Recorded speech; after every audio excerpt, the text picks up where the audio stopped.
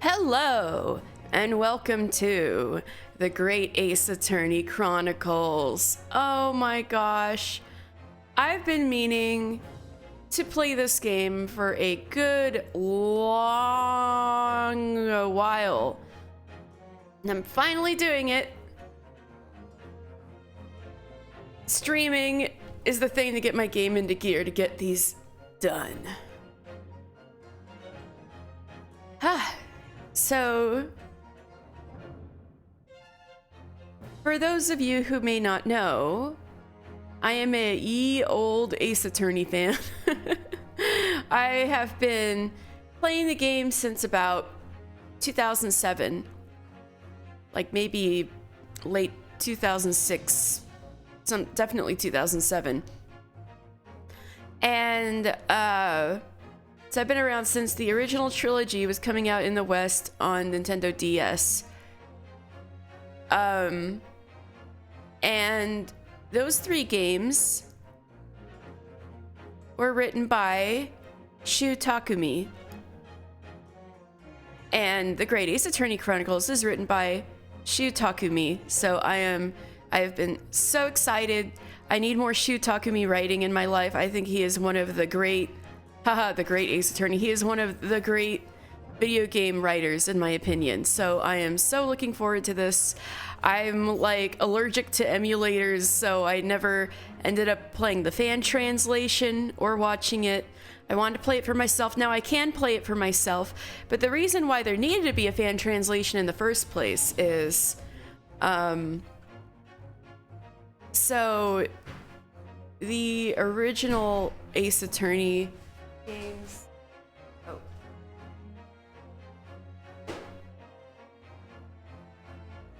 So the original Ace Attorney games were on Game Boy Advance, and it was their first ports to the Nintendo DS that first got brought over to the West.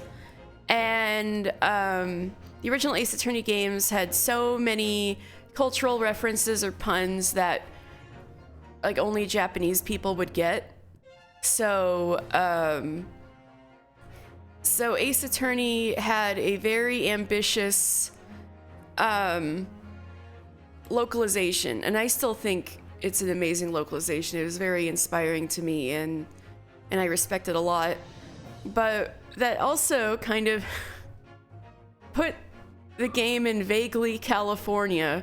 Like the fans like to call it Japanifornia, because it's like, wow, this California is awful lot like Japan, right? But because it was so Americanized, there was kind of this like, oh shit, when in The Great Ace Attorney Chronicles, this game was first released in Japan, it was like, you could not argue. It was absolutely in Meiji era Japan. And the main character, and that Naruhodo, the Japanese last name of Phoenix Wright, is the same last name as the character in this game. So it's like, this is Phoenix Wright's ancestor, and he's Japanese, and so I guess for some reason they couldn't be like, oh, Phoenix is Japanese on his mom's side, and they thought, you know what, we're just not going to bring these games over to the West at all. There was a big uproar about it, and that's why there was fan translations and everything. And so I'm so glad on the Switch they've brought the Great Ace Attorney 1 and 2 together and said, fuck it, we're gonna bring it over to America anyway, or to the West, to translate it to English anyway. And so I'm so glad for me that they did that, and in general. So I'm finally gonna experience it for myself.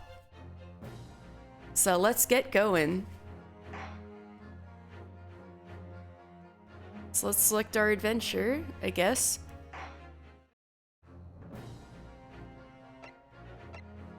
Oh, I see. I didn't know this is how they named the two games. So this was first released in 2015 and this one in 2017. Ah, okay. So yeah, the Great Ace Attorney and the Great Ace Attorney 2 were first released on the 3DS. in Japan. So the first one, I guess in English, it's called The Great Ace Attorney Adventures, and the sequel is called Great Ace Attorney 2 Resolve. Interesting, I had no idea. All right, so let's get started with the first game, Adventures.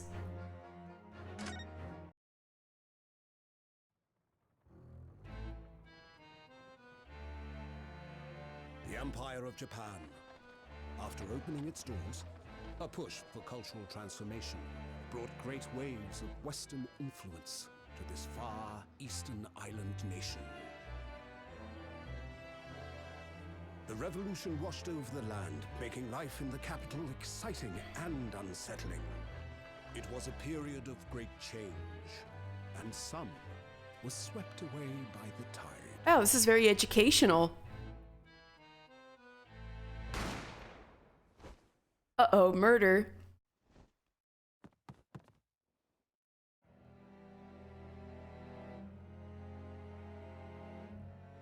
But for one man, Someone in a school uniform. the turbulence of that era was just the beginning of an extraordinary story. God damn it, you're the main character and you've already accused of murder? This always happens. Episode 1. Bienvenue à la Carnival. The Adventure of the Great Departure. Oh, are they all like The Great? Is that all the episodes? They're like, The Great Departure. Oh, I love this.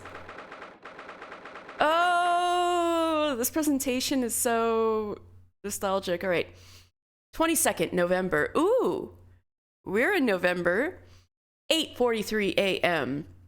Supreme Court of Judicature. Judicature?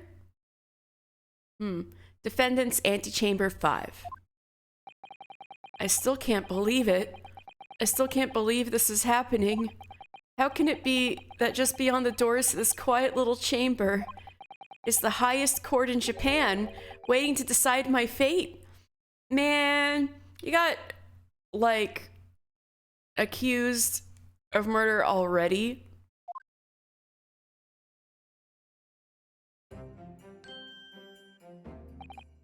What? Oh, no, nothing. Save your glares, murderer. Sorry. My name is Ryunosuke Naruhodo.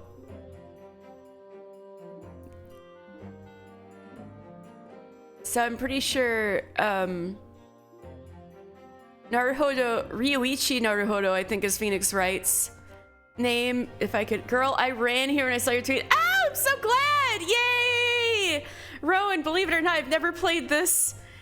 I vaguely know the main characters, but I am ready.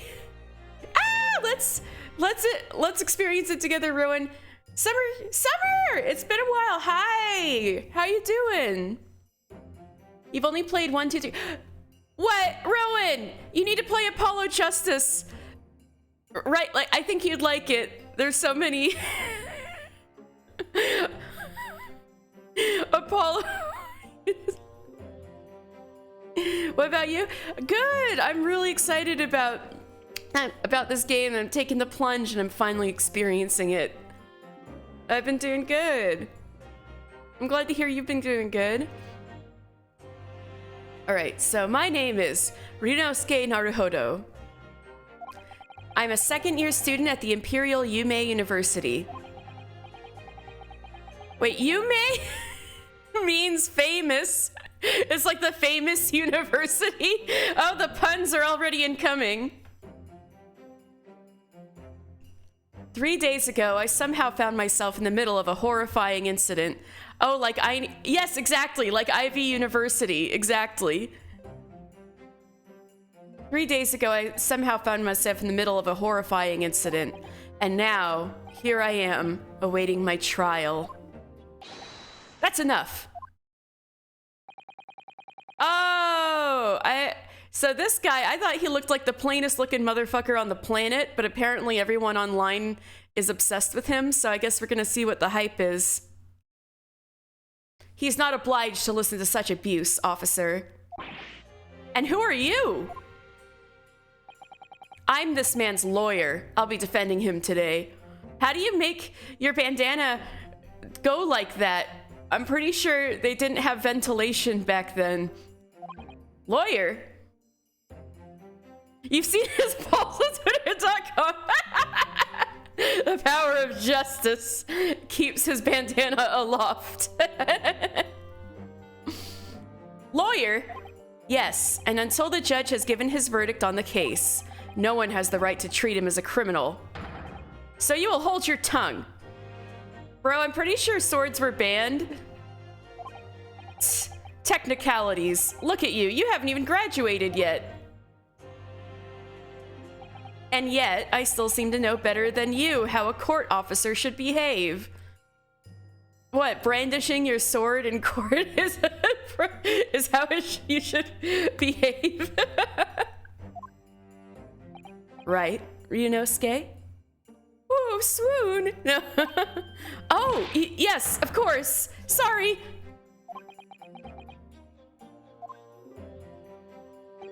What are you apologizing to me for? Oh my god, the British spelling. I know there's British people in this game. Or maybe in the second game. Probably in this game too.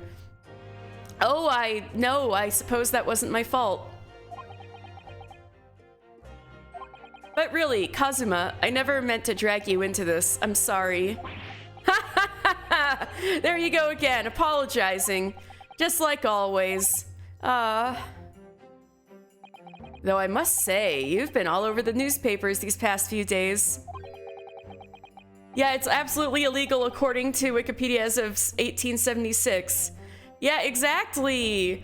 That was part of like defanging the samurai class and making them Western and banning trying to prevent uprisings, etc., etc. Yume, university professor, murdered in cold blood by student. Oh, fuck. You got framed for the murder of your professor? But obviously, you didn't actually do it, did you? Of course not. You have to believe me. I didn't do it. I could never murder someone. Boy, I wonder if it's the guy who carries an illegal deadly weapon around. You could say that about Franziska literally whenever she's on screen.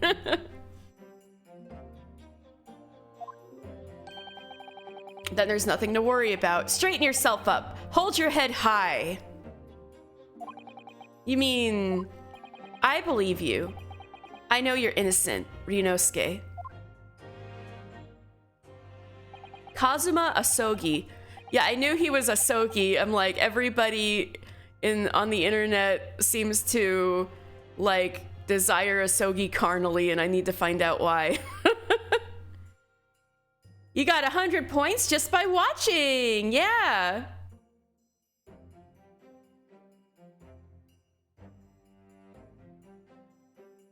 Also in his second year at Yume University.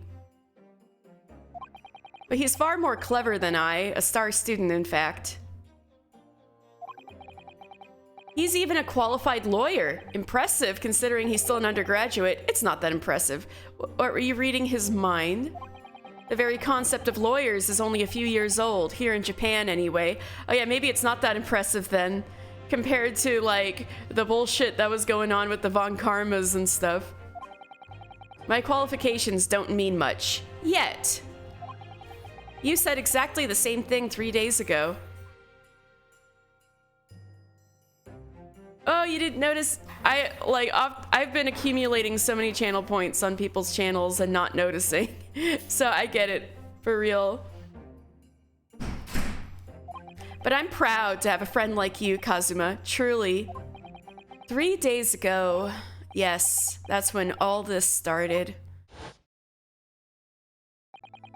Congratulations, Kazuma.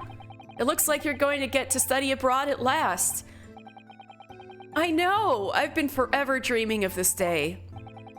Finally, those government elites have acknowledged my academic achievements and successes in court. So you'll be representing Japan as you immerse yourself in the most sophisticated legal system in the world. I'm really happy for you and proud as your friend. There's not a soul in the university who doesn't know Kazuma's name. He's a living legend. It's like there's some mysterious aura billowing around his temple. Yeah, no shit, that's what keeps his, the mysterious aura that keeps his bandana afloat.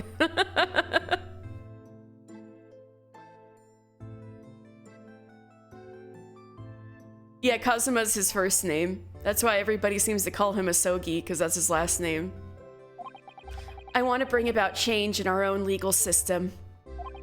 That's why I have to cross the ocean to see the real thing with my own eyes. The heart of the British Empire. I wish I could see it too. Then come with me. We'd have a wild time tearing up the streets of Her Majesty's City of London together. If only it were that simple. Oh dear, look at the time. I'd better be going. Ryunosuke looks like he'd be in Demon Slayer. Oh yeah, he kind of looks like the main character, doesn't he? All right, I'll see you later. I think I'll stay and enjoy this place a while longer. Good idea. After all, it's not every day you get to visit a high-class Western restaurant like this. See you in English class tomorrow then, partner. Uh-oh, partner. That means they're married. No, I mean, in Ace Attorney terms, it means they're married. It was straight after that. That's when it happened.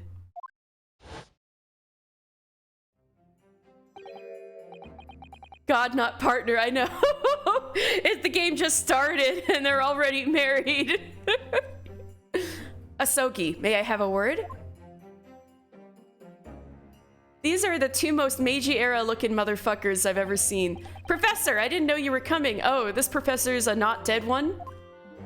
The most Meiji-era looking motherfucker I've ever seen in my life. Well, this case has personal significance to me. But never mind that for now. Asogi, you should go immediately to the judge's chambers. To His Excellency's chambers? Why? He was looking for you before. You advocating for the defense in this trial was a sudden decision. It seems there may be some confusion about procedures today as a result. Oh my god, they're talking about procedure in an Ace Attorney game?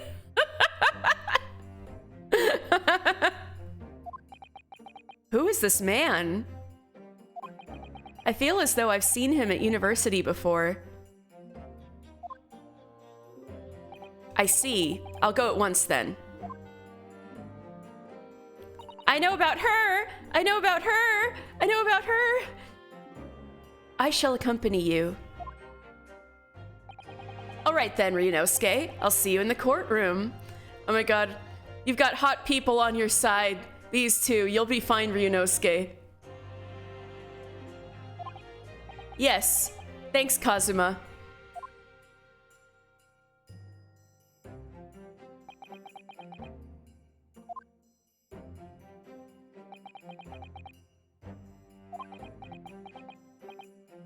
Oh, this is awkward. If I may. Yes, sorry. You must be the defendant. Ryunosuke Naruhodo, I believe. Yes, yes, that's right. My name is Eugene Mikotoba. I'm a professor of forensic medicine at Yume University. So you...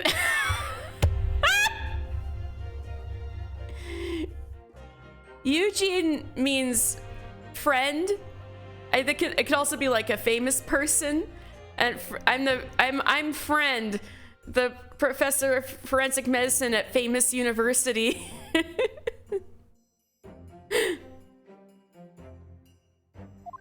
Ah, Professor Mikotoba.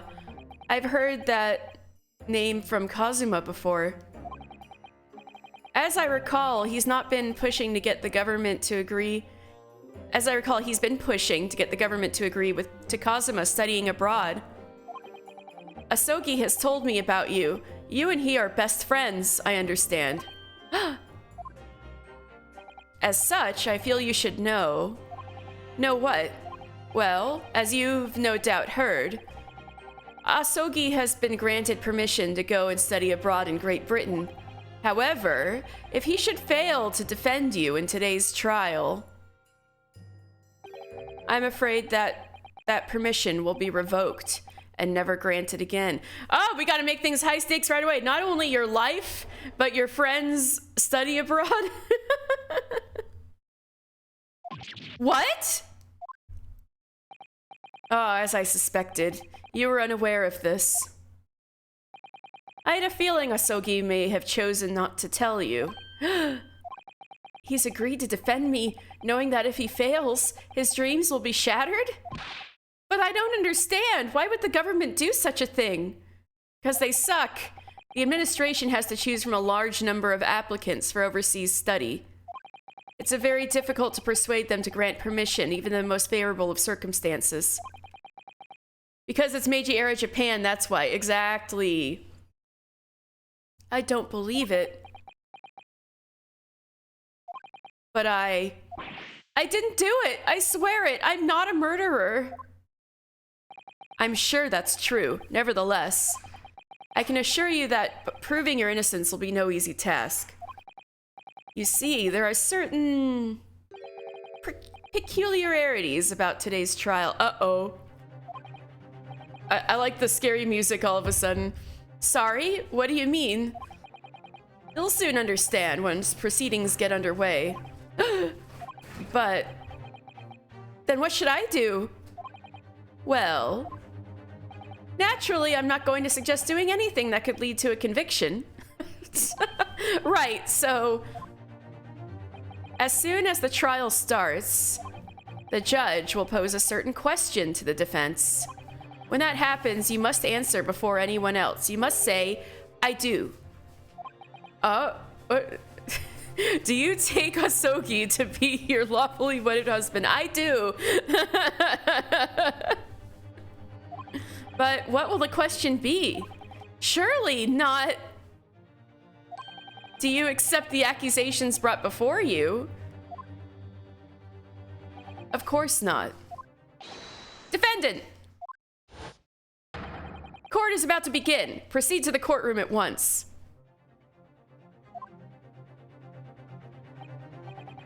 It would seem our surreptitious discussions are to be cut short. So allow me to summarize. Kazuma Asogi must not be the defense lawyer in this trial. Oh, so who's gonna be defending the defendant? Is me? So wait, I'm gonna have to defend myself? Isn't that the worst thing you can do? You're just doing this to protect Kazuma, not. This is a little fucked up. Just a little. Of course, as the defendant, the final decision is yours. What are you waiting for? Do you want to be found guilty for failing to appear? Get moving! There's no point in anyone advocating for the likes of you anyway. Damn. This is it. If this trial goes badly, Kazuma's dreams of studying abroad are over, and what's more, I'll be found guilty of murder. And so, with absolutely no idea of what lay ahead, I embarked on that unforgettable trial. My one and only chance of proving my innocence. The trial that would decide my destiny.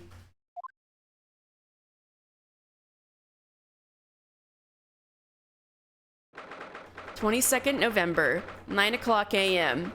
Supreme Court of Judicature, Courtroom 2. Do you think it's judicature or judicature? Courtroom 2. I feel like every trial in this game is the trial that will decide everything. Of course it is. It's always high. Oh my god! Look at Ryu. Look at Ryunosuke's eyes. He's like freaking out. I mean, me too. So, this is a courtroom. I like how their little pins on their school uniforms look like this, the logo. The Supreme Court of Judicature. No court in the land has no more power. It's hard to see. Okay. I don't much like the look of those people sitting in the public gallery. Lots of military and other uniforms in there. The powers that be have demanded that this be a secret trial. A secret trial? A trial that's closed to ordinary members of the public. Only military and government officials may attend, so those are peculiarities, I see. What? But why? It'll become clear in time. But for now, you need to concentrate, Ryunosuke. It's about to begin. He's standing in the Mia Fey area. Oh my god! He's standing in the Mia Fey area. That means we're going to be defending ourselves. The court will now hear the trial of Ryunosuke Naruhodo. Ouchie? Okay, so Ouchie is actually the last name of Winston Payne. So hey, maybe Winston Payne is half Japanese too. Yeah, he's even doing the Mia Fey arms crossed facing forward, exactly. The prosecution is ready, Your Excellency. As is the defense. Before we begin, there is one point of order I would like to confirm. Yesterday evening, the defense made a last-minute request for a change of advocate. That's correct, Your Excellency. I made the request myself. Normal procedure is for the defendant's advocacy to be decided 2 days prior to trial. As this is an unusual circumstance, I'm obliged to ask for final confirmation now. Who advocates for the defendant in this trial? I do. This is it? This must be the question. Who's going to defend me? That's the question the professor meant. I do. I'm defending myself, bitches, because that always works out well. Yeah, the animation on Ryunosuke's eyes is a good, nice touch. I love how all these people in old-timey Japan, but the main trilogy is definitely in California. I know. But then, if I say I do, yeah, exactly. You're on the hot seat, Ryunosuke. I need to answer quickly. What should I do? I do. Your Excellency, no confirmation is needed. As I'm standing here beside the defendant, I hope it's clear who will advocate for his defense.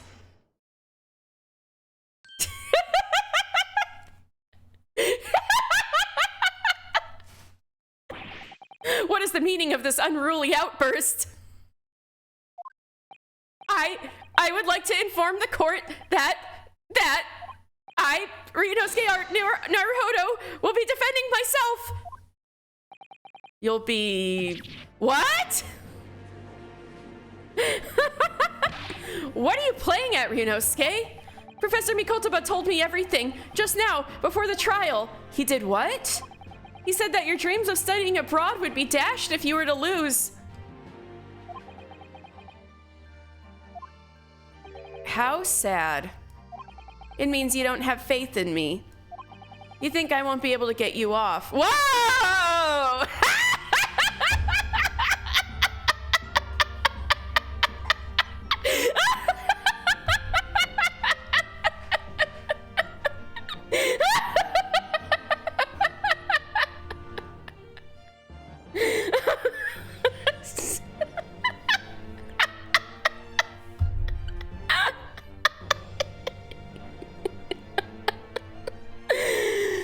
I'm sorry.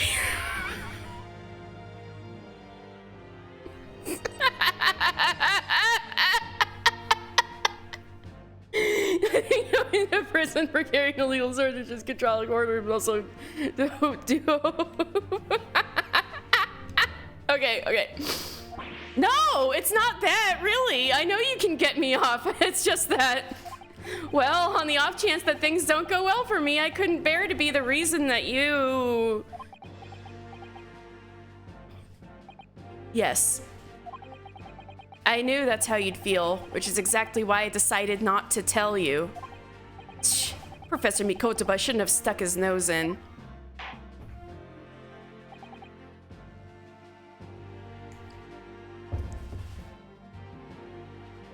Oh! Oh no! I'm so sorry, Alone. that's right.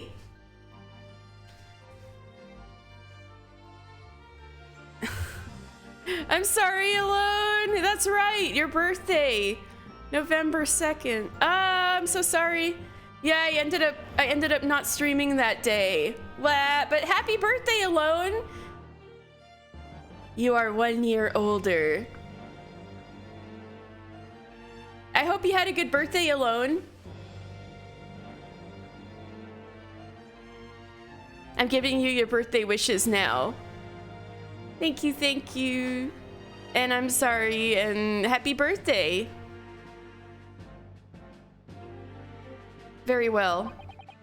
It's okay, 1 year from now you can stream on my birthday. I'll be waiting. Yes. The court hereby recognizes the defendant's desire to advocate for himself in today's trial. Well, well. Does the accused admit defeat already? Renouncing his own counsel, really? Objection! Make no mistake, counsel. This merely shows that the defendant's innocence is so apparent, he's confident he can speak for himself. Isn't that so, Naruhodo-san? Oh! Yes, exactly! Exactly what I wasn't thinking! I'm not confident at all.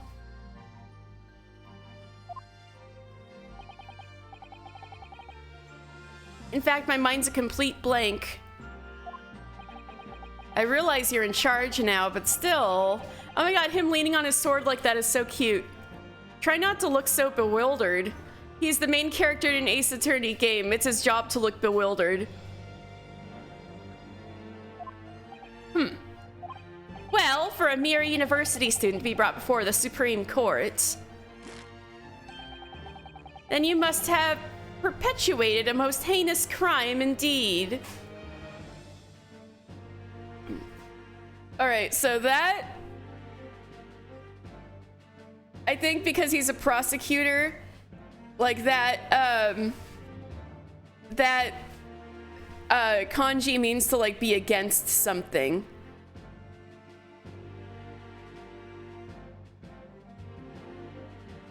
Me quickly going to gshow.org.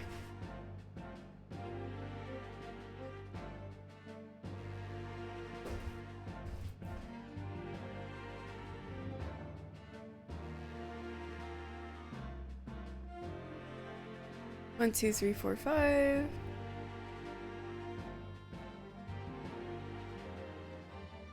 I might, yeah. Oh, it means, yeah, crime, sentence, punishment. So yeah, basically it says crime on his fan. I really don't like him for some reason. I really dislike the other Ace Attorney protagonist, the one with the hair that looks like a cake. A cake? Like a cake?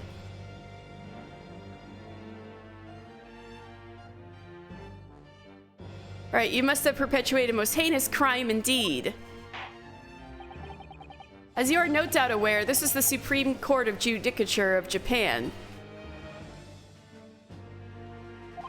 Accordingly, the very highest standards of conduct are expected of all present. The frosting of a cake. Did somebody have, like, swoopy hair?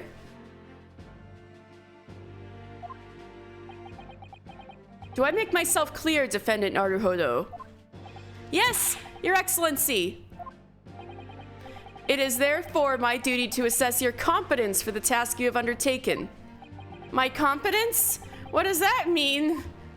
He's questioning your ability to do the job.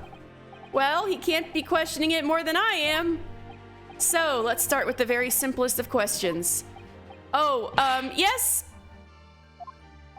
Kindly state before the court the name of the victim in this case. Well, that's easy enough. I've heard his name more times than I'd care to remember. But, wait. I'm so nervous. I can't even remember that. What was it again? Oh my god. The expressions run in the family. He's Phoenix Wright's ancestor. He has the exact same sweaty face.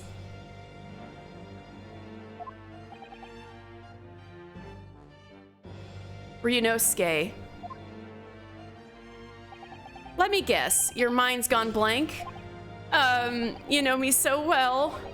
All the relevant information for this case can be found in the court record. I was about to be like, where's that court record button? I just gotta hit that. But I can't even find that. It's simple. You can access the court record with a press of R, you know, because this is a video game. If you ever find you've forgotten something, just consult that. It's all in there. I can't press R yet. I just have to press R for the court record. All right, there's no time to lose. Yay! This is the list of evidence you've collected. Now try switching to people instead with R. University collar pin. Proof that I'm a student at the Imperial Yume University. I always wear it on the collar of my uniform jacket. You'll find details about the victim in here. When you're done, just press B to go back. Kazuma Asogi, 23, a second year at the Imperial Yume University. He's my best friend, and despite being a student, a qualified defense lawyer as well. Eugene Mikotoba, 42. He is not aging well. A medical school professor at the Imperial Yume University. He's an authority in forensic medicine and Kazuma's mentor. Oops. Taketsuchi Aochi, the lead prosecutor in this case, who would appear to have little love for the changes cultural reformation has brought about. No kidding. He looks exactly like a samurai. 51. And John H. Wilson, who's this guy? He's the victim. Oh, he's a British guy. Maybe that's why it's so hush hush. John H. Wilson, the victim of this case, he was visiting professor of medicine at Yume University from the British Empire. Oh, I see. He's the victim. So remember, everything to do with the current case can be found in the court record. You mean Kazuma Asogi here? He's pretty cute.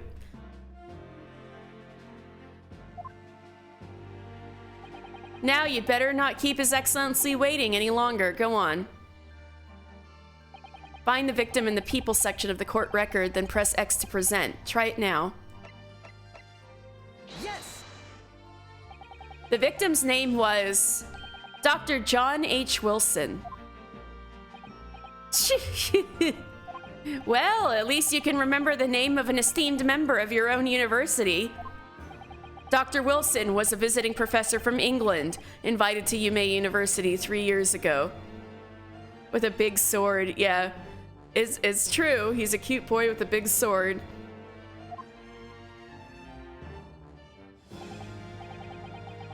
Indeed, which is the reason why this case has such profound implications. The British Empire is at present our country's most valuable foreign ally. And as most of you will be aware, we have just signed a new treaty together after lengthy negotiations.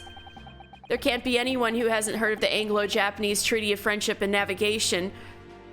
I haven't heard of it. And yet, despite these delicate circumstances, the blood of an Englishman has been spilt on our soil. You two are both undergraduates at the Imperial Yume University, are you not?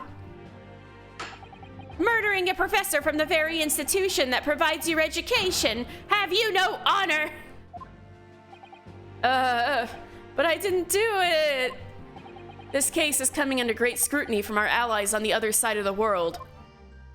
The court, therefore, wishes for a speedy resolution to this matter. In other words, our feeble government is scared of upsetting England's policymakers. That's about right. And you're a convenient and expendable scapegoat to blame for this crime. So that's why this trial has these unusual peculiarities, is it? Exactly. Our government needs to convict someone as quickly as possible. All because the victim was an Englishman. Yes, Dr. Wilson was an Englishman.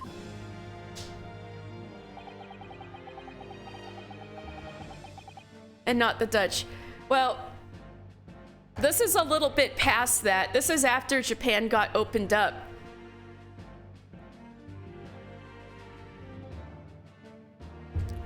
Before Japan was opened up and the Meiji era happened. This is right after open the country, stop having it be closed. So basically, this is the part where Japan has opened up to the world, and they're doing all they can to play catch up, which is why it's such a big deal for the government to send people abroad, because they're learning trade, modernization and technology and things like that. They're basically like playing extreme high-speed catch-up to the rest of the world.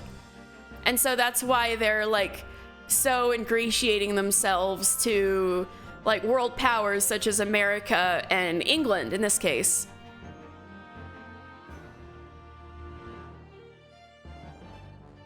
But nationalities and treaties won't make any difference for me here. The fact is, I was there at the scene of the crime. Oh dear, look at the time. I'd better be going. All right, I'll see you later. I think I'll stay and enjoy this place a little longer. Good idea. After all, it's not every day you get to visit a high-class Western restaurant like this. See you in English class tomorrow then, partner. Wink, wink.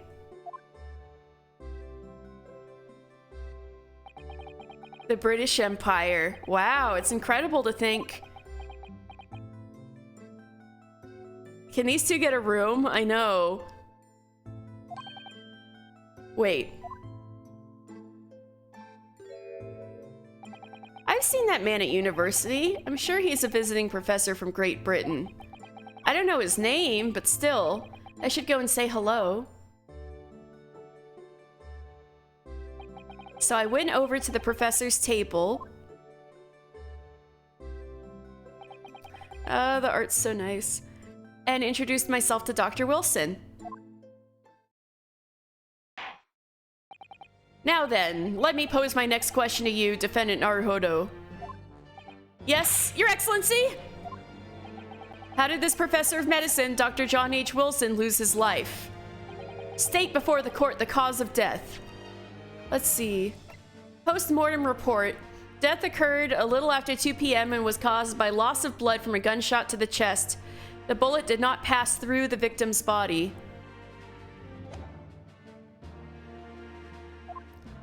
The cause of death? Well, obviously that was, Ryunosuke. Remember that in court, every assertion must be backed up by evidence. By evidence? But how? Find the piece of evidence that shows the professor's cause of death and select present. Do it now. Yes! Well... Looking at the papers! This is so cute! According to this document, the victim suffered a hemorrhagic death due to gunshot trauma. Learn to read, you imbecile! That's the post-mortem report, I take it? Sorry, yes! That's right, the post-mortem report. In the West, a doctor dissects corpses to identify the cause of death in an autopsy. But here in Japan, a police officer merely inspects the body and draws conclusions that way. Oh, I see! As long as I'm not going to be tested on any of this later. This is a so-called photographic print of the scene of the crime. The old-timey photograph. You can clearly discern scorch marks around the bullet hole produced by the powder explosion. In other words, we should assume that the victim was shot at close range. Damn, that entire steak went to waste. Can you believe this? Thank you, counsel. The court will report this modern scientific evidence into the record.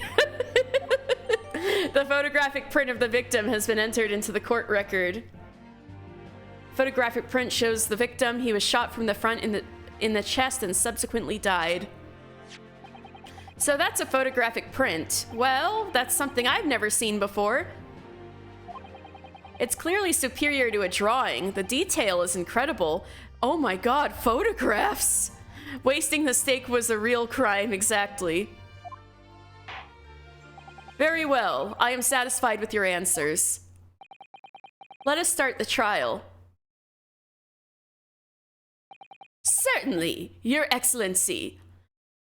You're sitting in a chair or standing. You can't fucking like do Seiza.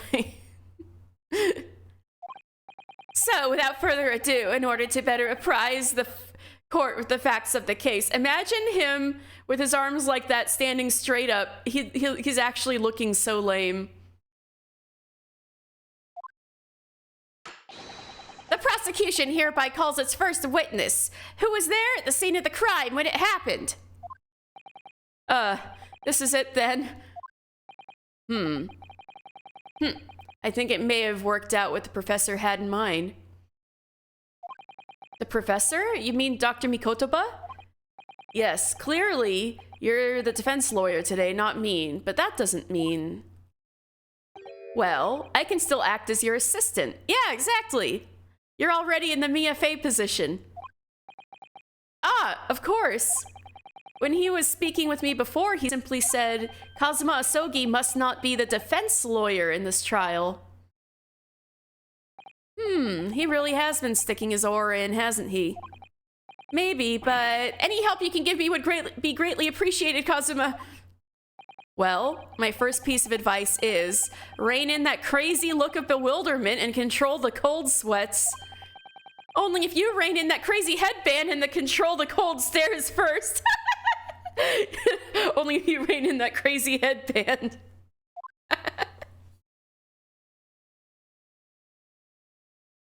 Hello? Witness, state your name and occupation for the court, please. Of course, my name is Satoru Hosonaga. Long and thin? I am the head waiter at a Western-style restaurant called Le Carnaval. Oh no, he's got tuberculosis. We're all gonna catch TB. Get this guy out of here. Are you all right? You seem to be coughing up some,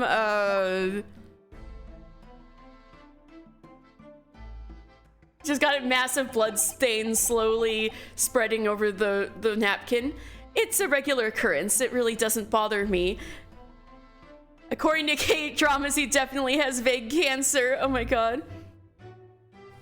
Nansei, hello, hello! Welcome, welcome! I hope you're having a great day. Welcome to the Great Ace Attorney, his own personal breeze on his headband! Yes, exactly. I love it so much. It's so funny. My cat just jumped in front of the TV right where the text box is. Oh my god. Stella, I've been streaming for less than an hour. Please, hold on a second.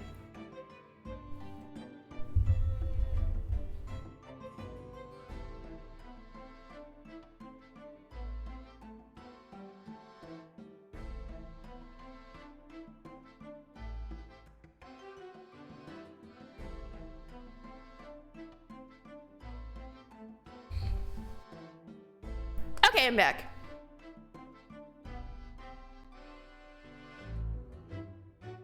Okay. Cats are there to help. Yeah, she's helping the stream. It's a regular occurrence. It really doesn't bother me. Well, it really, really should. Yeah, you're gonna spread TB to all of us. As everyone knows, the capital's southeastern quarter was developed for foreigners some years ago. It's become a very fashionable district now, full of hotels to accommodate overseas guests. So you mean Yokohama, where I used to live? This grim crime occurred in one of the district's so-called restaurants, an Occidental eatery, 3 days ago. Understood. Hosonaga-san, would you kindly tell the court everything you can about the incident? At once, sir. And no petty interjections from the aspiring lawyer boy, please. Oh, perspiring maybe, but aspiring? It was just after 2 p.m. on the day in question. We have few diners at that time of day. The lunchtime rush was over, and there were only 3 tables still occupied. That fits in with my memory of it too. There was hardly anyone else in the place.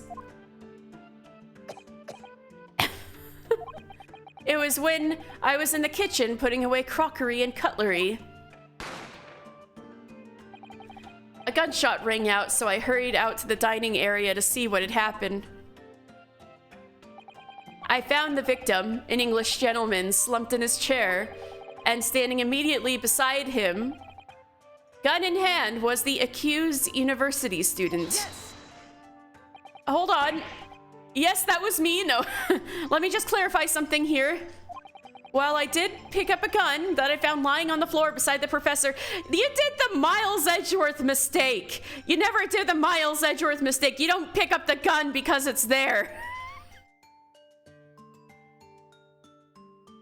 Anyway. Oh, that's my alarm. What? Why? I didn't set an alarm. Sorry about this. How did I set that? Must have been on accident. Sorry about that. Would they stop picking up the gun? I know, right? Well, I did pick up a gun that I found lying on the floor beside the professor. I didn't shoot him. Objection!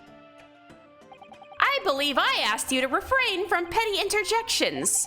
The court wishes to listen to the witness's report of what he saw, you amateur. But the next time you interrupt at an inappropriate time, you will be penalized, Defendant Naruhodo. Don't worry, Ryunosuke. You'll have your chance to fight back. For now, we must just quietly listen to the witness. If I may confirm one point, waiter. Standing beside the victim with a gun in his hand was the same man we see here in court today? Yes, without question. The entire courtroom now has tuberculosis. I see. And apart from the accused, was there anyone else standing beside the victim?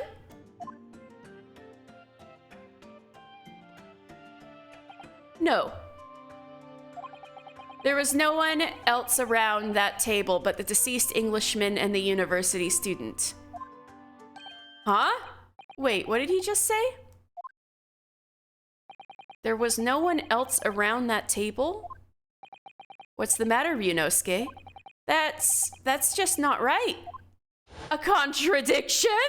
A contradiction? Oh, okay. When I went over to Dr. Wilson to say hello, there was a woman sitting opposite him at his table. Really? And that's not something the waiter could have missed. I've been warned about interjecting, but still, what should I do? Object.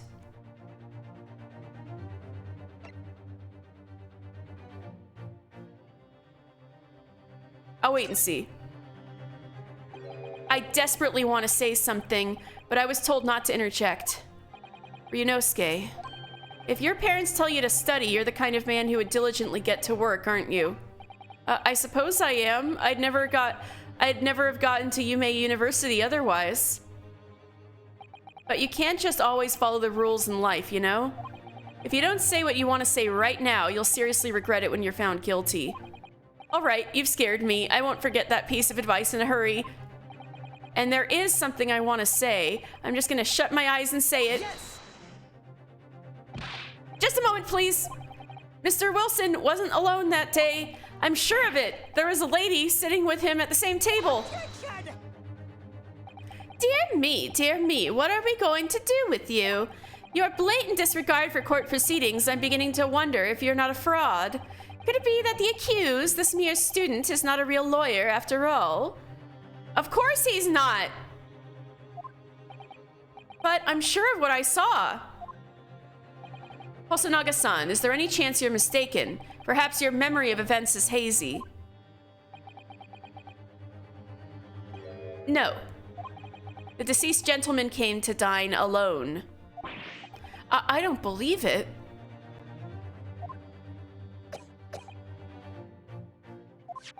I actually have a rough plan of the restaurant as it was that day. Please, have a look if you'd like to. No, it's got tuberculosis on it.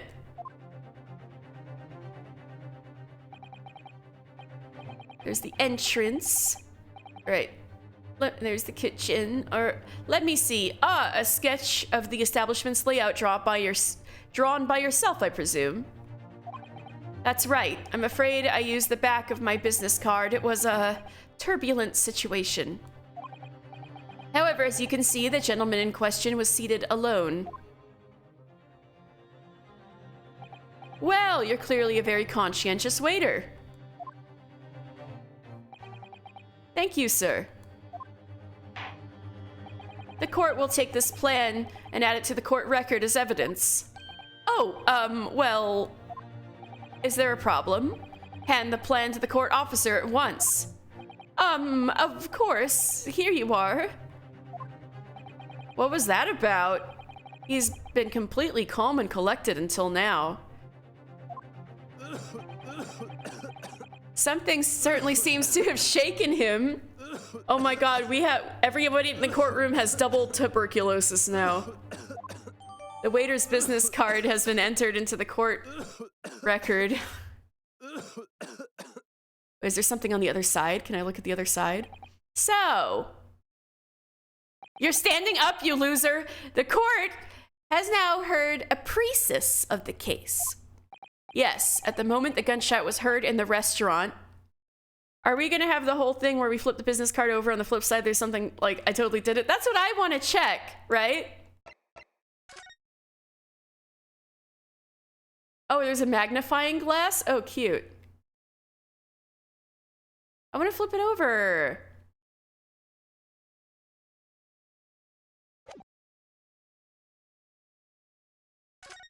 I want to flip it over. At least they have the kitchen and entrance translated. It's not letting me. The only person in close proximity to the victim was the defendant on trial today. It would seem we are looking at a black and white case here. Defendant Naruhodo. Yes, Your Excellency? If you admit your guilt at this stage, the court is willing to look mercifully upon you. In other words, you may have some small reprieve in terms of your inevitable punishment. Take the plea deal, bitch. No. I called this waiter as an unsworn witness in order to explain the details of the case to the court. But I must warn the defense if you are determined to pursue matters further in this trial. The prosecution has decisive evidence from sworn witnesses who were present at the scene of the crime. Wait, I thought there was nobody there. Except me and the victim.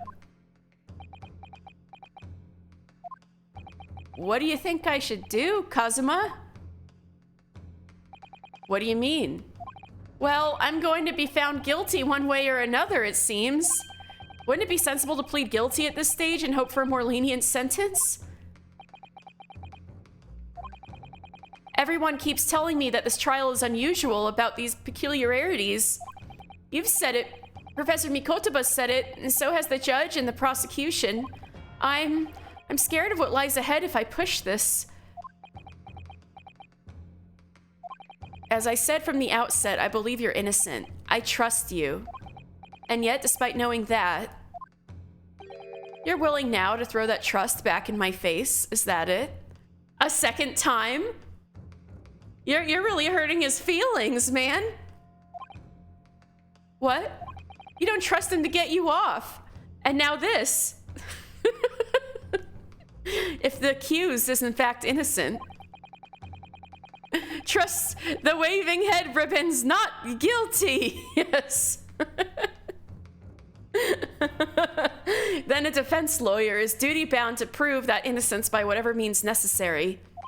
Are you just going to abandon that duty to yourself? Are you going to give up on yourself? Believe in the me who believes in you. The battle hasn't even begun yet, Ryunosuke. The defense pleads not guilty, Your Excellency. We invite the prosecution to stop making empty threats and bring out its witnesses. Then we'll see just how decisive this evidence really is.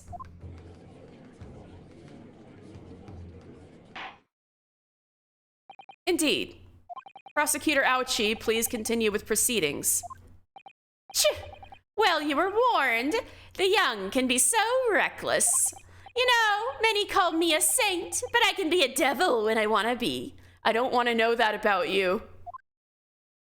In a few short moments from now, that dumbstruck young mouth of yours will be silenced forever. The prosecution calls its next witnesses. Very well. Officer, bring forth the witnesses at once.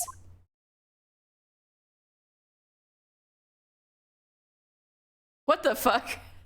Oh yeah, those guys were in the opening movie. Witnesses, kindly state your names and occupations for the court. Yes, sir. The Great Nippon Imperial Army Sergeant Iesa Nosa, reporting for duty, sir. Myself, I find employ as a purveyor of fine articles of antiquity from the efflorescence of our nation, Nippon. And conduct my trade from Rasute, a humble premises in the 2nd District, Curio Correcuta.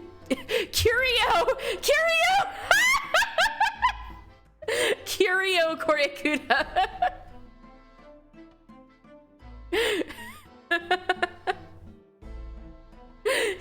He sells curios. His name is Curio.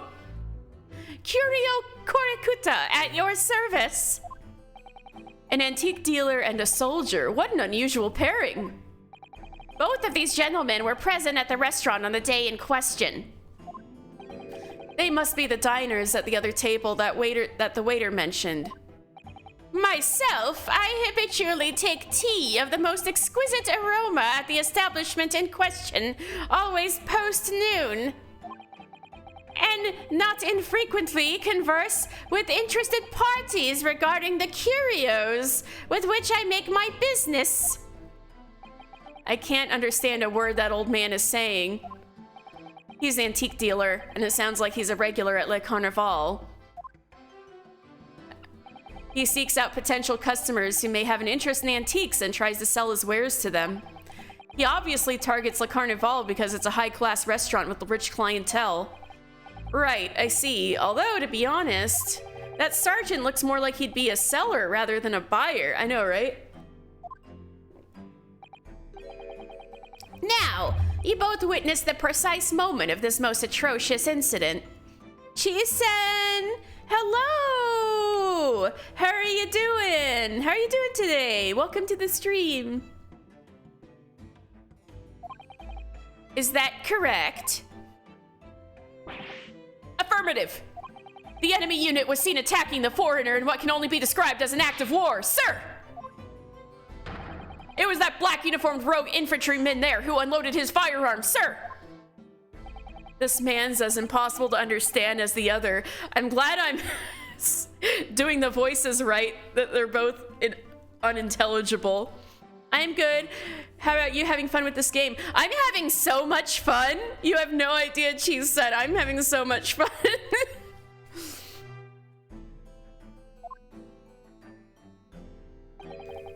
But I'm almost sure I heard a strange noise during that last thing he said. There was a strange noise. Love the acting. Oh, thank you. That's really nice of you. Thank you. So, this is decisive evidence the prosecution was threatening. The soldier is claiming that he actually saw the precise moment you shot the victim dead. Yes. Well, are you starting to feel uncomfortable? If I'm honest, I was feeling uncomfortable from the start. Now, the court will hear your formal testimony, please. You will state everything you saw at the precise moment the incident occurred. Sir, yes, sir. Standing by, ready to report. Sir, there's a baby on his back. That's a baby. That's a goddamn, whatchamacallit? Baby Bjorn. Unsavory memories of a most acerbic afternoon. Oh my god, he has a baby Bjorn, I know. What the witnesses saw. I was ingesting a regulation beef steak at the restaurant while having a tactical discussion with the old man. Myself, I was extolling the virtues of a particularly fine golden curio to the military gentleman. At that precise moment, a firearm was discharged. I observed the enemy's actions with my own eyes. That's a baby. Regulation beefsteak, I know. The black uniformed varsity cadet fired on the English civilian, and from the back, the cowardly little weasel. That's not true, that's a contradiction. I was on my hands and knees investigating the whereabouts of my mysteriously absconded precious curio. That's a contradiction. Well, so you, Sergeant Nosa, actually witnessed the vital moment. You saw the split second when the defendant fired the weapon at the victim. Yes, sir! Affirmative, sir! That wicked university cadet, sir! The cruel and unforgivable enemy! What times we live in! Like casually pulls out a knife!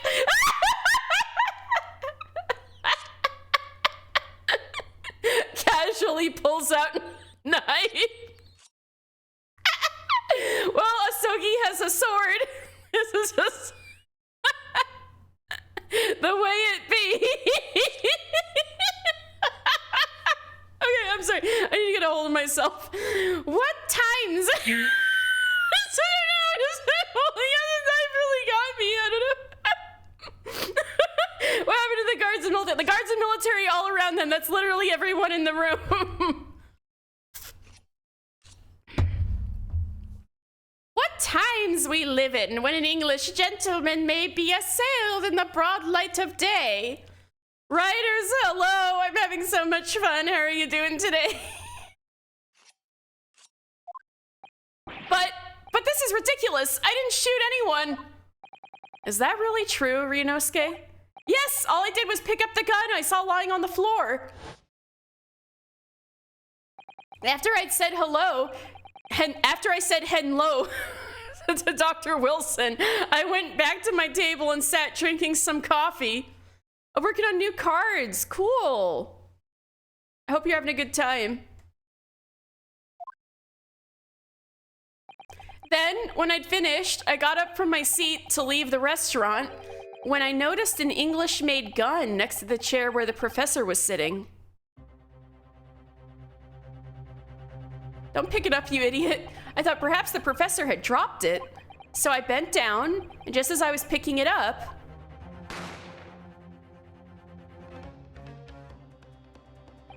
well, if that's the truth, there was obviously a criminal on the scene somewhere.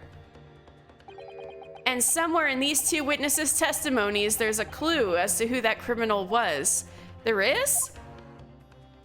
Ryunosuke, you must exercise your right to cross-examine the witnesses. Cross-examine? Do it now. As we have heard, Your Excellency, there is no room for doubt in the testimony of these witnesses. The defendant is clearly guilty. It is time to bring this despicable student to justice. Certainly, the testimony the court has just heard eliminates any vestige of doubt.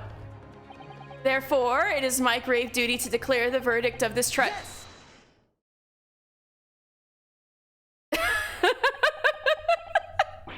What in the name of the Emperor is the meaning of this outburst? The defense demands its right to a cross-examination. If it was English made, I doubt it wouldn't jam the second the trigger is pulled. Oh, get them. Yes. Yes. Dear me, dear me. Let me guess. The Hachimaki headband boy next door told me to do it. How pathetic. Huh? How did he know? The prosecution objects. This is a clear waste of time. Oh no! Oh no! I gotta make, oh God! Oh, it is working. Oh my God, I just scared myself. I was like, oh no, I forgot to log back into trigger fire, but apparently it's working. I can breathe a sigh of relief now. All right, the sound effects are working. The defendant obviously has no experience. How can he possibly carry out a cross-examination? Objection! The defense is asserting its right to a cross-examination. Whether or not you think he's capable of it is irrelevant. Oh. Kazuma is so commanding. Like, oh my, Kazuma is so commanding.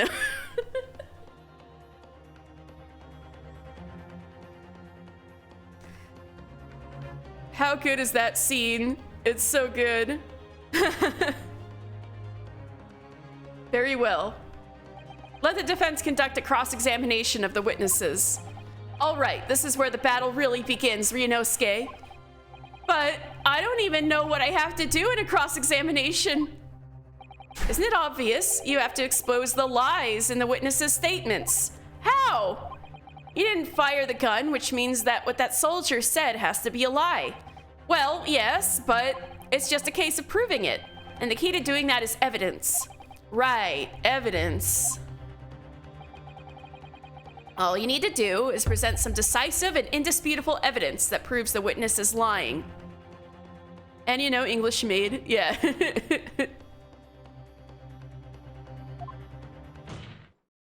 Now let's go, Ryunosuke. Don't let them beat you. That's a pathetic little slap. All right, then, it's all or nothing. He's got to have his desk slamming. He needs to do some exercises so he can smack the table without hurting himself. Truly only starting lawyer school, yeah? Yeah. All right, then, it's all or nothing. Cross-examination. What the witnesses saw. I was ingesting a regulation beef steak at the restaurant while having a tactical discussion with the old man. Myself, I was extolling the virtues of a particularly fine golden curio to the military gentleman. At that precise moment, a firearm was discharged. I observed the enemy's actions with my own eyes. The black uniformed varsity cadet fired on the English civilian from the back. The cowardly little weasel. Well, that is not true.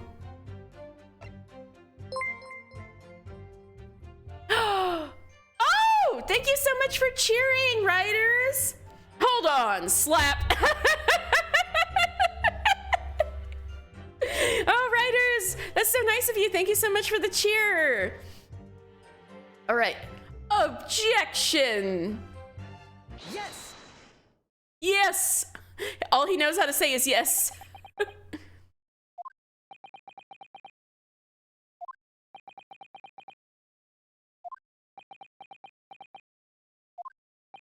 What? What are you playing at, cadet? What is the meaning of this subordination? Thrusting this wad of papers in my mustache. Inconsistency, sir? I mean, yes. There's a clear inconsistency here. The little pathetic slap gets me. What nonsense. What can this document possibly tell us we don't already know? Well, obviously, that, I know what I want to say, but the words just won't come out of my mouth.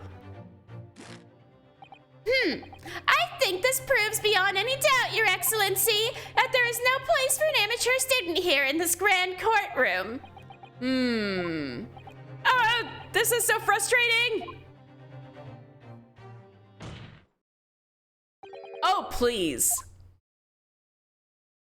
Surely this doesn't require an explanation. It couldn't be more plain. To spell it out would be an insult to the court. Wow, Kazuma's good at this. Kazuma, what? Objection! Lightly taps the table. I know. It's killing me. What are you talking about? It's apparent from a single glance at the postmortem report presented by the defense that there's a clear discrepancy here with the sergeant's statement. What? Trivia time. Something about the Meiji era.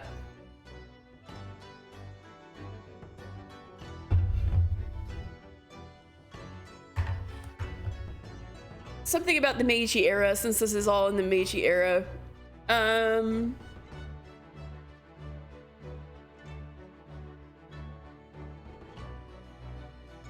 So in Japanese, you can kind of tell when, like a modern invention was introduced in the Meiji era, because it won't be an English loan word. It'll be like they made up a new word for it out of kanji, pre-existing kanji. So for example, train, densha, means electric vehicle, but it means train because that was the first kind of electric vehicle in Japan.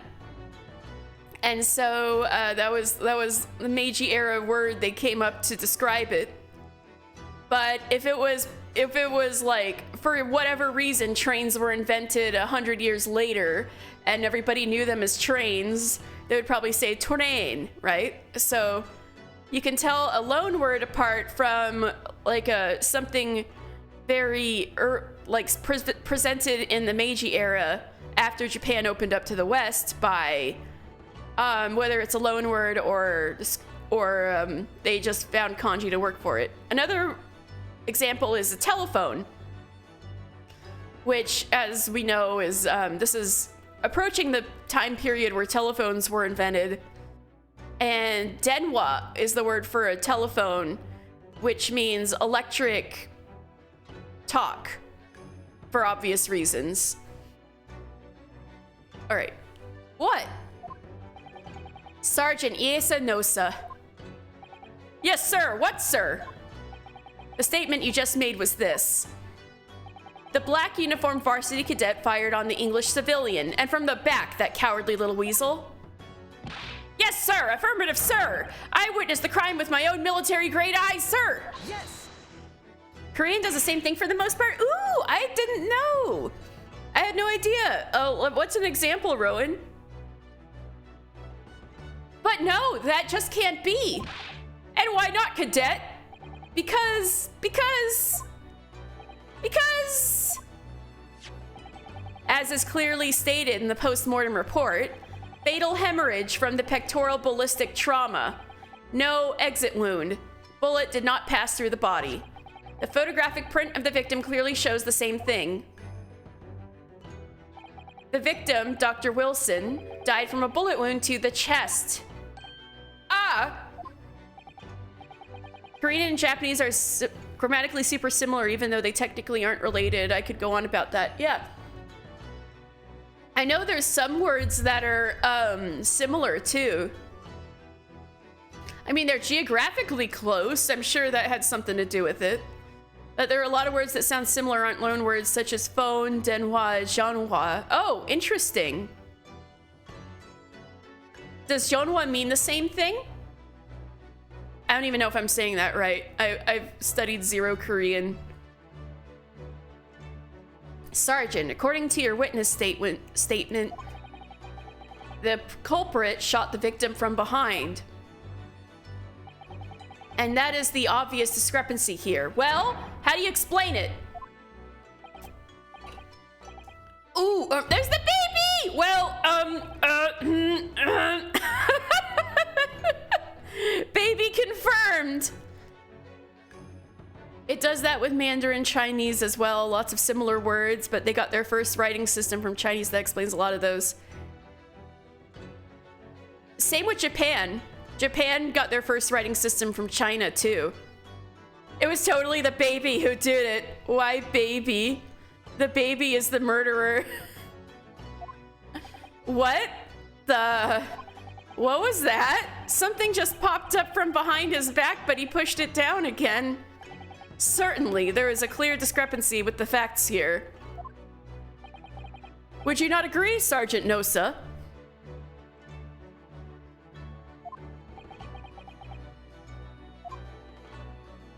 Yes, sir. At this juncture, that would appear to be indisputable. Until the moment I heard the firearm discharge, my eyes were. It's so cute. Firmly fixed on the delicious La Carnival steak, sir. What? The last testimony the court heard has proven one thing beyond all reasonable doubt. This witness, Sergeant Iesanosa, did not see the victim firing a gun at all. Ah, that's absurd. I think the conclusion we must draw is simple. There is no place for an amateur prosecutor here in this grand courtroom. Oh, get his ass. That baby looks like the baby from Babysitting Mama. Oh. Wait, was there a Babysitting Cooking Mama game? The Japanese J.K. Simmons is lying. The Japanese J.K. Simmons is more like the university professor if he was bald. Not the one who died, but like the other one. We might see him later.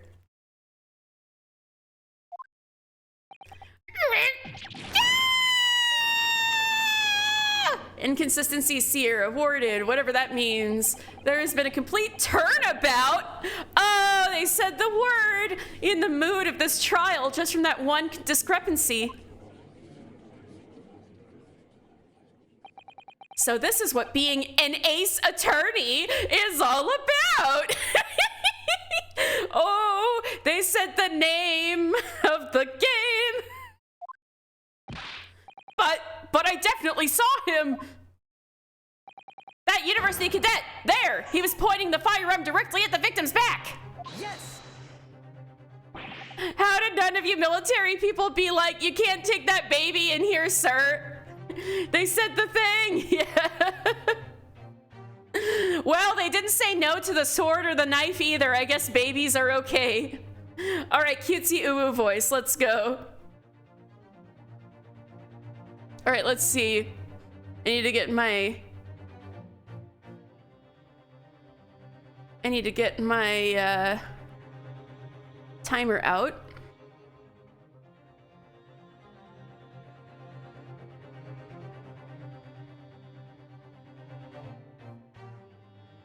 Oh, come on.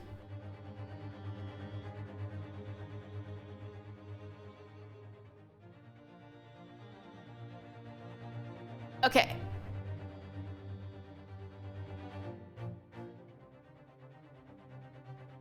All right, timer start now. But I never fired the gun. All I did was pick it up off the floor.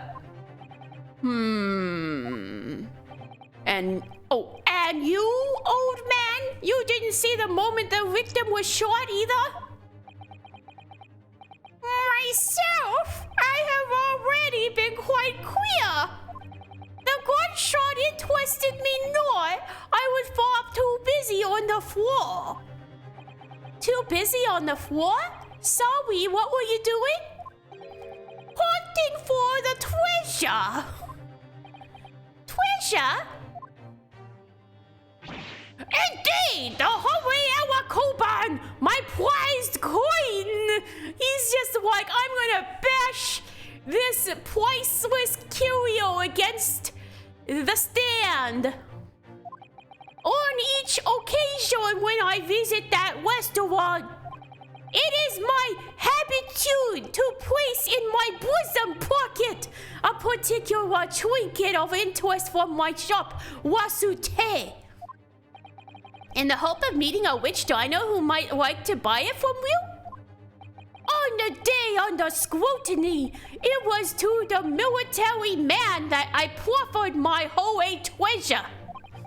Believe that he would purchase such a rare find, I did not, but I was presented with little alternative. And then,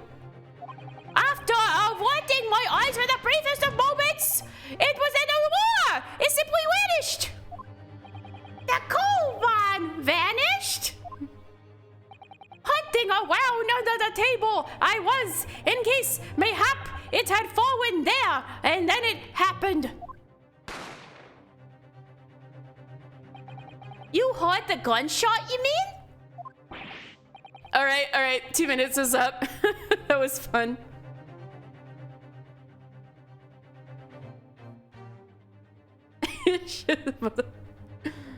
His face is so thin and narrow.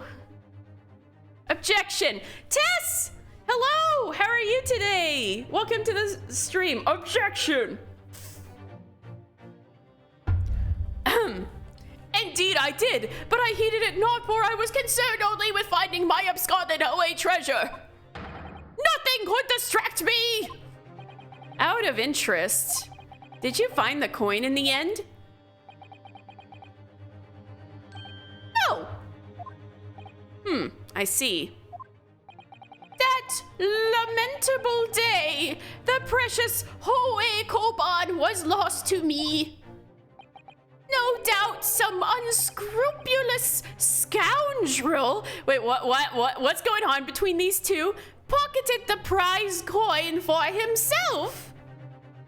The baby took it. You're doing all right, good. Hope you have a good day today.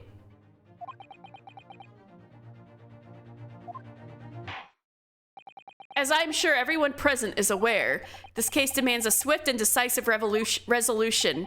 Our government has promised to send a full report to Great Britain by telegraph this very afternoon. Nevertheless, the witness testimony the court has just heard was inconclusive. No matter how subservient our government feels it must be to the British, it would be unforgivable to deliver a verdict on this trial right now. What is your position, Prosecutor Ouchie? Worry not, Your Excellency. Is this gonna be some shit like the baby saw something shiny and swallowed it? I was like, the baby has the coin, doesn't it? The baby took it, right? That's what I'm thinking too. The defendant may have fled a tiger at the front gate, but he will find a wolf at the back. My witnesses have further testimony to make. Explain. Upon hearing their next statements, it will become abundantly clear that there is only one person who could have possibly committed this despicable crime. The equally despicable defendant, Ryunosuke Naruhodo. What? He really seems to have a despicable opinion of you, doesn't he? Very well. The court invites the witnesses to testify again. You will thoroughly explain the reasoning behind the prosecution's allegation. Is that clear? As clear as Kiriko glass, Your Excellency. Yes, sir. At once, sir. Awaiting signal to testify, sir. The baby. Excuse me, but there's something or someone peeking out over your shoulder, I think. Affirmative! The newest member of the Nosa family to rise up through the ranks, sir! Name, Ido! It would seem those straps are a sign of the sergeant being too strapped to afford a nanny. Ido, tension! Your father is about to quell the enemy! Watch and learn, my boy! Oh my god! Ouchie does sound like the name for a huge dick, yeah. Ouchie! This is so cute! The true culprit. Even if what I saw wasn't the precise moment the firearm was discharged, it's almost the same thing. Yes, pointing his gun at the foreign man he was. That young lad in black, that much myself I did see. Furthermore, a visual search of the premises at the time confirmed that we were the only personnel present. Indeed, alone he was, the Englishman, dining all by himself. Therefore, no one other than the black uniformed cadet could have dispatched the Englishman. Over and out.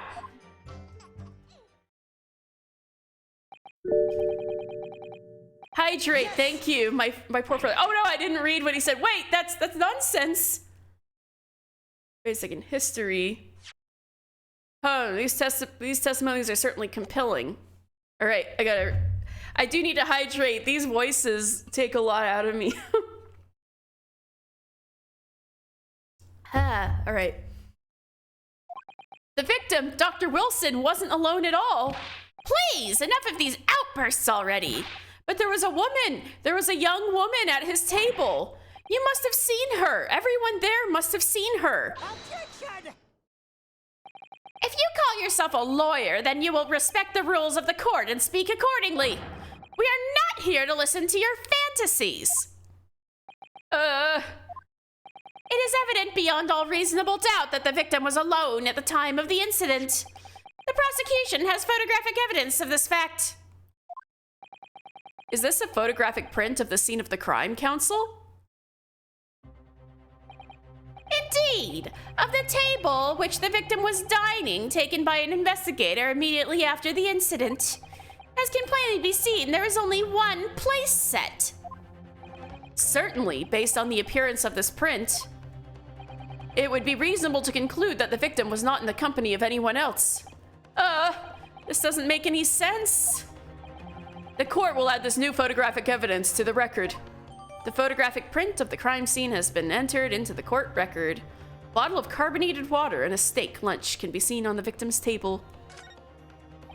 I don't understand. What's going on here?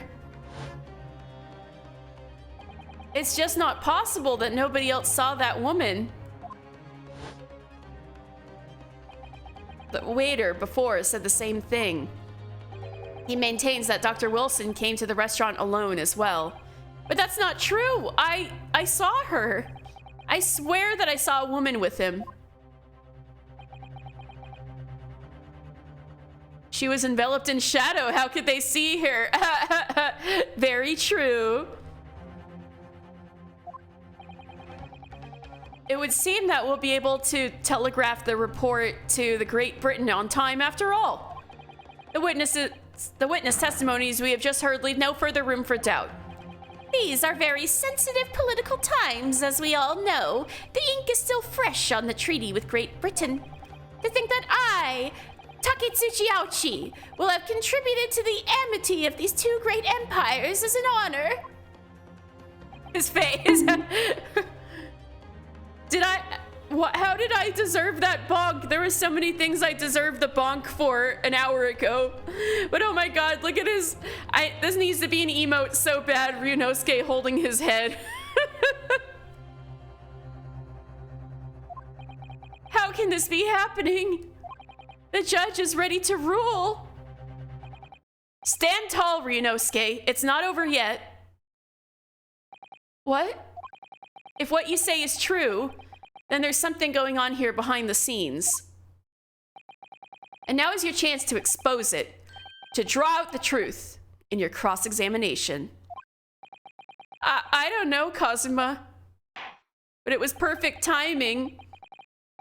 True, it was. The gavel going with the bonk.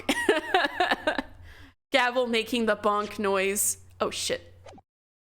The defense is entitled to cross-examine the witnesses, but make it quick, understood? Rules can be so unbending at times.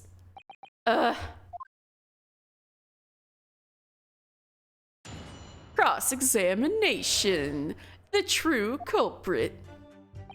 Even if what I saw wasn't the precise moment the firearm was discharged, it's almost the same thing.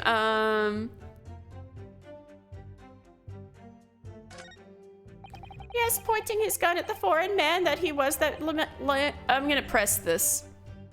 Yes! Yes, it may be true that I was holding the gun at that point in time, but I've told you already that's only because I picked it up off the floor. Well, obviously, as the culprit, that's the only way you can explain it away. I had just finished drinking my coffee, and I was about to leave the restaurant when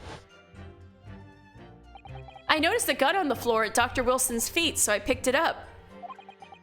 And at exactly that moment,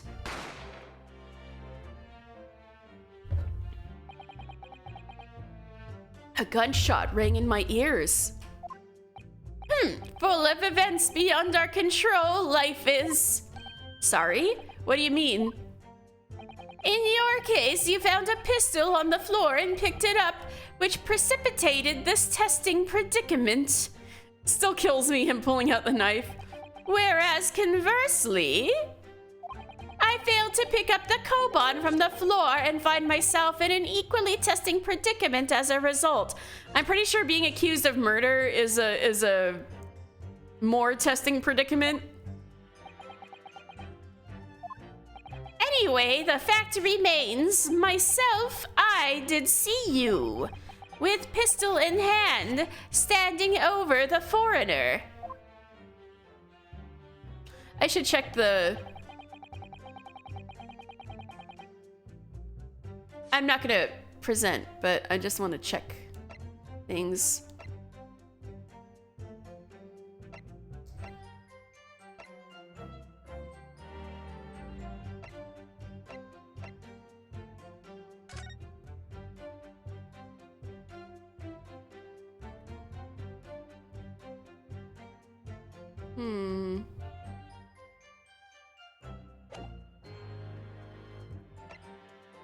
Okay.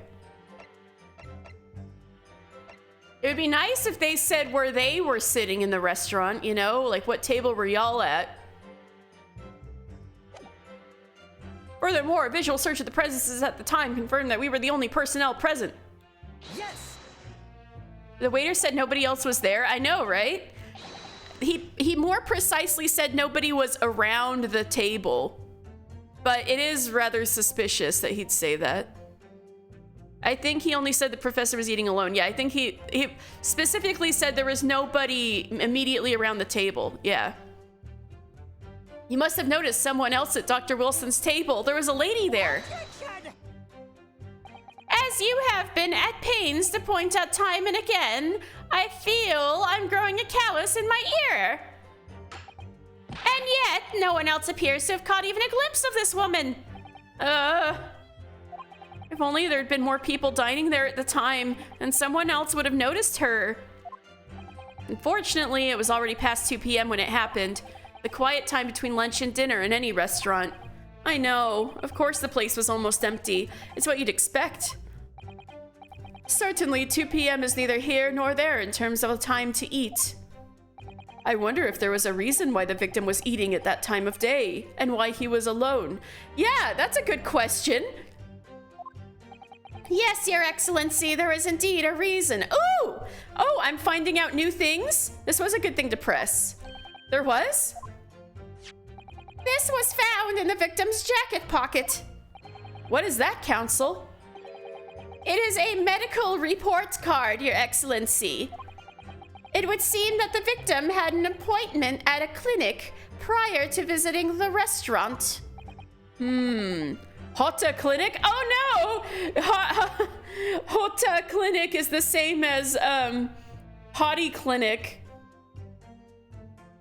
Oh my god, the ancestors of Hottie. Yes, there would indeed appear to be an entry for the date in question. 19th November, noon to past 1 p.m. The very day of the incident. So, the victim went for a late lunch following his appointment. The explanation couldn't be more simple. The prosecution felt no need to submit this evidence before, as it really has no bearing on the case. I wonder... What do you think, Ryunosuke? Huh? Well, it is hard to see how it could be related, really. Remember, you can request for it to be entered into the court record as evidence if you think it could be useful. Always say yes! Always say yes! Should I ask Dr. Wilson's medical report to be submitted as evidence or not? Yes! Always yes! Yes! If I may, I'd like to ask for that medical report card to be submitted as evidence, Your Excellency. Better not, right? That's private information, Katie. Wow, Rowan. On what grounds? The court has already heard conclusive witness testimony. Additional evidence would be extraneous. Not to mention that the victim's movements prior to his arrival at the restaurant are of no concern. Objection! Yes, Asogi, get his ass. Whether or not they are of concern is up for us to decide. We have a right to explore all possible avenues. Yes, get him. I beg your pardon? You have no authority to refuse a perfectly valid request for the submission of evidence. Very well. The court will grant the defense's request. Hell yeah, Asogi, let's go.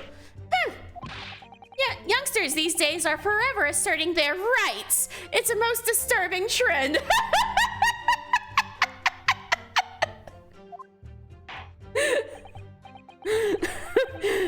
Officer, kindly add the victim's medical report card to the court record. The victim's medical report card has been entered into the court record. What we need right now is new clues. We have to explore things from every possible angle, even if they don't seem relevant at first. Right, I hear you. You can conspire to prolong this trial as much as you like, but it's the day after the festival all ready for you. Or perhaps you'd forgotten that these witness testimonies leave no room for doubt. Feel free to reiterate for the accused, Korikuta-san. Indeed, alone he was, the Englishman, dining all by himself. All right, let's take a look at this.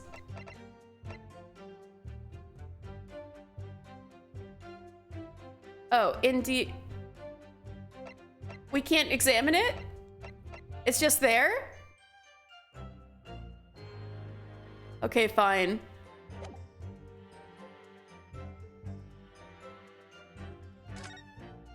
Therefore, no one other than the black uniformed cadet could have dispatched the Englishman over and out.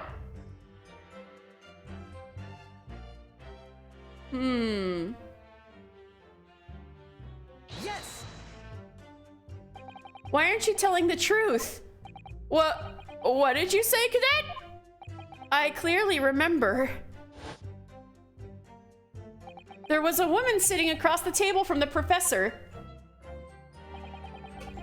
Perhaps one of you might not have noticed. But for both of you to have failed to see the professor's dining companion, it's just not possible. Something weird is going on here. Unfortunately for you, Defendant Naruhodo, it's not just a case of these two witnesses alone. Sorry? The waiter, whose testimony the court heard earlier, clearly stated the same thing. He also said that the victim was alone. That's right.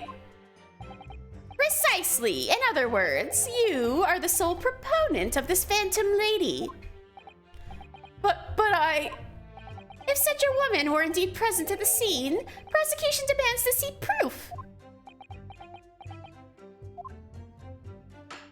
And if no such proof exists, the prosecution demands that no further mention of this phantom woman be made. It is a blatant waste of the court's time.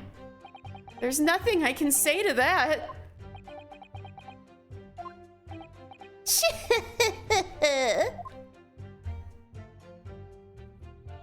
Excellent work, Ryunosuke. We've gleaned some new information now.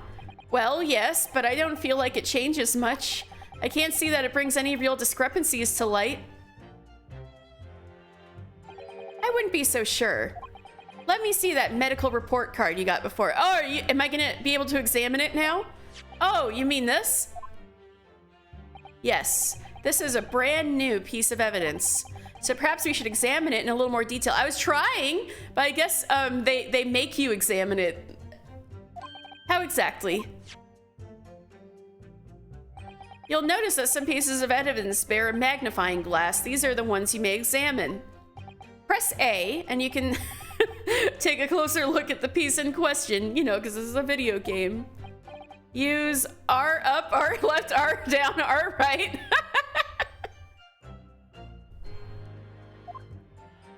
Oh, that's how you can turn it. Oh, now they tell me I can look at the back of the business card to rotate the evidence in all directions and examine it from all angles. Thank you for telling me.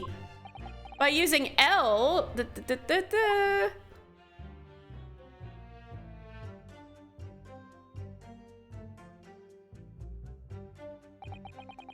you can move the crosshairs around to hunt for clues that may have been missed before. If the crosshairs start to pulsate, Press A to investigate further. Oh, okay. So, partner, I think you should take a closer look at this medical report card. See if there isn't something new to be learnt by examining it in more detail. All right, I'll see what I can do. I need to use to inspect any evidence of the areas of the evidence that looks suspicious. All right, let's look at this. Oh, I can't yet. After this. Okay, now I can. Medical report card required for every visit. Uruto kiha hakito uruko uruku.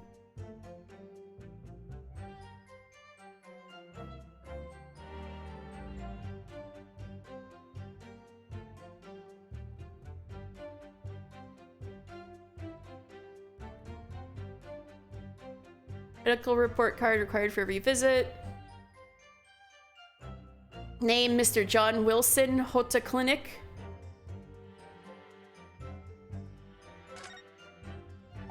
It says Hota Clinic on this medical report card.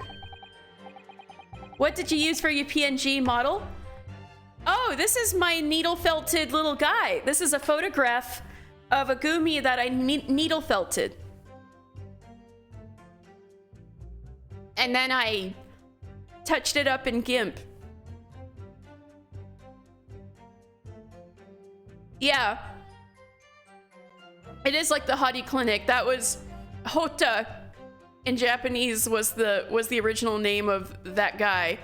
So it's definitely a reference. I hate clinics almost as much as I hate hospitals and surgeries. Aren't they all the same? When I was 5, I caught the only cold I've ever had in my life. And I remember, even though I felt awful already, I had to have this hideous injection in my right arm. Ugh, I'll never forget it. Never in my whole life. Most people would give their right arm to have had only one cold in their whole life. Anyway, I don't think this is a clinic where they treat people for illnesses like that. Let's keep looking for clues. We don't want to miss anything. All right. Oh, hello?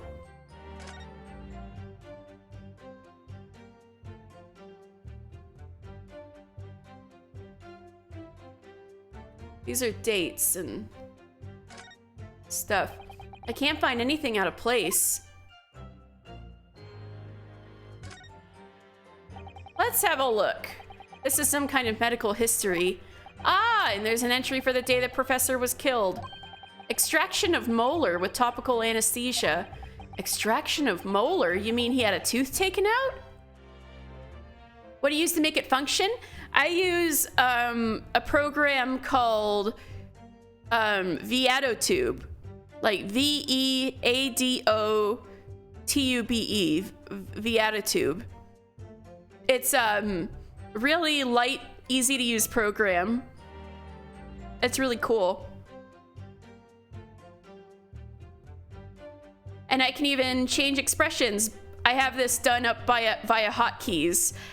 And then I put the hotkeys on my Stream Deck so I can just like change expressions really freely. It was like stupid easy to set up. I'm still surprised how easy it was. It would seem so. Just before the incident, he'd had a bad tooth removed. Perhaps they used laughing gas. That's the most modern practice in the West for pain relief. Yes, I've heard of this anesthesia. Although it's hard to believe there's anything that can actually stop you feeling pain. The time. Yes, spelled like that. Ah, there's a cautionary note from the medical practitioner as well.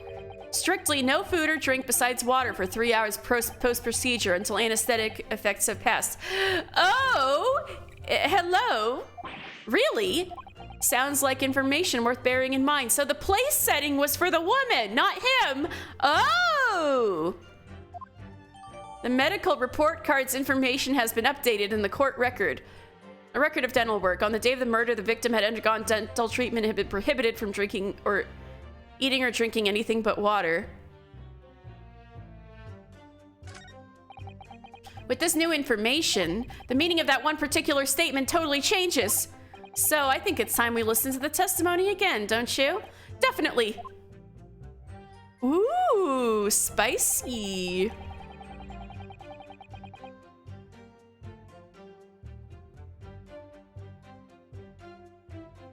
Even though I saw it wasn't the precise moment the firearm charge, it's almost the same thing. Yes, pointing his gun at the foreign man, he was at the young man back. Furthermore, visual search of the premises, there is nobody there. Indeed, alone he was, the Englishman dining all by himself. Dining, eh? But I can go back and forth, right? Therefore, no one other back in fucking regulars, especially the Englishman, dining by himself. That's interesting. Care to explain? Yes.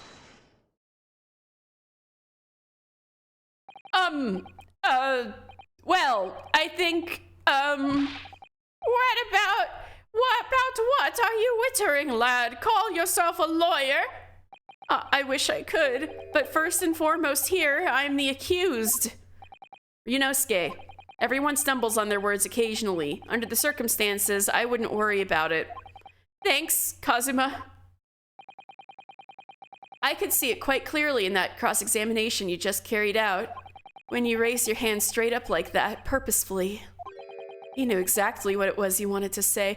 Oh my god, the way he's looking at me like that.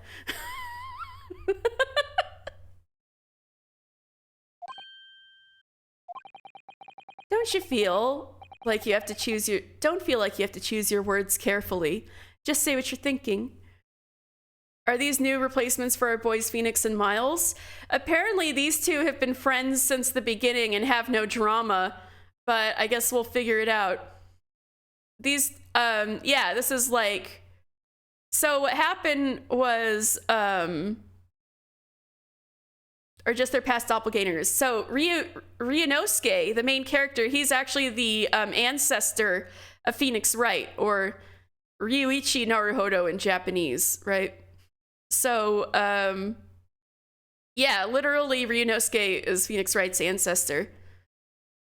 And Kazuma here is acting as his assistant right now, but he's a classmate in college. Yeah. And actually Kazuma here was supposed to be the lawyer, but Ryunosuke got talked into representing himself, and so Kazuma is helping him defend himself, is what's going on, yeah. So right now, Ryunosuke is not even a lawyer, and this is his first time in a courtroom. He's never done any lawyering before, ever. So he's really in the hot seat. Don't feel like you have to choose your words carefully. Just say what you're thinking. All right, and thanks for the advice.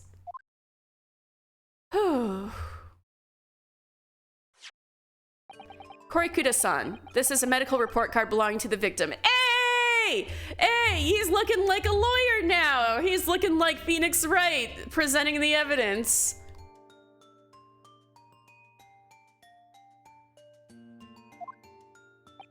Ah, I see, and I don't see. What of it, boy? Comparing what is written on this report card to your witness statement. There's the little delicate slap. Something clearly doesn't add up. Objection! Dear me, have you forgotten my words so soon, you amateur? Sorry, what? You are not to interrupt court proceedings with your amateurish drivel. But let's see if I can explain in words you might understand. It was after 2 p.m. in the afternoon when the victim was murdered at the restaurant. Whatever he may or he may not have done before that time is completely irrelevant. That's not true. But that's... He's gonna have to bail out Maya every 5 seconds, yeah. Cosmo has to bail him out every 5 seconds, yeah.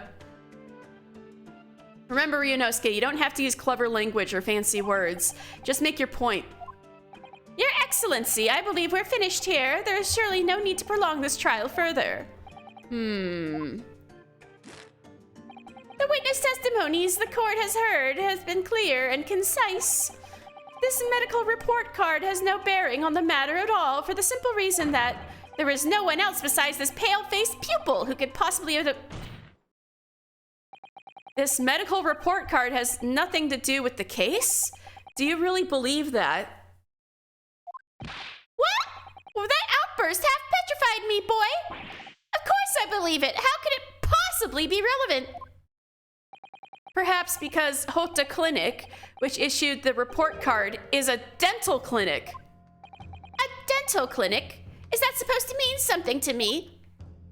Perhaps if I told you that the victim had just had a tooth extracted? What's this now? All right, see you in a bit, writers. And furthermore, if I told you that as a result, the victim had been forbidden from eating, wouldn't be eating steak then, yeah, exactly. The place setting was for the woman. Just what are you trying to say, cadet? He had orders not to eat, so what? It's all written up in here. No food or drink other than water for 3 hours post-procedure while anesthesia wears off. What? No, that can't... Korikuda-san. What, boy? What? As you just heard, when he was killed sometime shortly after 2 p.m., the victim couldn't have been eating anything at all. No! Additionally, there's more? You have assured the court with unwavering self-confidence that the victim was dining alone. But that cannot possibly be the case. Because the victim, as we now know, had just one of his teeth extracted and was still experiencing the effects of the anesthetic. Oh, we gotta get that objection theme. Let's go. Expertly done, partner. Objection! What is this nonsense, you little upstart? Yeah, cornered theme. Let's go. I gotta crank this shit up.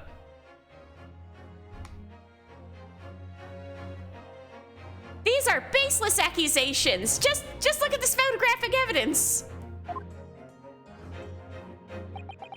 You can clearly see the plate of food at the victim's table.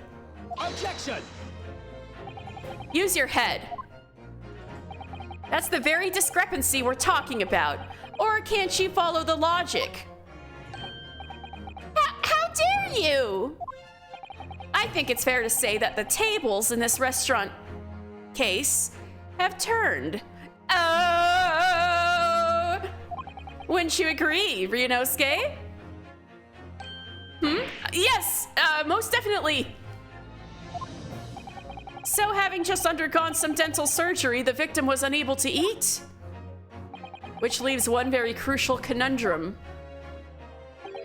Who, in fact, was eating the pictured beefsteak? Yeah, it was certainly half-eaten, wasn't it? The court will hear the opinion of the defense on this new puzzle. I assume you're ready, counsel? Counsel? Oh, yeah, that means me, doesn't it? All right, the answer to this question is going to be pivotal.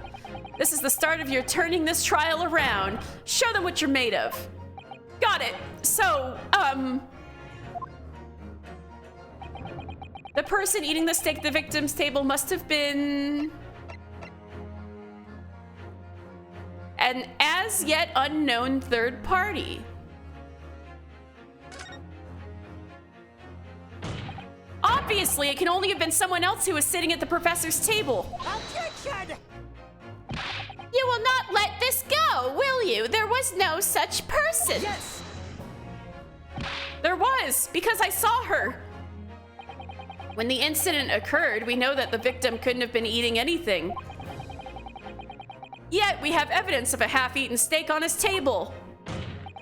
Therefore, The only logical conclusion is that there was somebody else there eating it.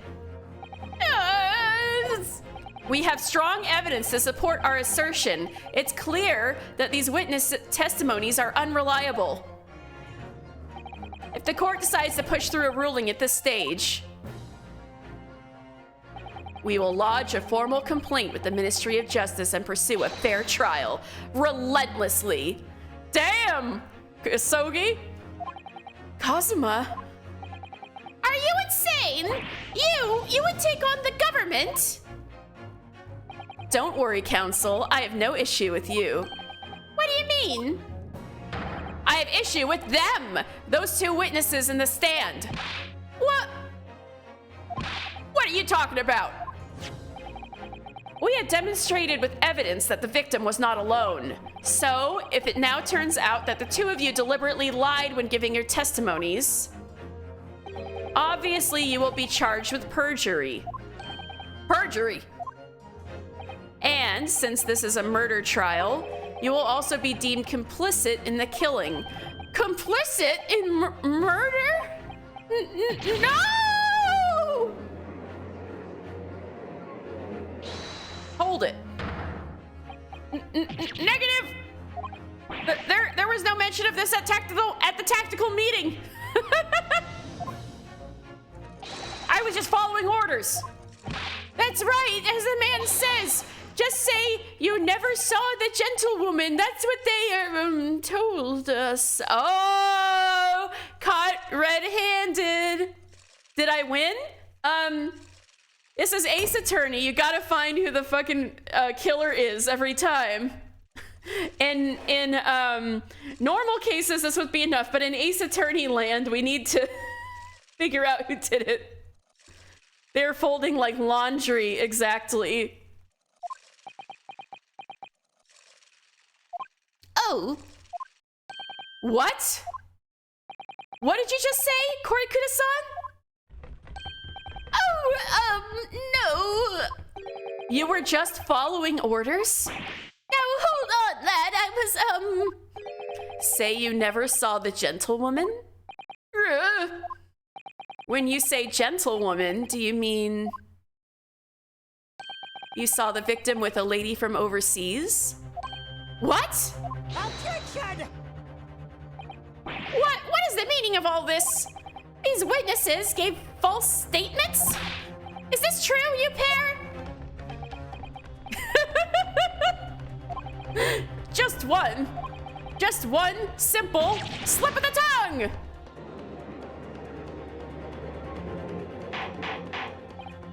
Order, counsel, explain what is going on here.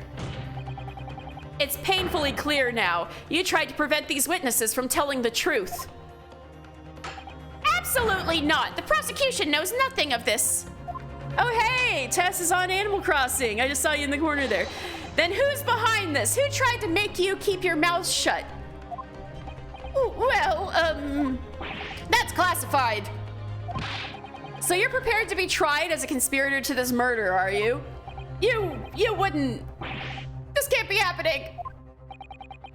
Ryunosuke, judging from the way they're reacting to this, I'd say they were sworn to silence by someone with considerable influence. However, I don't believe Ouchi had any idea about it. What are you saying? I mean, to wield that kind of influence, there are only a handful of possibilities. It could only have been the government, the military, or the police, I suppose. Well, any ideas about who might be behind this? If we can affirm who tried to silence these witnesses, then we can continue our pursuit. So we need to name whoever it was that tried to make the witnesses keep their mouths shut. I think we need more information. Of course, we'll need evidence before we make any firm accusations. Evidence that proves whoever it was really did wield his or her power here. But how? How can we possibly... Remember how we made progress before? We examined this piece of evidence in more detail and found a new clue as a result. Oh yes, that's right. Is it the business card? Can I examine it?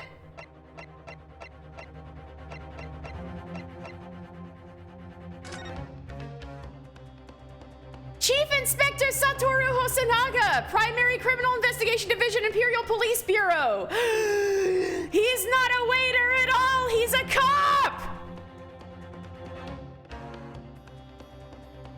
Caught him. That's why I started freaking out. He's not a waiter at all. Oh God, outing myself at every turn. The baby told him to keep quiet. Dun dun dun. Oh fuck. Ah ha ha ha. Ha ha ha.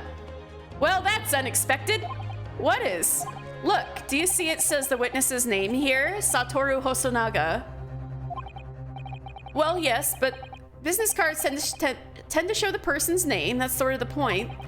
It's not the name that's unexpected, it's his job title. His job? Oh! Chief Inspector Satoru Hosonaga, Primary Criminal Investigation Division, Imperial Police Bureau. Inspector? What on earth? I have no idea.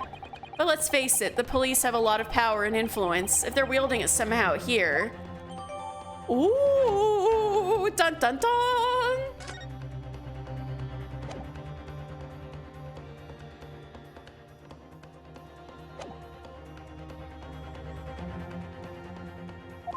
Well, that's not the only piece of evidence we have, is it? We need to re-examine everything and make sure there's nothing we've missed. There's no time to lose. Inspector, the one who inspects, dude. I want answers. If it's proven that these witnesses have been manipulated, I assure you the penalty will be severe. Please, wait. Your Excellency, I had no idea about any of this. I swear to every Shinto god. I knew nothing. And what does that's a lot of gods, man. I know, pour one out for Ouchie. And what does the defense have to say about all this, well, Your Excellency, no time to think. I'm just gonna have to close my eyes and shut out the first thing that comes into my head. Such devastation. For real. This was not my intention. Besides the prosecution, the only person with the necessary influence to manipulate the witness is Satoru Hosonaga. Yes! Well, surely that would be Satoru Hosonaga-san. Hosonaga-san, the waiter who took the stand earlier? Objection! Poppycock! What possible reason would the waiter have to make these witnesses give false testimony? Not to mention the fact that even a head waiter could not have possibly have that level of influence. For once, I would agree with you. If, that is, the man truly were a waiter. What? If he truly were? Come on, Ryunosuke. Time to hit this court with the truth. The truth about Satoru Hosonaga-san's real identity, as proven by this evidence, the waiter's business card. Yes! The cock. The plan of the restaurant sketched by the man in question. I agree it shows a great deal of attention to detail, but I'm not sure we can conclude anything. Sorry, Your Excellency, it's the back of the card. It's the back. The back of the card that's of interest.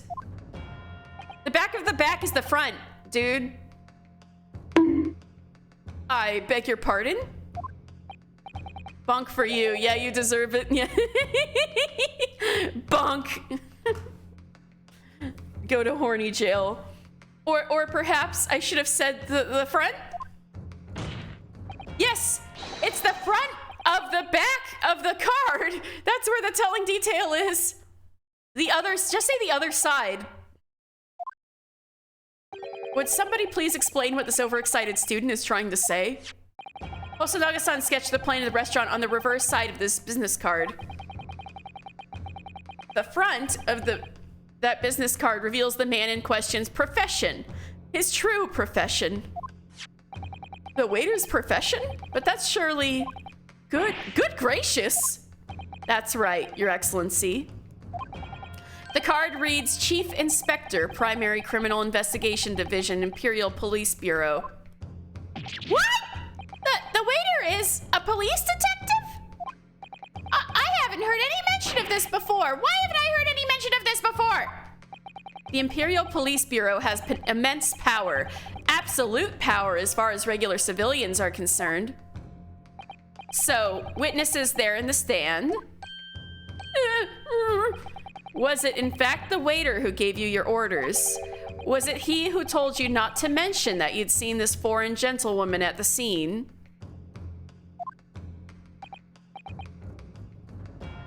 Well... hold it. Whomst? Hosonaga-san? Yep, there he is. Inspector Hosonaga! I was worried something like this may happen. The moment you asked me to submit my sketch as evidence, I realized it was a possibility. The court will take this plan and add it to the court record as evidence. Oh, well... Is there a problem? Hand the plan to the court officer at once. Of course. Here you are. Holding that towel like a pro. Yeah, but it's wiping up all of his tuberculosis blood. Damn, I've never played an Ace Detective game, but I'm gripped. Yeah, Ace Attorney is so good. Ah, I'm glad you're gripped. You should totally go get the trilogy. It's like available on everything you can imagine now. The original trilogy. Yes, I remember now. He did act strangely when the judge asked him to hand over his business card. I strive to carry out all investigations flawlessly. It's my guiding principle. But I let myself be distracted when I made that sketch. It was an unusually careless mistake. So, you mean to say, you really are a detective? But why would a detective be working as a restaurant waiter? Ah, of course! Your salary must be terrible! I was working undercover.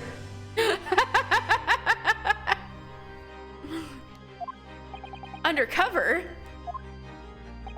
Yes, there have been a series of incidents at the restaurant recently. In order to investigate, I decided to get a job there as a waiter working undercover. Incidents at the restaurant? What kind of incidents? That would be classified police information, which I am not at liberty to divulge. However, I can state categorically that they are unrelated to this case of homicide. Well, don't mind me if I can't take your word for it. Very well then, Inspector Hosonaga, but you will elaborate on one point for the court. Of course, Your Excellency. We have just heard new information from the two witnesses beside you. That at the time of the shooting, there was in fact another person present at the victim's table. If that is indeed true, clearly you would have also been aware of this person's presence, having served at the table in question. However, your testimony did not allude to this other diner. Therefore, I am led to assume that in your professional capacity as a police officer, you acquired these witnesses to be in agreement. Would that be correct? You're gonna give... All right, the baby has tuberculosis now. You're gonna kill a baby. Way to go, Hosonaga.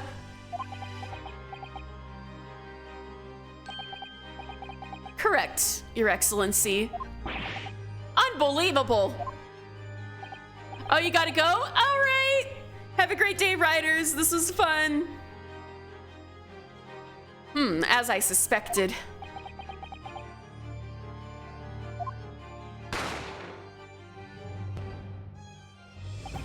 As soon as I heard the gunshot, I ran out of the kitchen to see what had happened.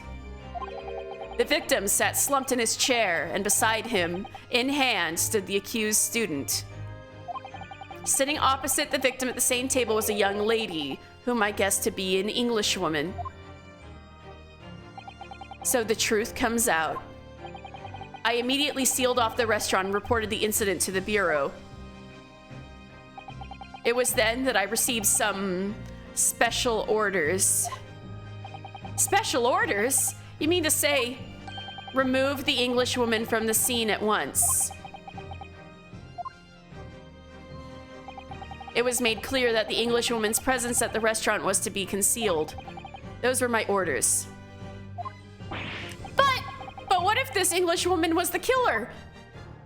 I think it would be in everyone's best interest not to pursue that idea. It would be in my best interest. I'm accused of murder. The Empire views the friendly terms of its relationship with Britain more highly than anything at the moment. An Englishman has been murdered on our soil. To name an Englishwoman as the primary suspect, well, without irrefutable evidence, that would be completely out of the question. So that's the reason for the disappearance of the Phantom Woman in this case. But it's not right!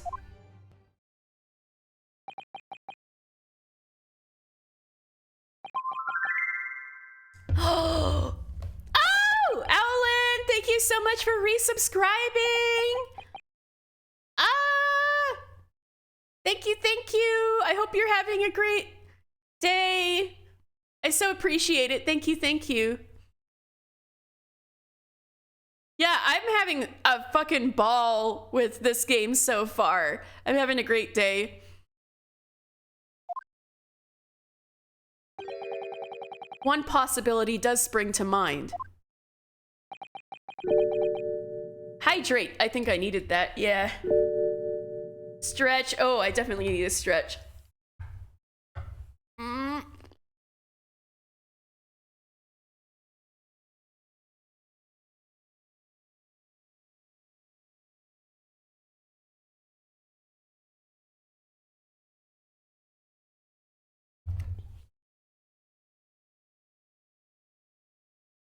Okay. What do you mean, Kazuma? Yume University is currently hosting a number of exchange students from Great Britain. And I'm fairly certain that one of them, studying in the medical faculty's research laboratory, is a young Englishwoman. What? You're a shrewd man. I can see why you're the chosen candidate for the overseas study tour. You mean... When I removed the woman from the scene of the crime, I thought it prudent to check her identity first. Then the court demands that you name the lady in question at once, Inspector. The Englishwoman sitting at the university professor's table was a certain Miss Jazile Brett. Jazile?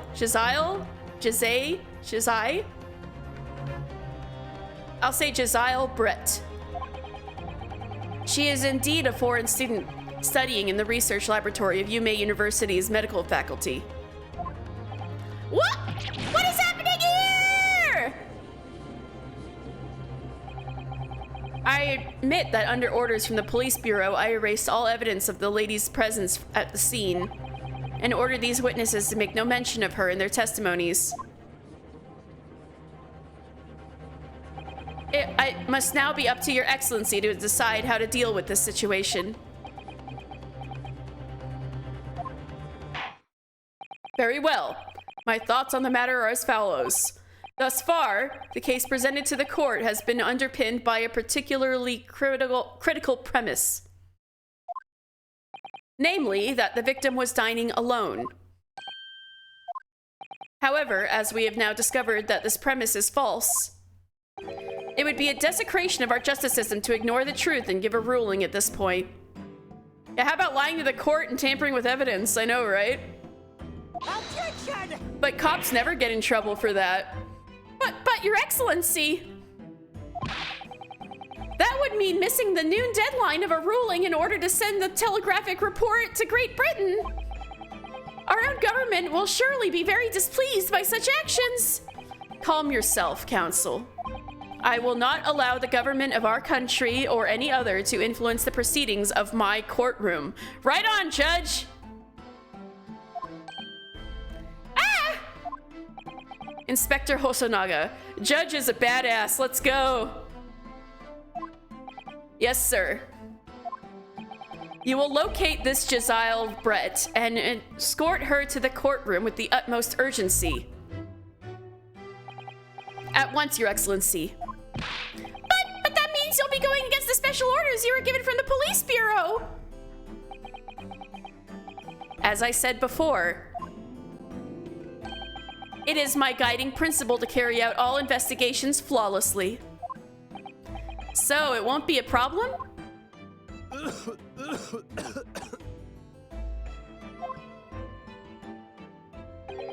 Nothing will get in my way.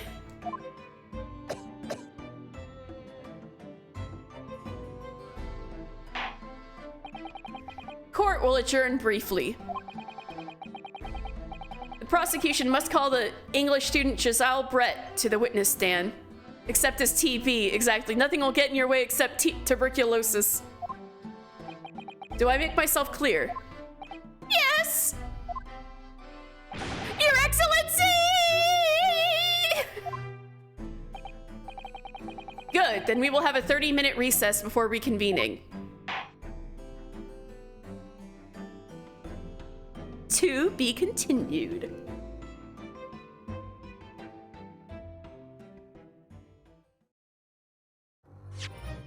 Save, yes. Oh my god, there's actually multiple save files.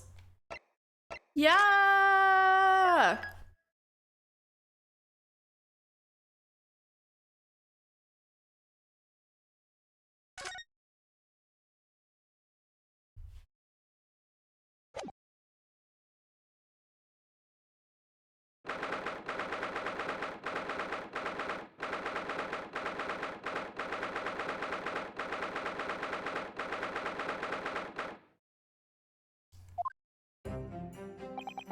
Excellent work, Ryunosuke. That was superb. My heart was in my mouth the entire time. It was almost unbelievable. I mean, looking at you in there. You were drenched in sweat, your eyes popping, your knees knocking, and you were grinding your teeth. It was a grim sight, but before I knew it, you started finding inconsistencies in the testimonies. I think you might have a natural talent for being a lawyer. Forget it, it's terrifying. If I get through this, I don't ever want to see the inside of a courtroom again. Anyway, it looks like we've exposed your phantom lady at last. Miss Giselle Brett. A student from Great Britain, is she? That's what I was trying to tell everyone from the start. Dr. Wilson wasn't alone. There was a young woman with him, like I've been saying all along. Yes, you have, haven't you? Oh my god, he's looking at me like that again. I might not be overly confident in the courtroom, but my powers of observation are one thing I am sure of. Yes, I can see that. So, about this young gentlewoman. Thanks to our detective friend, she was hastily escorted away from the scene, it seems. Did you see what happened with that? No, I didn't see any of it. I was just on my way out of the restaurant myself. Then, on the floor next to Dr. Wilson's table, I noticed there was a gun lying on the floor, and just after I bent down and picked it up, bang! I didn't have time to think about where the sound of the gunshot had come from. The waiter ran over to me looking as white as a sheet, and he bundled me into some sort of small pantry next to the kitchen. Fast thinking by the detective, he apprehended his suspect without a moment's delay. Yes, and because I was shut in the pantry, I have no idea what happened outside in the dining area. Ah, there you are. Well done, both of you. Oh, it's Professor J.K. Simmons with hair. Professor Mikotoba. Well, it seems I was right. The pair of you make an outstanding team. You've exceeded my expectations, I have to say. Yes, it seems you planned this from the start. You arranged things so that I wouldn't be able to act as a lawyer in this trial. Our modern country is still in its infancy. Our justice system, even more so. 2 guns, or you accidentally shot him? Something's up. Maybe 2 guns.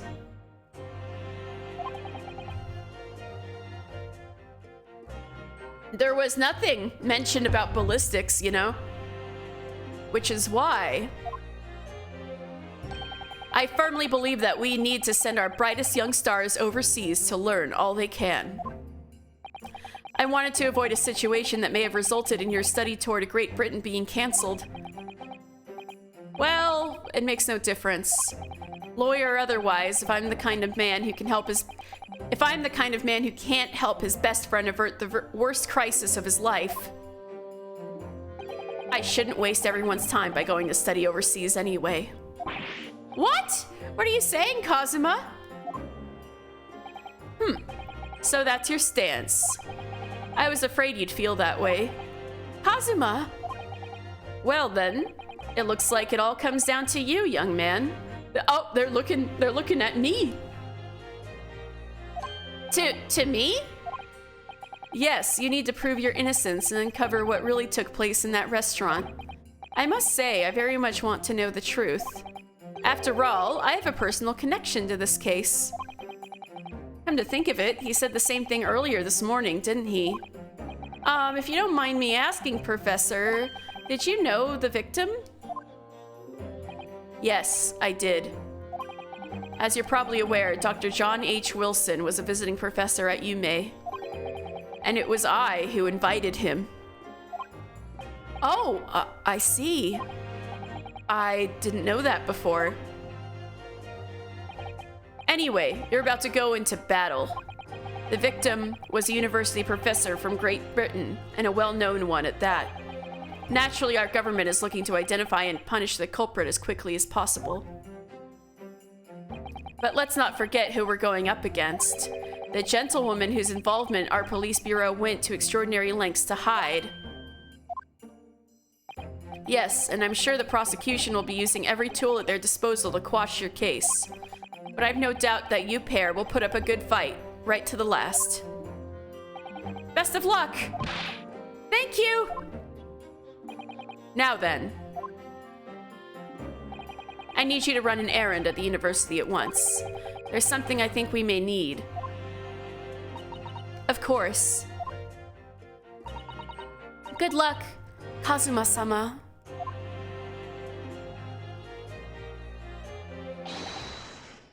Defendant Naruhodo, court recess is over. Please make your way back inside the courtroom at once. It's time. Let's get back to it, partner. Let's go in there and deal a decisive blow before those old fossils know what's hit him. Kazuma? What?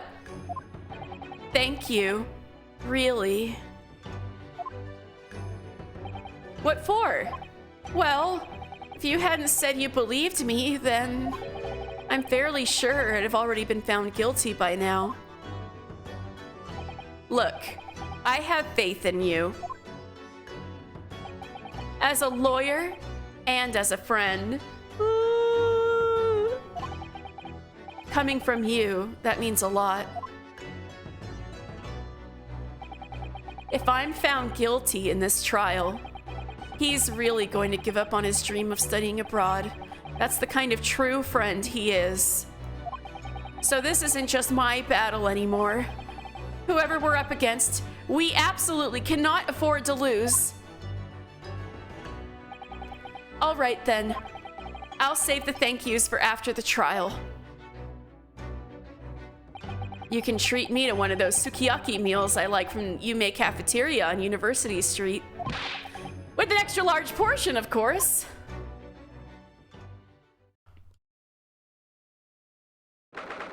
November 22nd, 12:09 p.m. Supreme Court of Judicature, Courtroom 2. Hey, that started at 9 to 10. That's what, plus an extra half an hour for the recess. That's pretty much on par with what we've been streaming so far. That's pretty cool.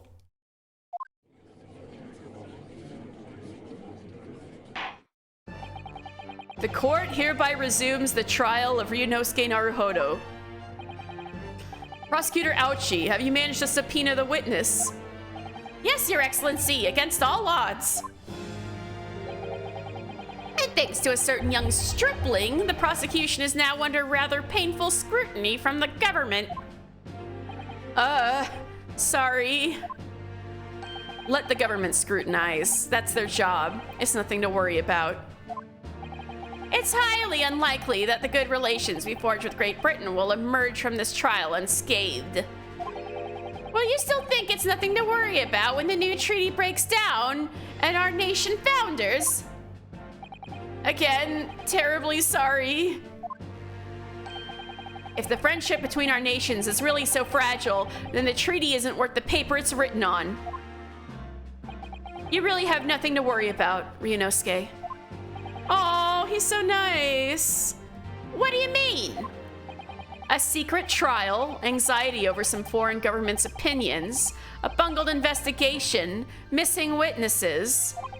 Is this what our nation's justice system is? Is this the Supreme Court of Japan or of England? Shut up! Shut up, you jumped up rookie boy! You and your friend know nothing of the situation our nation finds itself in. By aligning ourselves with this great world power, we'll become strong. Diplomacy has never been more critical. Becoming strong isn't as a great a thing as you think it is. Steady political maneuvering is what will secure our futures. I won't deny that I'm no expert. I'm just a student, and one who could arguably study harder too. But standing here now in our Supreme Court, there is one thing that I feel very strongly. A country that fails to uphold the truth in its justice system is a country with no future at all. Oh. Well said, Ryunosuke, despite the wide-eyed look of terror. You little brats! Thank you, Counsel. This court is the pinnacle of our nation's justice system and exists solely for the pursuance of truth. With that in mind, this trial will now resume with the next witness taking the stand. The visiting student from Great Britain, Miss Josiah Brett. Yes. Your Excellency! He hit his head on the counter.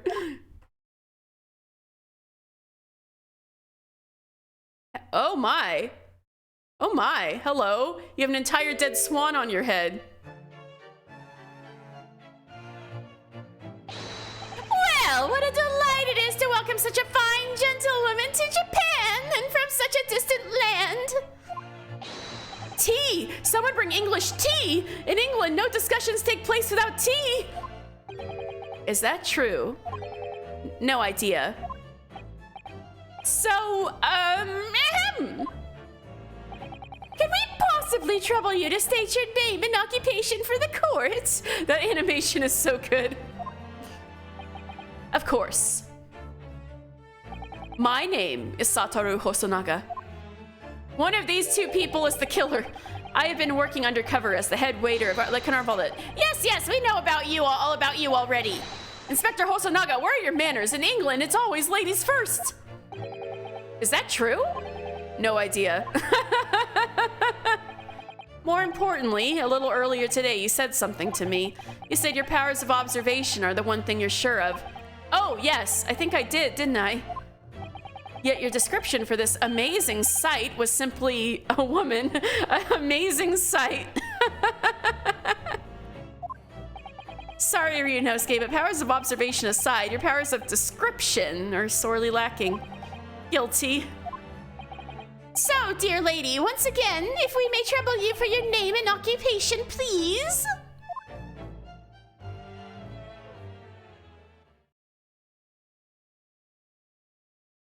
Why can't we see your eyeballs? Do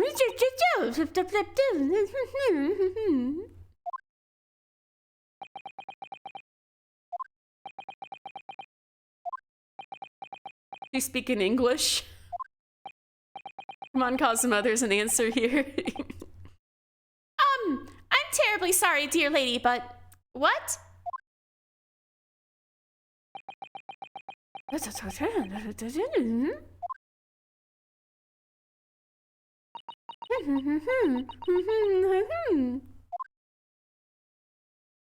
So you're gonna be our interpreter? So she must be speaking English, and he's just being her interpreter. But she's studying abroad. She needs to learn something. The lady says her name is Josiah Brett. She comes from London, England. She's a visiting research student currently enrolled in UMay University's medical faculty. Oh my, what a rare treat to hear the dulcet tones of the delightful language of the British people. I'm afraid I don't understand a word you said, but it was as beautiful as a hummingbird's song. As far as I can tell, the detective is translating her words faithfully enough. Yes, I agree. You'll obviously do fine in England, Cosima. Her English doesn't rattle you at all, does it? Nor you. You've clearly been paying attention in your English classes, Ryunosuke. The court thanks the beautiful lady for taking the stand. Now, if we may trouble you to confirm something, Miss Brett. 3 days ago, at a restaurant called Le Carnival, a grim murder took place. The court has been led to believe that you were dining there with the victim, Dr. Wilson, at the time. Is that correct?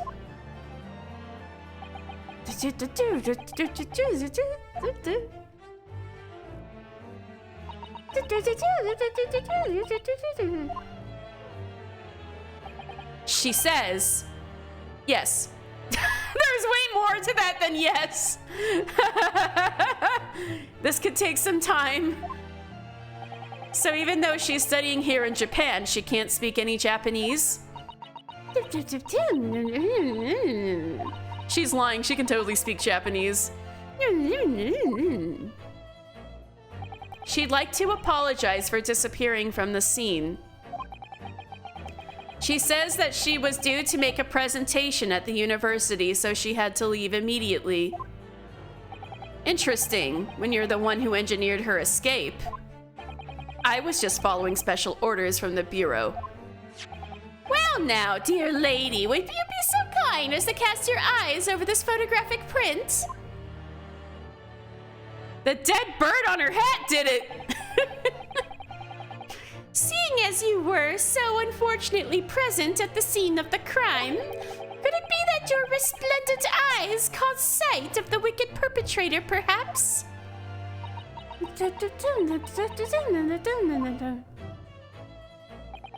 Apparently, it was a very frightening and sorrowful sight. Do you mean to say?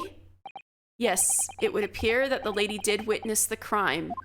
The very moment when the accused, standing right there in this courtroom, shot the victim in cold blood. Ruh-roh. Order! Order in the court! Did you hear that, Your Excellency? Here we have an absolutely conclusive witness statement. Well, it looks like it's clear now.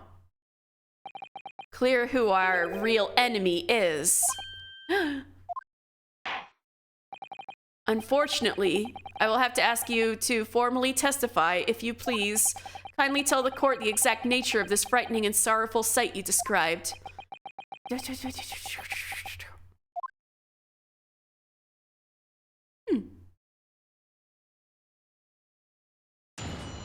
Witness testimony. A frightening and sorrowful sight.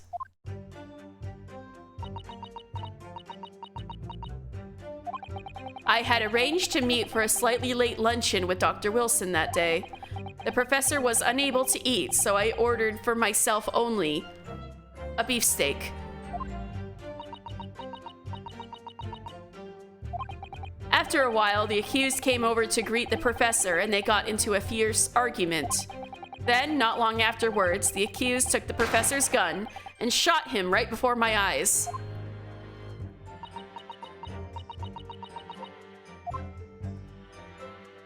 I don't carry a gun myself, so obviously I couldn't have been the culprit. This is a condemning testimony. No, I didn't have any kind of argument with the professor at all. Objection! Quiet, you filthy wretch! Look at you, you black-hearted blackguard!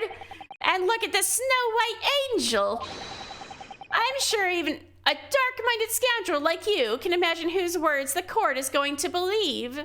Wow, your descendant is going to fall hook, line, and sinker for a certain Dahlia Hawthorne, too. Ah! You're still making the same mistakes, Ryunosuke. You mustn't blurt out when you're goaded like that. That's a lesson you need to learn. But he's so annoying! Of course, I was at the scene as well. I took statements from this lady and the 2 witnesses who testified before and reported back to the Bureau. It was decided that Miss Brett was not involved, and so I let her go. The testimonies of the last 2 witnesses were completely worthless, however. Well, even so. On the day in question, the lady was wearing the same outfit as she is today. As you can see, there is nowhere about her person where she could conceal a firearm. Are you shitting me? Yes, there is! Did you not see her voluminous skirt or her fucking giant hat? She could totally stash a gun in her hat. I would think she could hide a gun almost anywhere in that outfit if she wanted to. Exactly! Unless and until the precise location where the witnesses to have hidden the weapon can be shown, this is moot. There are no pockets in my outfit. I have nowhere to hide a gun. Your fucking giant hat! Those are the witnesses' own words on the matter. Just nod your head really hard and see if there's like metal rattling noises. Ah, that's ridiculous. If only I was allowed to lift up her dress, I could prove it. Whoa, Ryunosuke, don't say that out loud. Don't think about doing anything rash, Ryunosuke. But I didn't fire the gun I picked up. There must have been another gun there that day. You're right about that, which means this lady was hiding a gun somewhere. Under her giant fucking hat. Yes, that's what we have to prove now. And to do so, we will need to pull her testimony apart.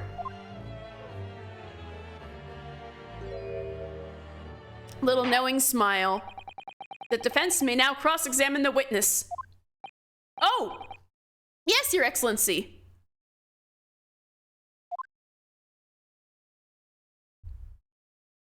Cross-examination. A frightening and sorrowful sight. Alright, I'd reach for the slight. Alright, what was I need some context. Yes! After 2 p.m., in fact, that's really quite a late lunch, isn't it? Objection! You don't keep up with the latest fashions from Britain, do you? Late luncheons are en vogue, isn't that right? No. That very cursive no. I love it, I love it. Extremely cursive no. A decisive English no has quite a sting to it. The gentlewoman is currently working in the victim's research laboratory, it seems. The fucking no in cursive.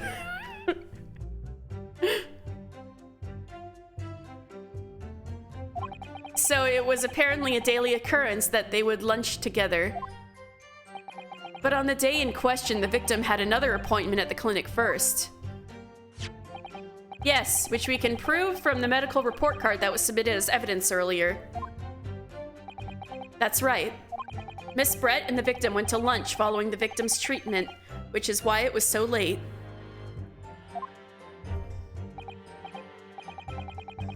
Yes, that all makes perfect sense. Such wonderful logic! What a shining example of English intelligence this fine gentlewoman is! So you both arrived at the restaurant. What happened next? No! The professor was unable to eat, so I ordered for myself only a beefsteak. Yes! He was unable to eat, you say? And that was because he just had a tooth removed at the Hota clinic, correct? That's right. You're supposed to actually check with the witness before answering. Was Miss Brett aware of that fact? It seems so, yes. She'd heard that the professor was to have some dental treatment. So that would mean that it was you who ate the steak pictured here. Is that right, Miss Brett? That's right, yes. The print you have there shows the table exactly as it was left after the horrifying events. Exactly as it was left? Dear me, what a harrowing experience! To have traveled to a distant land on the far side of the world and be embroiled in such a tragic incident. Have no fear, my dear lady. I swear I will crush the evil fiend that has subjected you to this terrible plight. So the victim, Dr. Wilson, had nothing to eat or drink at all. That's right, other than some carbonated water. Just water? Yes, the professor was unable to eat, but he had been given permission to drink water. So it appears that the diners toasted their lunch with a glass of water each. They each raised a glass of carbonated water, but there's only one glass! What do you think, Ryunosuke, about the witness's last statement? It's very meaningful. This is a little slap! That last statement of yours, Miss Brett, has a profound bearing on this case. Well, well, how fascinating. Do tell us, what is this profound bearing,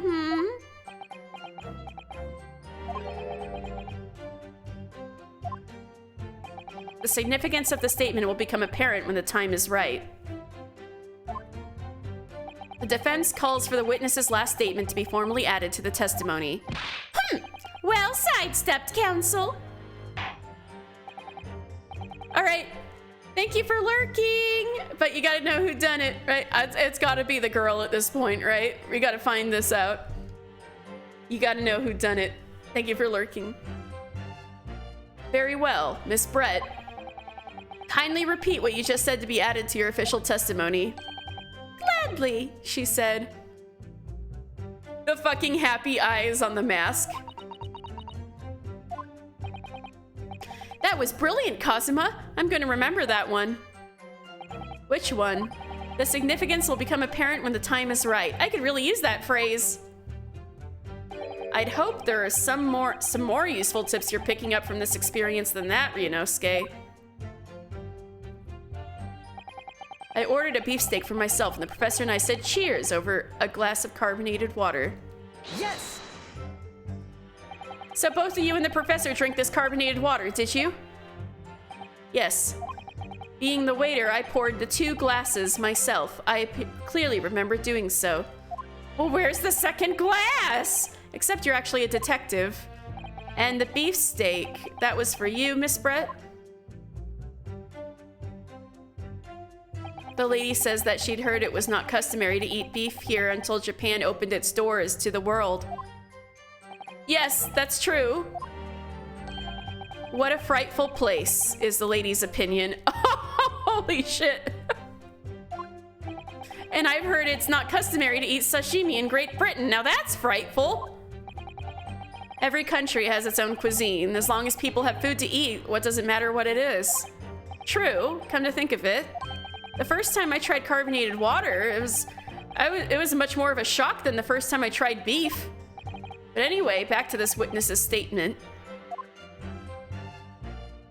Somehow, I feel like there's something out of place in what she's saying. I agree. Where's the second glass? We need to pounce on even the slightest thing now, because you never know what might lead us to our goal. Our goal of turning this trial around. Understood, Kazuma.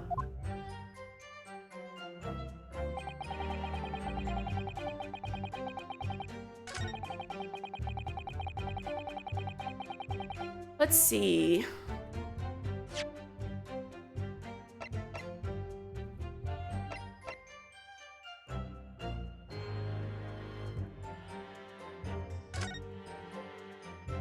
Only 1 glass? Where are the 2 glasses, eh?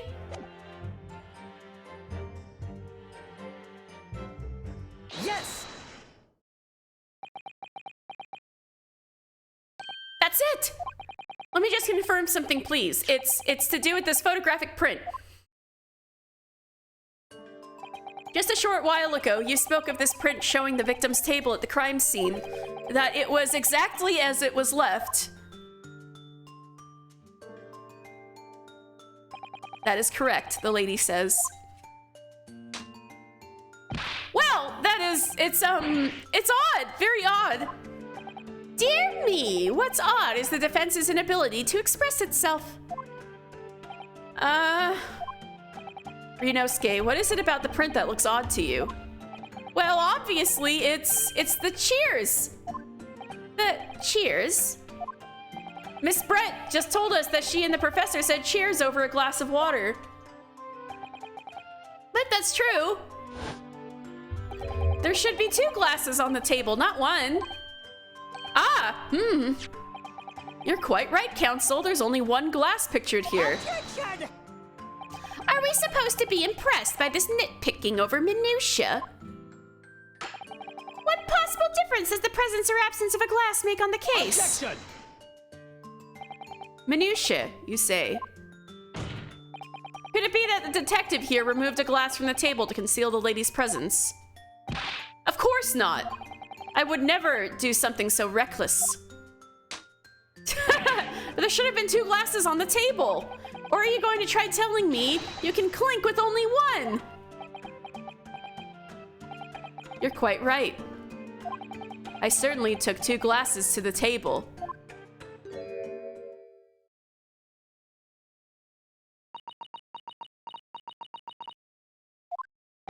Inspector, what did the lady say?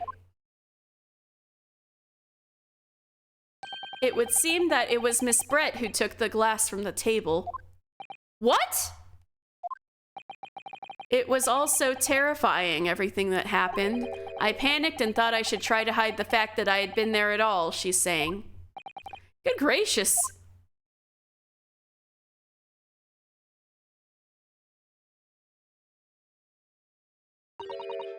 Sorry.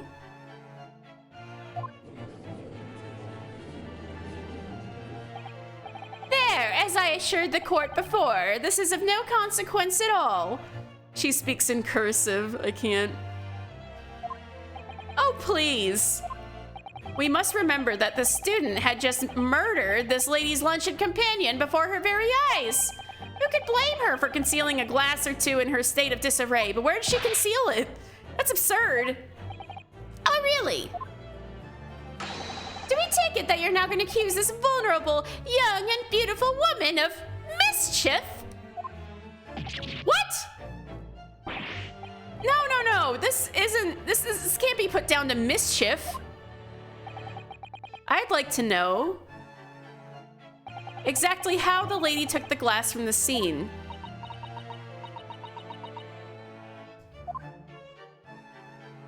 It would seem that she slipped it into a small handbag she was carrying. That could, the gun could be in there.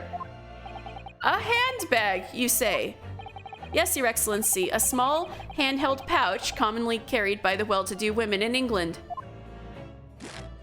Big and small enough to say, conceal a gun. In her bustle or her hat. Yeah, exactly. There's so many places she could hide shit. So, the beautiful lady has very graciously explained how and why she removed the glass from the scene now. However, the fact remains that the glass has absolutely no bearing on the case.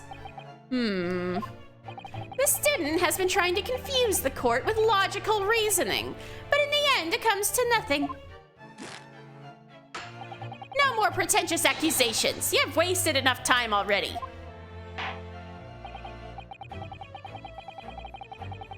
Indeed, the lady has offered a satisfactory explanation as to why she removed this glass. I think henceforth we can consider the matter to have no bearing on the case. Counsel for the defense, are you in agreement? Well, I don't know, really. If you want to pursue this matter further, you're going to need to show that it has some deeper significance. Yes, you're right. So she took the glass away in her handbag. There's a deeper significance there. It's, the handbag. I want to know more about that.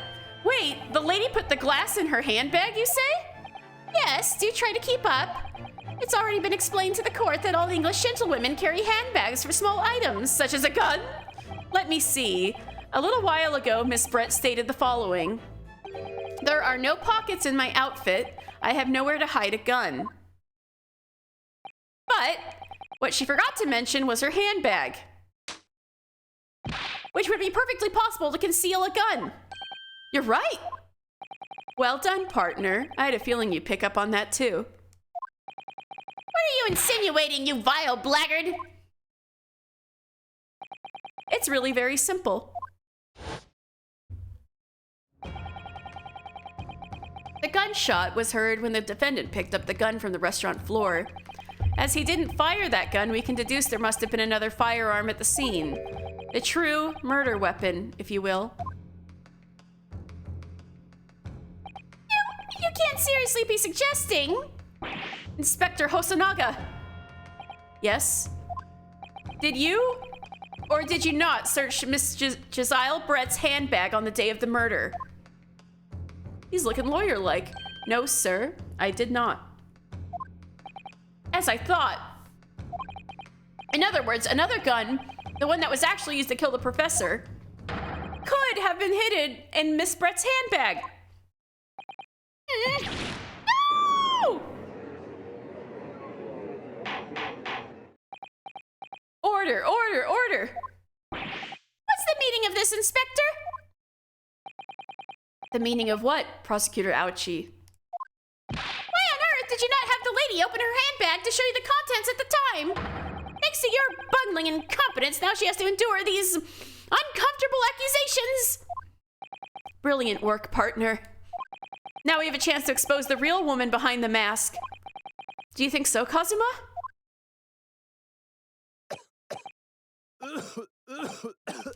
Great, now she's gonna get TB too. Well, what a sorry situation. Clearly, you have no faith in the police. As I said, I did not search the lady's handbag after the shooting. Simply because it was unnecessary. Why? Unnecessary in what way? I ought to thank the student lawyer, really.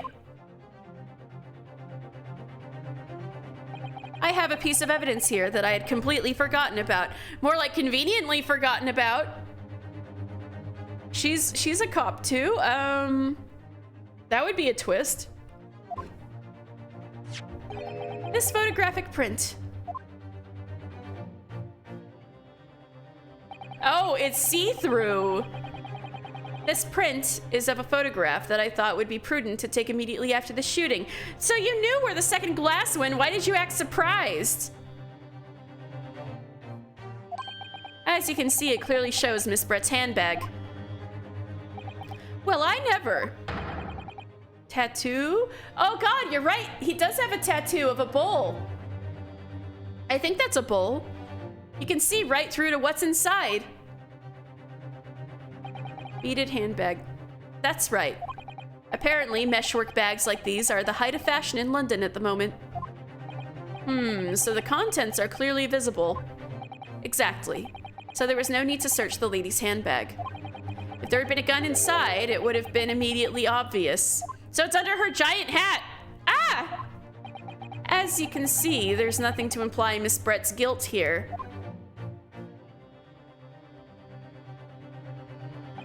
Thank you for helping to prove that, Naruhodo-san.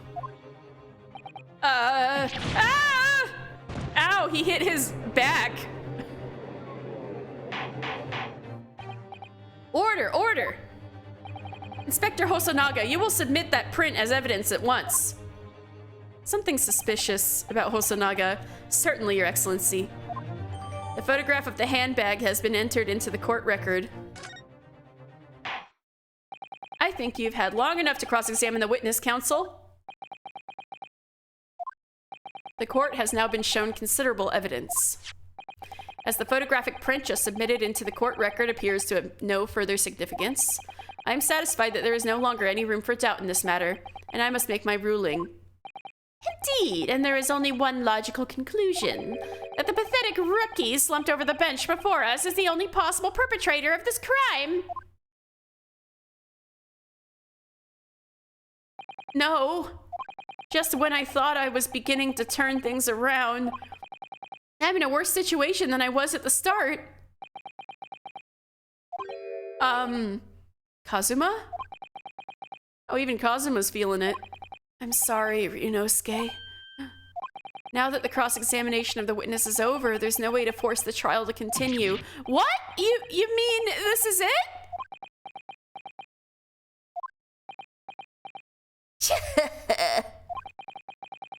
I must say, you put up quite a fight for a rookie student, but the weak are meat, while the strong eat. You were wasting your time. There's no way to defeat true justice. A fact you can chew on to your heart's content from the inside of your cell. This can't be happening. Am I really going to be found guilty of a crime that I didn't commit? And Kazuma, his dream of going to study in Great Britain will slip through his fingers. Kazuma, what? Is there really no chance now of turning this trial around? You heard the judge. There's nothing about that last photograph the detective produced that we can contest, which means there's no basis on which we can argue for the trial to continue. Very well, I will now proceed immediately to the ruling. It seems we will be able to report the British government on time after all. That smug little... Oh, Kazuma, Angie! Ryunosuke Naruhodo, having considered all of the evidence placed before me to...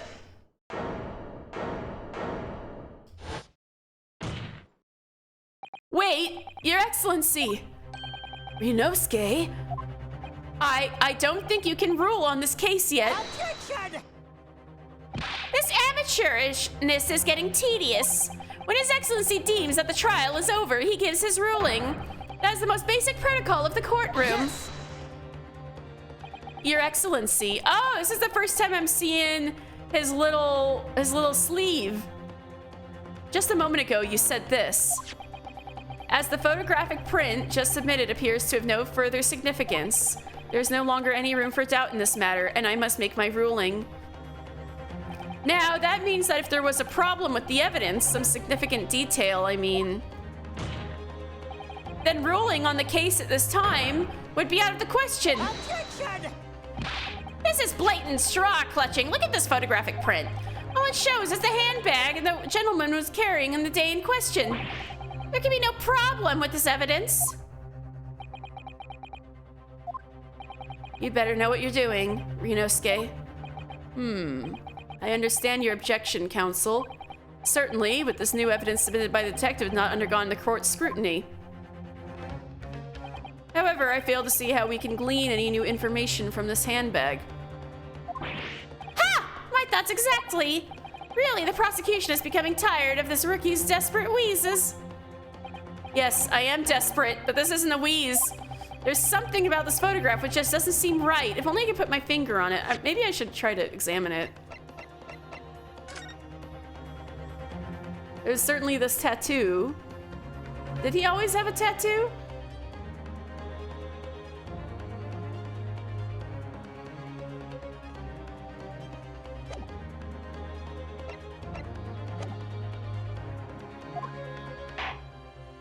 Very well, I will grant the defense one final opportunity. What? But be warned. Oh shit! Scary! But be warned that if I am unsatisfied by your response here, the trial will be over with immediate effect. Do I make myself clear? Maybe I should save.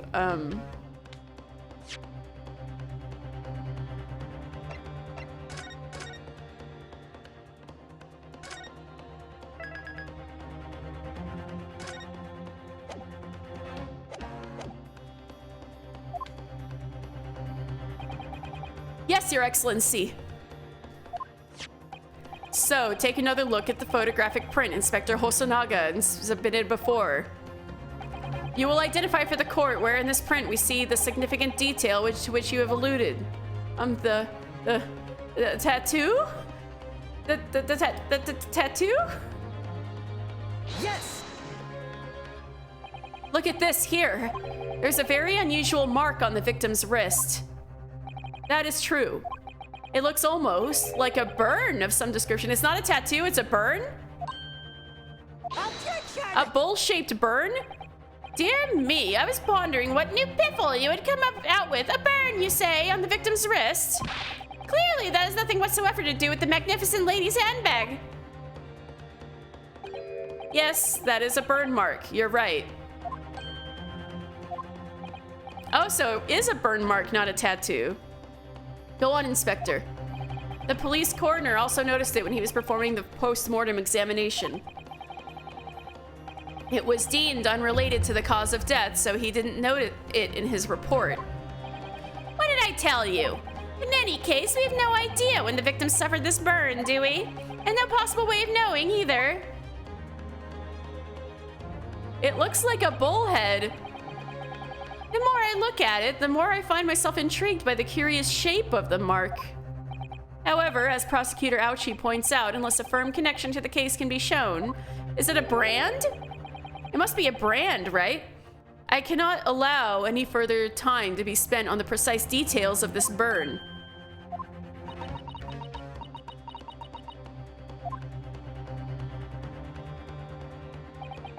Excuse me, Your Excellency.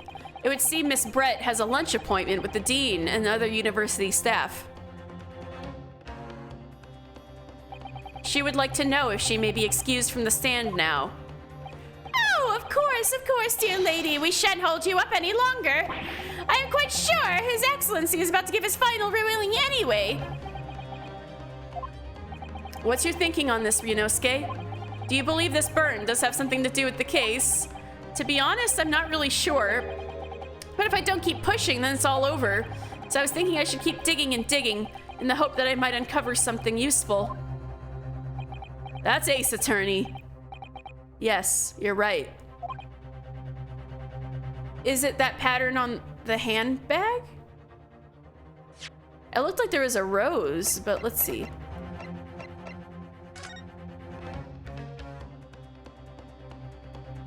No, not that I can tell anyway.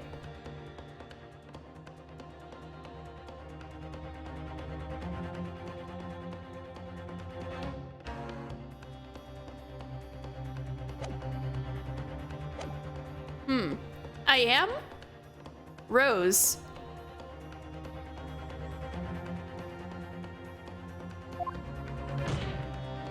If we can justify the...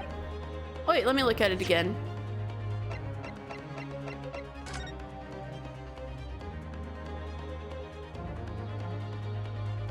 I'm like deeply scrutinizing the rose. I'm like, does it look like a bull anywhere?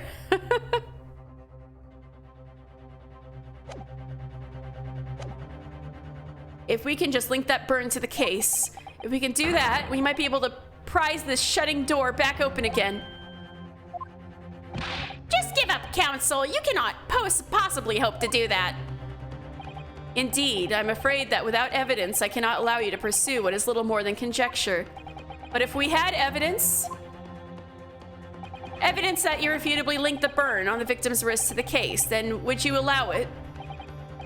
I would, yes. To tell the truth, I hadn't noticed that burn.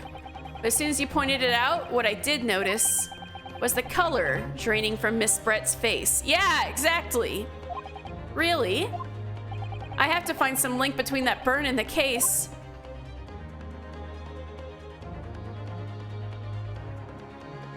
This is the moment of truth. It's time to find some evidence that proves what that burn really means. So then, the defense will now present its evidence to the court. The evidence that demonstrates the inextricable connection between the victim's burn and this trial. Let's see.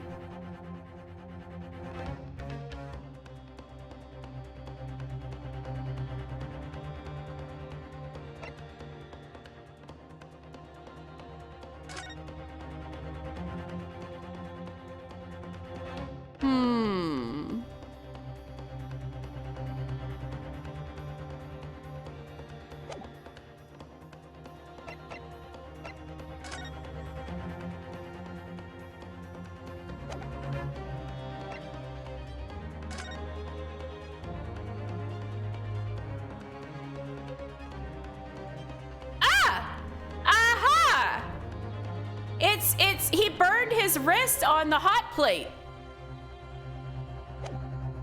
So it had to have happened right then. Yes! What's this, Council? Yet another print? Yes, Your Excellency. I believe photographic prints are an amazing invention. When we humans look at a scene, we miss things. But not in a photograph. Things we may have overlooked at the time are recorded forevermore. Do hurry up, Rookie. What are you trying to say? To inconvenience this poor lady any further really would be quite inexcusable. Actually, we may need you to stay with us a little longer if you don't mind, Miss Brett. You see, it's very clearly visible in this other photograph. How did the victim come to have that unusually shaped burn on his wrist? The reason is recorded here forevermore. What? How? Objection! Eureka! I know, right? You can't fool me with your little bluffs, boy. If that's your game, then let's see how it plays out. Show the court exactly what you mean. What is it in this photograph that explains the reason for the victim's burn? The hot plate, baby! Yes! The beef steak? Actually, the point is the metal plate the steak was served on. The plate? Your Excellency, are you all right? As you can see, there's an emblem on the plate. I would guess it's some sort of trademark of Le Carnaval. It looks like a bullhead for this beefsteak.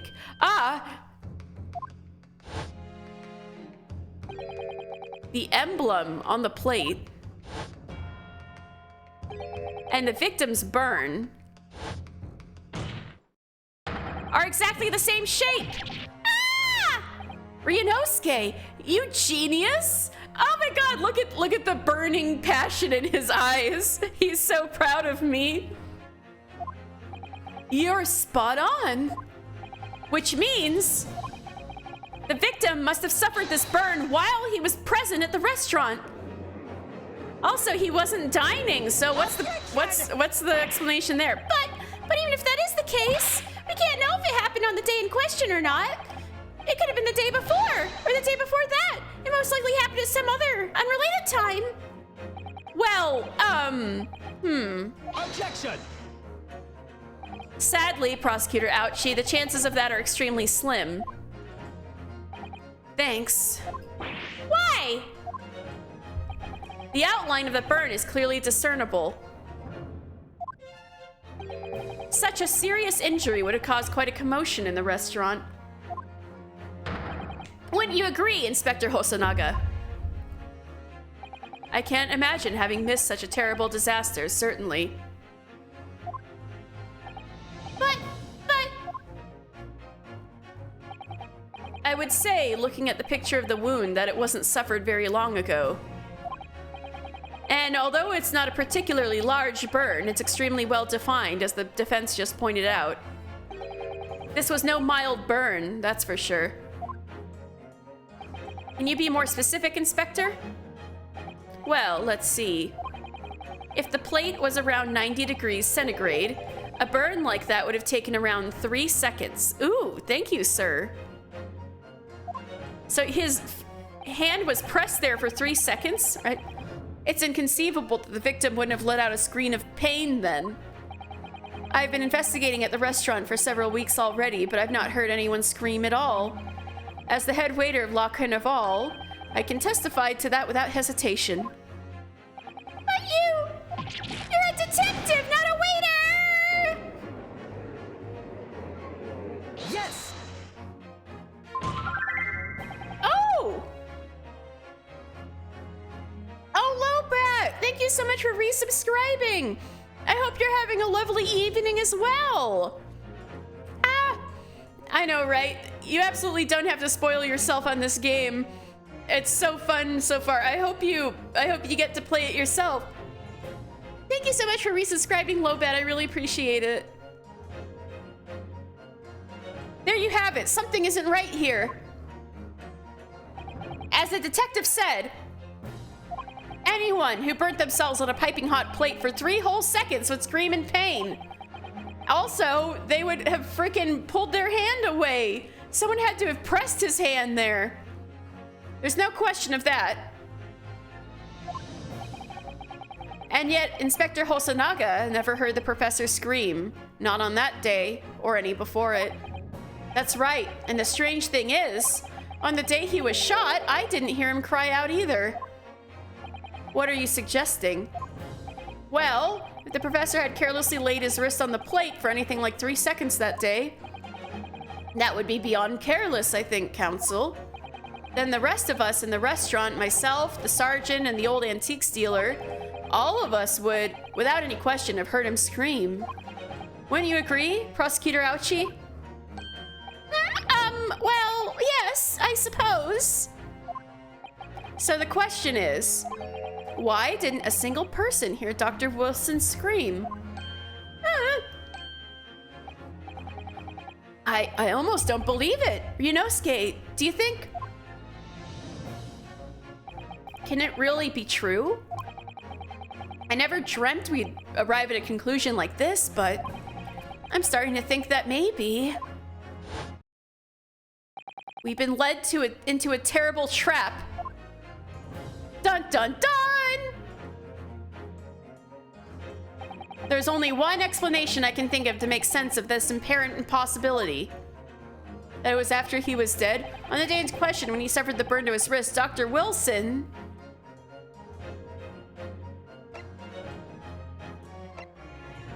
was already deceased.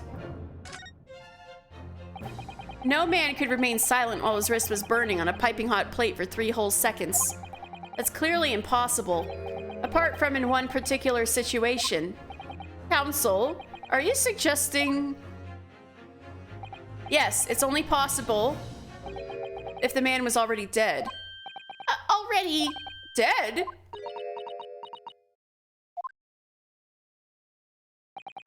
Knowing what we know now, it's the only possible explanation. When the beefsteak was brought to Dr. Wilson's table that day, the professor was already dead. Woo! That's madness!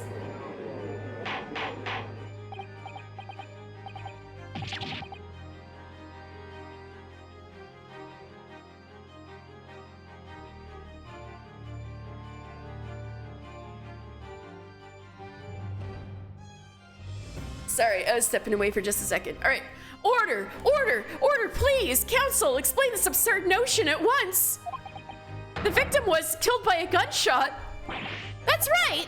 That's absolutely right, Your Excellency. This is just another ridiculous ploy by the rookie student, but clearly he has no grasp of the facts. Objection! No. Prosecutor Ouchie, it's you who has no grasp of the facts. I beg your pardon? As soon as it became apparent that the victim had suffered that burn while at the restaurant, this whole case was turned upside down. Or have you not grasped that yet?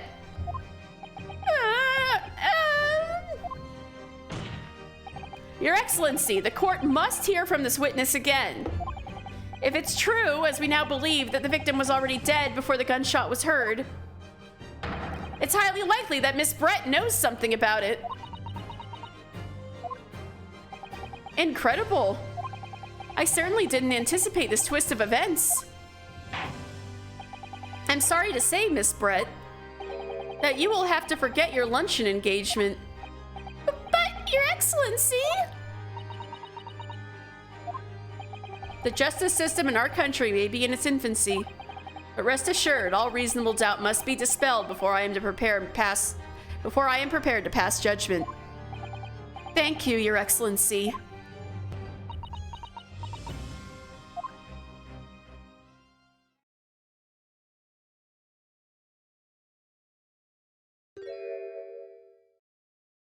What was that smile? Yes, of course. I mean, I'd be delighted to help. Especially if it helps relations between my country and yours. I knew she spoke Japanese!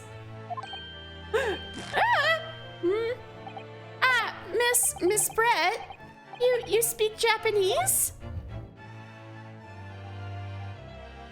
Of course she does. Well, Of course I do. I am studying in your country, after all. But then, why have you been speaking through an interpreter until now? My mother tongue, the Queen's English, is the most refined and elegant language in the world. As a gentlewoman, I try to avoid speaking in your vulgar tones as much as possible.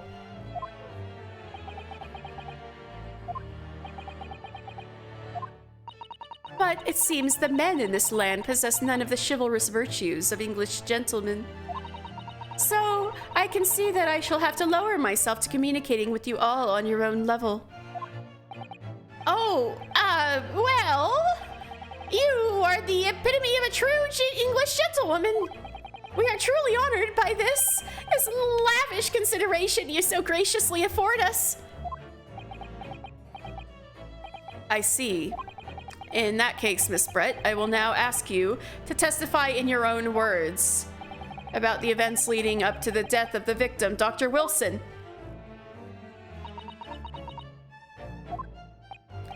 So, we're finally going to hear her own words on the matter. Things are getting interesting. Ryunosuke.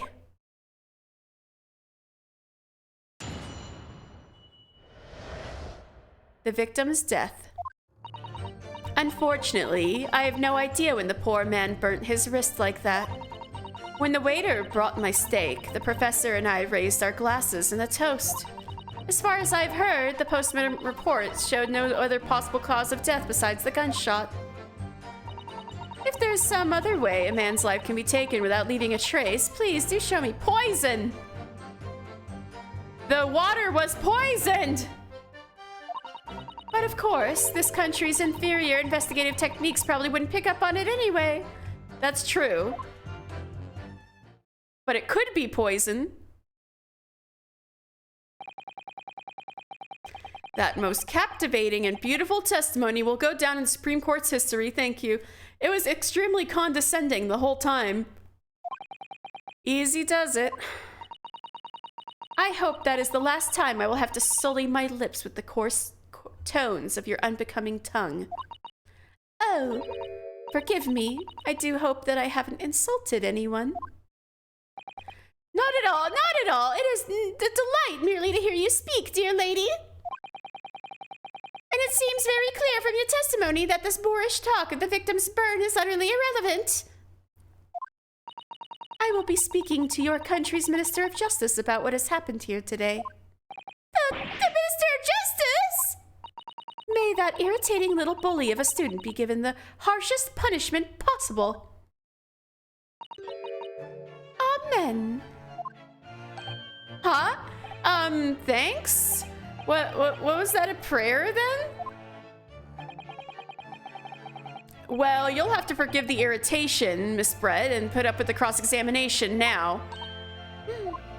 I expect you've noticed that this little bully of a student, as you put it, doesn't miss much. Wow, biatch, I know, right?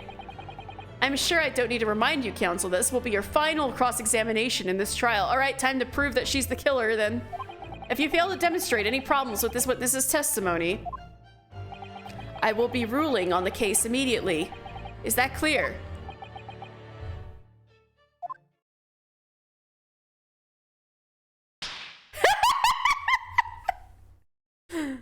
Shape up! Shape up, Ryunosuke! All right, I got this. Smack! Yes, Your Excellency. And you may proceed with the cross-examination. Why is Ryunosuke so funny? The victim's death. Unfortunately, I have no idea when the poor man burnt his wrist like that.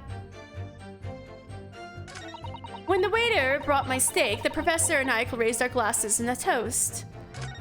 As far as I've heard, the postmortem report showed no other possible cause of death besides the gunshot. Yes! Yes, it's written here in the paperwork. Fatal hemorrhage from ballistic trauma. Yes. Luckily for all of us, a little burn on the wrist isn't going to kill us. And as there were no other signs of trauma on the victim's body to indicate some other cause of death, it can only only have been the bullet from your gun that put an end to this innocent man's life.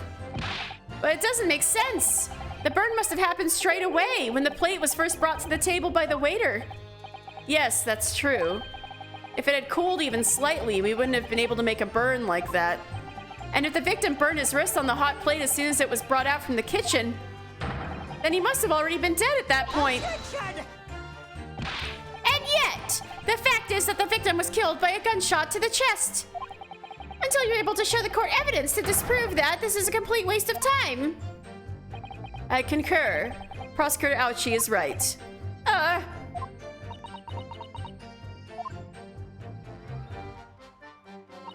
If there's some other way a man's life can be taken without leaving a trace, please do show me. Yes! Poison! Without leaving a trace? If someone is shot, or strangled, or stabbed, or thrown from a height, however a person's life is taken, there are always telltale traces on the body.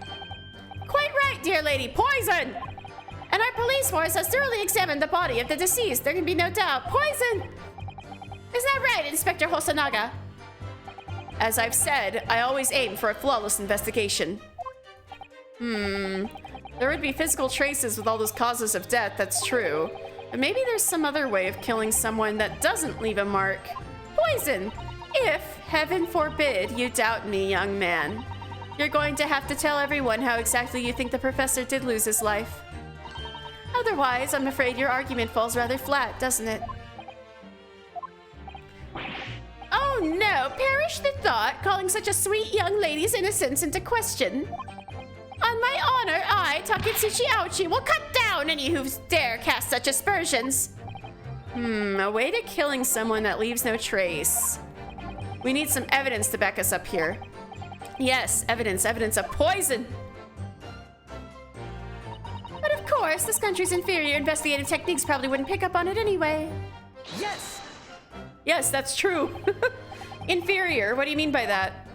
In the lands of the Great British Empire, the police store everything found at a crime scene for later examination. But in this country, you investigate once, and that's the end of it. Isn't that so? Quite right. La Carnival is open for business as usual today, just days after the incident. Exactly. Which means that even if the investigation takes a different direction, vital intimates may be lost. What? Wait. Whoa, that was scary. What? It doesn't even occur to you that you're naive detectives to try to preserve the crime scene. I think, wait, is he on the phone? I'm trying to be as tactful about this as I can, you understand? A killer blow. The lady is as formidable as she is beautiful. Amazing. He's actually admitting our police may be flawed. Perhaps Prosecutor Ouchie is finally starting to see sense. I very much doubt that. Still, there's something about what Miss Brett just said. There was a moment before when something didn't seem quite right.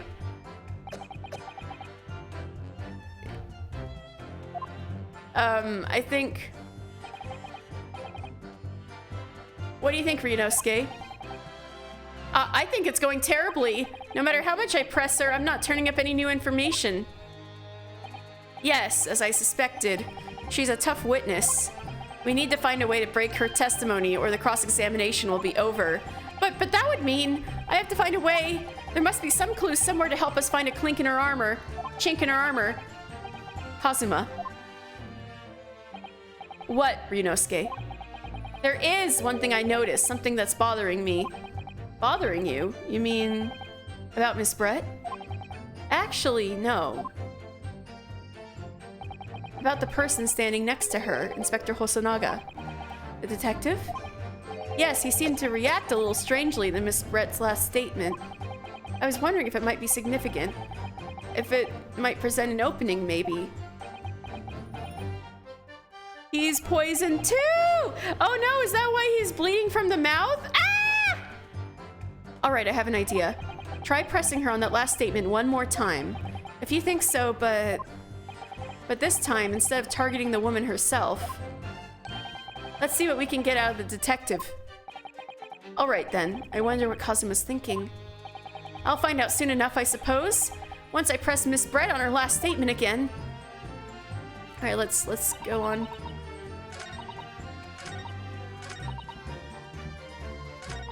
But of course, this country's in Press. Yes! Inferior? What do you mean by that? In the lands of the Great British Empire, this country investigated once, and it's the end of it. Right. Exactly. Oh, that. How do we do that? How do we?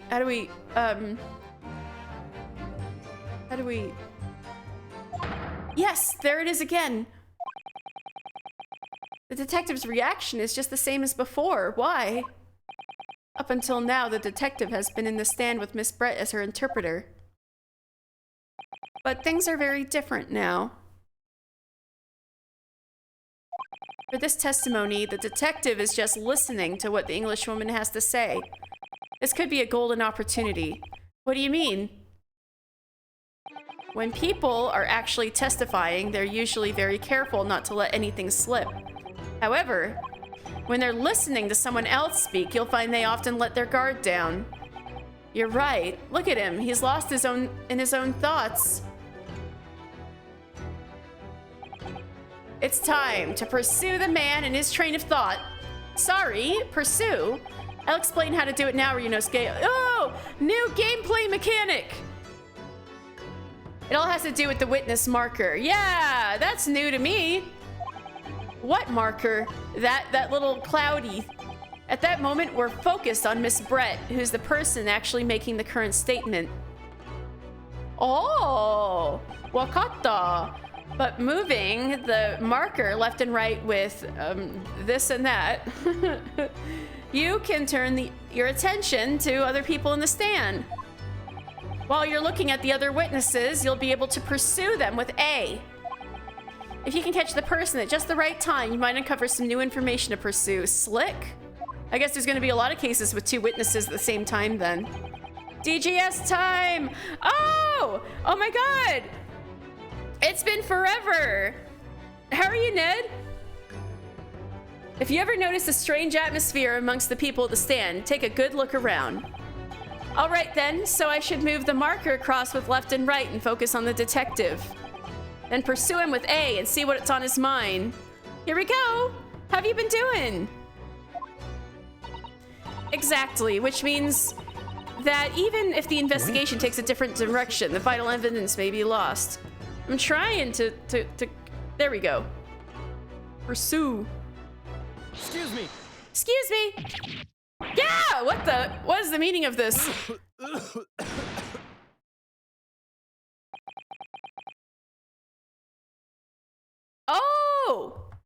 Oh my gosh.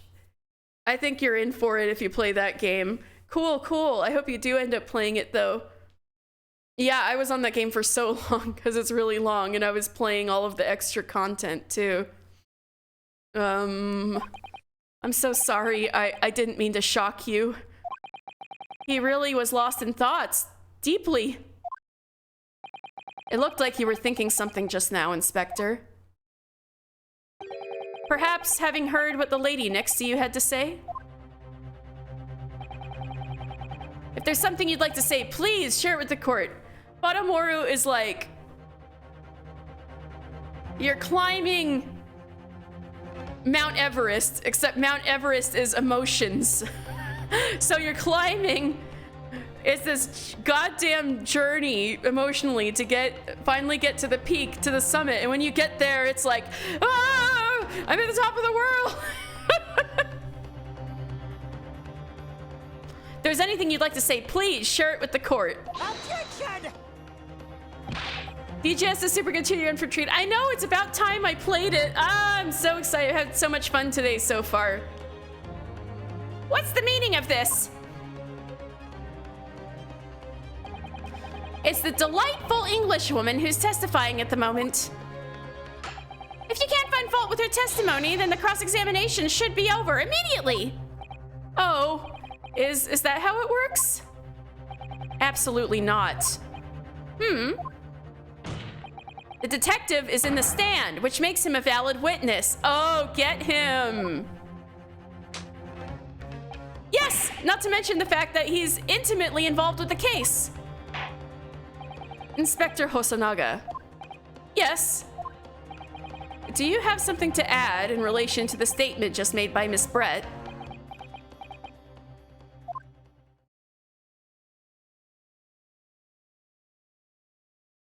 Well, yes, if you don't mind, I would like to speak.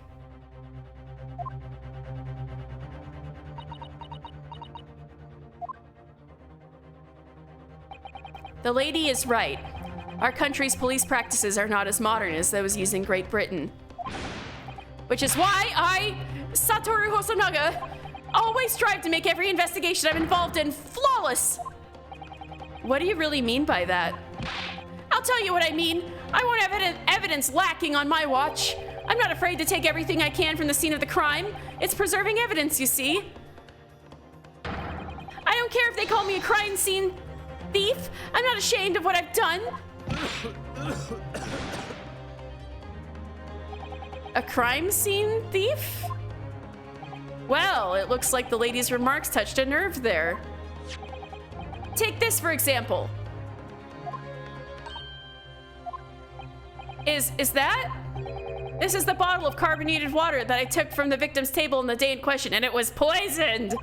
And yes, it's lost all of its fizz, having been opened 3 days ago now. But it was carbonated water. I don't care what anyone says.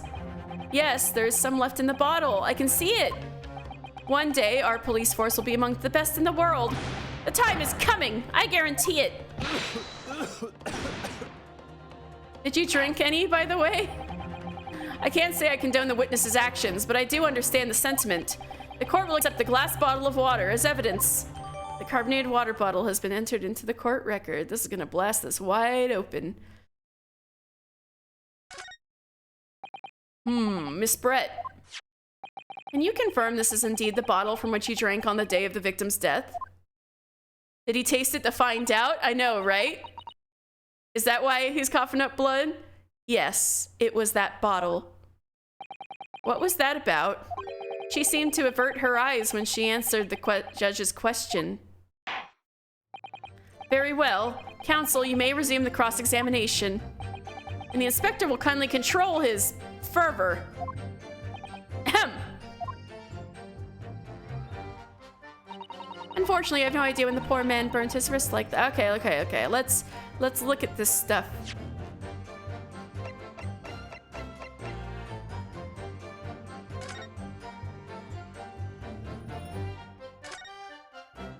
The label is written in a foreign language that I don't recognize. Do you know what it says, Kazuma? I think it's French. This must be very expensive water. Yes, but what does it say? That's what I was asking. Then go to France and ask. You could just say that you don't know. Let's look at the bottom here. No. Oh. There is something. So this carbonated water is the last drink Dr. Wilson ever had. It looks like there's a little left in the bottle, although it's just plain water now. You know, I've been sweating so much, I'm absolutely parched. Don't drink it! I'll just have a sip of this to keep me going. No, Ryunosuke, you can't do that.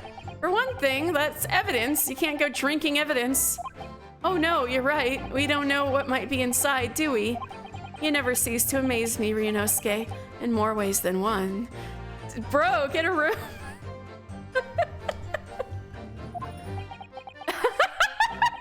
I wonder. We need to get Rowan back in here. Could there be anything in this water? What's the matter? You've gone quiet all of a sudden. Yeah, but how can you tell if there's anything in the water? I think I might have just worked something out. An interesting possibility. Oh, that's all we need is the possibility. Okay, we don't have proof there's poison in here, but it's certainly possible. Is that all we need then? I guess so. The Naruhodo family line instinct is to put evidence in your stomach and get it passed all the way to Phoenix. Oh, I know, right? It's like, you know, I'll just eat this necklace, you know? We're still pretty sure the baby ate that gold coin, but I guess we'll find out. Also, I kind of want to look at... Oh, we can't present people yet. Okay.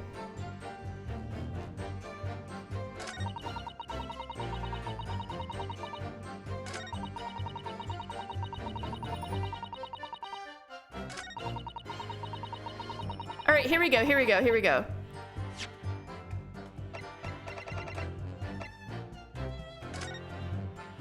Oops. Let's try it. Yes! What is this? The bottle of water? Actually, there is one method of killing a man without leaving a trace that comes to mind. Obviously, I'm referring to poison. Finally! Poison? On the day of his death, we know that Dr. Wilson drank from this bottle of carbonated water. Could it be that there was poison inside? Oh, is that why he's freaking sweating right now? Because he drank some? Could it be that the professor actually died after taking a sip from his glass? Order, order, order! And on that day, who was sitting at the same table as the professor and able to slip the poison into his drink? There's only one person who possibly could have done it. Jezile Brett, it was you! Objection! This is outrageous to suggest such a thing without a scrap of evidence. You little rookie imbecile! Have you even considered the delicate situation our country finds itself in now? Have you forgotten that we've only just signed an accord of friendship with the British Empire? Have you even the vaguest inkling that your rash accusations could jeopardize the entire treaty? Objection! This is not a political arena. This is a trial to determine one individual's guilt with respect to one crime. What? The fact that this woman is British makes no difference. We are here to determine the truth. If I may. I will silence you forever for this disgraceful attack.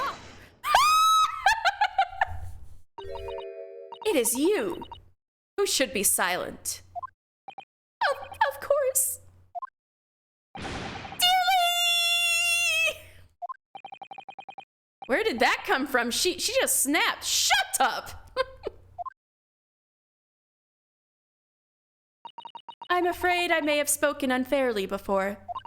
I offer my most humble apologies. I'm sorry, my lady. To what are you referring?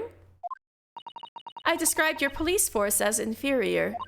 But no matter how inferior they may be, you still investigated this particular point thoroughly, I believe. The bottle, I mean, Inspector, and whether it contained poison or not. Of course. You did? Have you forgotten what my guiding principle is already? I strive for a flawless investigation every time. I don't believe it. Naturally, we tested the inside of the bottle and its contents. And what did you find, Inspector? I ordered tests for every toxin that's available in this country at present time. But what if it's not available in Japan? And we can find no trace of poison of any description in the bottle of carbonated water, Your Excellency. But what about his glass? She hid the glass. It could have been the glass that he drank from. What? Are you sure? The tests were meticulously carried out by the chief coroner himself. No! No! There's still the glasses! It's still suspicious that she put the glass in her purse. I'm very grateful to all you Japanese. You've successfully established my complete innocence in this horrid affair. Thank you.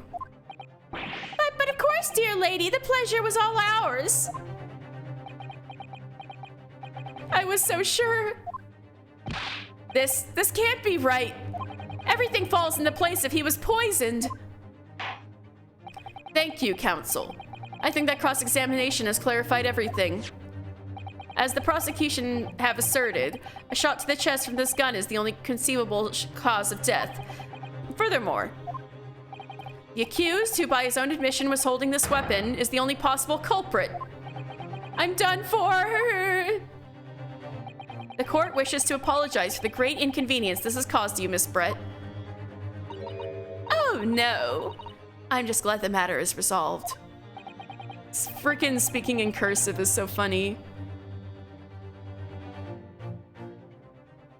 Before proceeding, I must ask the counsel for the defense. Do you have any further new evidence to present to the court at this point? Kazuma? The glasses! We need the glass! We need the glass that was in the purse! I'm sorry, Ryunosuke. I have nothing more.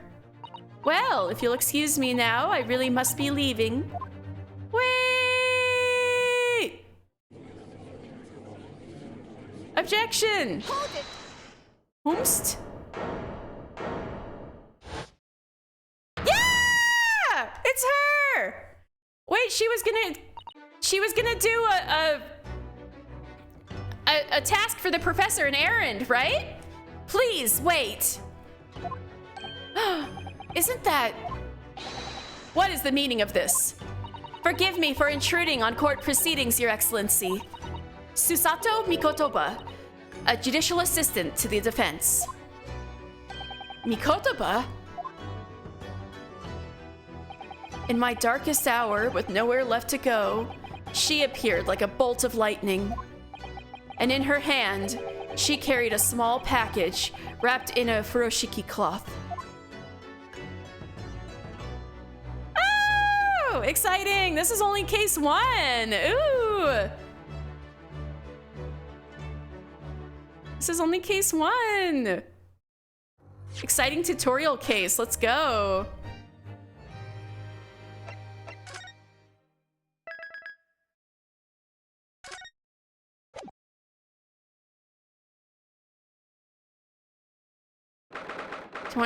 November, 1:14 p.m. Supreme Court of Judicature, Courtroom 2.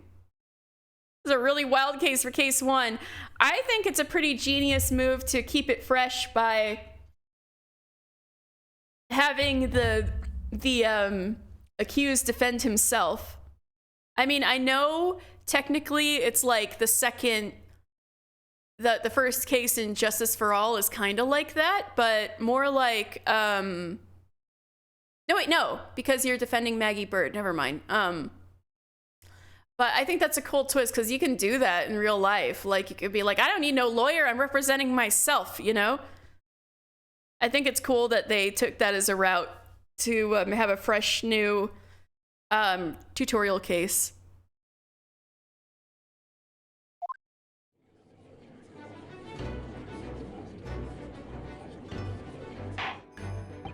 Well, I understand you are the judicial assistant to the defense, but why this sudden ingress into my courtroom? Ha! A judicial assistant and a woman, no less. The rules state that females are not permitted into this court of law other than to testify. Yes, I fully understand. I ask only for 5 minutes of time. I have some vital evidence that I must hand over to the defense. Ha! You're too late, little girl. This trial has already been concluded. 5 minutes. I will not allow a moment more. But, Your Excellency! I am most grateful.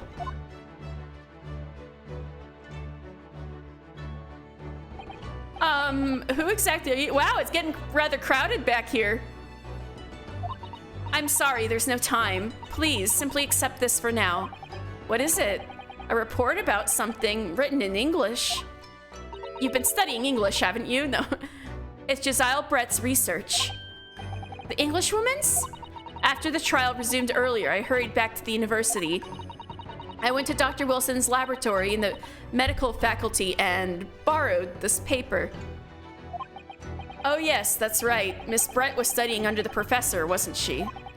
So does this research, whatever it is, have something to do with the case? I'm afraid I don't know. I haven't been able to listen to the proceedings of the trial myself. Oh, no, of course not. Special characteristics of Curar. Curar? I'll say Curar. And its effects on human subjects. Interesting. Curar? What's that? I've never heard of that word before. Time's up. The prosecution demands the immediate removal of this female trespasser from the courtroom. That seemed like a lot less than 5 minutes, but okay. There was too little time for me to read it in detail, but I've summarized what I could on a note just inside the cover. If you think it could be valuable, please cast your eye over it. This is wonderful, thank you. Josiah's report has been entered into the court record. Goodbye then, and good luck.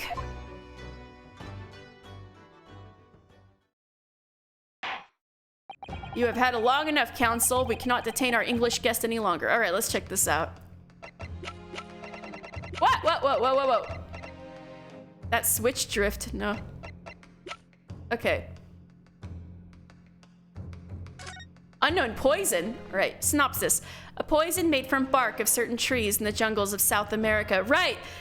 Any toxin available in Japan they couldn't find, but that doesn't count for toxins from other places. The hunters of the region have used it since ancient times to incapacitate their prey. Effects instant paralysis of the entire body and subsequent death, even in minute doses. Well, I guess the inspector didn't drink it then, he just has tuberculosis.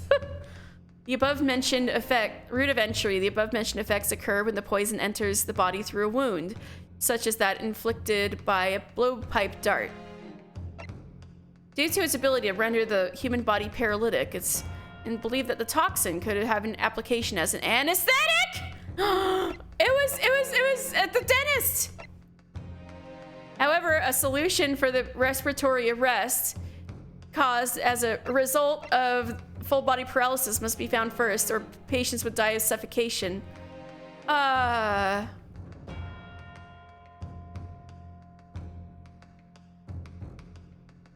Could he have been dead ever since the dental appointment and she just wheeled him over here to create an alibi? This is wild. Okay.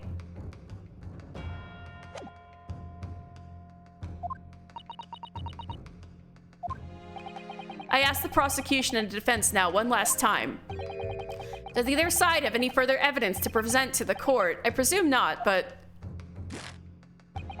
The prosecution has made its case convincingly enough already. Nothing more to add, Your Excellency. Ryunosuke, we're out of options here. This really is our very last chance. Yes, I know. Your Excellency, the defense does have new evidence. That look. The unyielding stare of a true Japanese warrior. Well, Miss Brett? Yes, Your Excellency.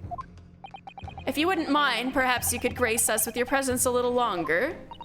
It's a delightful invitation, but I'm afraid it's not so very long until tea time. I'll have to politely decline. Forgive me, Miss Brett, it seems I wasn't clear. I realize it was phrased as a question, however, I must ask you to treat that as an order. I've said it many times before, but the Japanese language makes no sense. My apologies, dear lady. So, counsel, what is this new evidence that demands the court's attention? This. Yes! Miss Giselle Brett, we understand you were studying under Dr. Wilson at UMA University, doing research. Research, by sheer coincidence perhaps, into a deadly poison. Miss Brett Nihongo Josu. For real though, like Winston Payne over here was so Nihongo Josuing her. Even though she just said it, she just used it to like completely like, destroy, like, everything in the most condescending way possible. What? Poison? Where are you going with this, Council? A toxin known as curare, Your Excellency. Even the slightest amount of this deadly poison entering the body leads to instant death. Objection! What complete and utter nonsense? Curare, you say? I've never even heard of it. Wow, so you're calling the lady's research nonsense then? You wouldn't have done. You wouldn't have done. What do you mean? I mean that you wouldn't have heard of curare before for one very simple reason. It doesn't exist in our country. It doesn't exist? Correct, which means no matter what test the police can do for toxins, they'd never identify curare. Why? Because there is no test available here that can identify the presence of this highly deadly poison. What?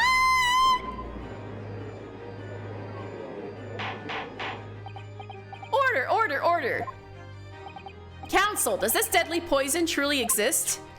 According to this report authored by the visiting research student from England, curare has long been used by the tribespeople of South America as a poison to lace their arrows. It seems that it's reasonably well known among European doctors and scientists. To lace their arrows? The report states that it's produced from the extract of a tree that grows deep in the Amazonian jungle, and it was first brought back to Europe at the turn of the century by explorers. It claims that animals shot by the arrows laced with curare suffer instant death. Doesn't that about sum it up, Miss Brett? Objection! Trumpery! These aspersions are utter trumpery. To start with, if the victim had been administered some of this so-called deadly poison, he would have been squirming and writhing in pain, and the other diners have surely noticed. No, it's instant paralysis. That's true. What do you say to that, Inspector?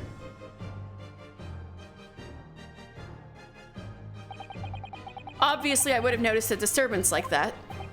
I don't remember anything like that either. I didn't notice the professor being in any kind of pain because he was already dead! According to this, however, it's the other way around. What do you mean, the other way around? The very fact that the victim didn't show any visible signs of distress is evidence that curare was used. Curare? You think it's curare? Okay. Thank you. Curare. That curare was used. Explain yourself, Council. Thank you.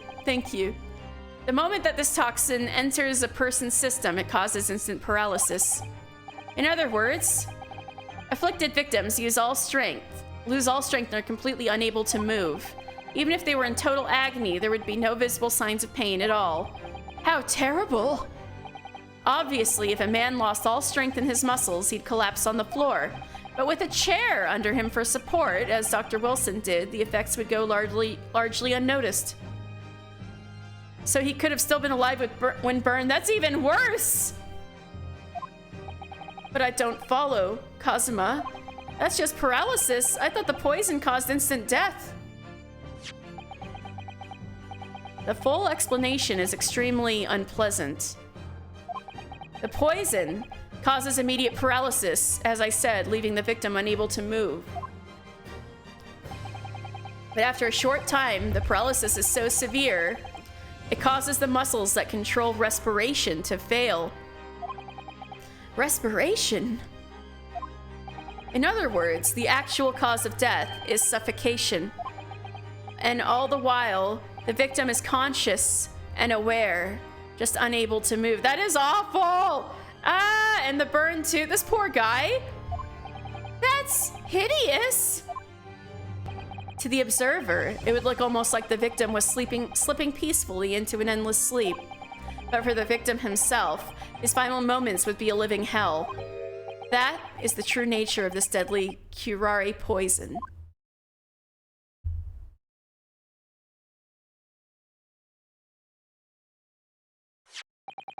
And you're suggesting that this bottle, Council, actually contains this terrifying poison? Objection! This is all very convenient, isn't it? A hitherto unknown poison for which there's no means of testing. What a happy tale for the defense. Ahem, if I may. All these facts, you think you're so clever, but you must be sure.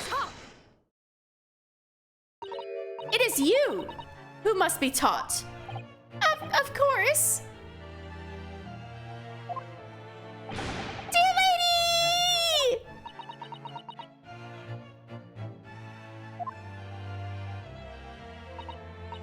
So, this is how you Japanese behave, is it? What? You steal another's honest hard work and then announce the results as if you discovered them. I'm appalled! What a loathsome act! Well, Miss Brett, the feeling is mutual. Whatever do you mean? Capitalizing on the misfortunate circumstances of an innocent man to frame him for a heinous crime. That really is a loathsome act. Wouldn't you agree? Objection! Enough of this! I, for one, refuse to accept it. The idea of some poison that doesn't even exist in the great empire of Japan is breaking the rules. What's so funny?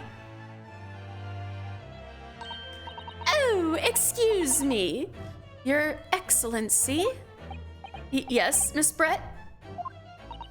May I borrow that bottle for a moment, please? No? No, you may not? Well, yes, I don't see, why not?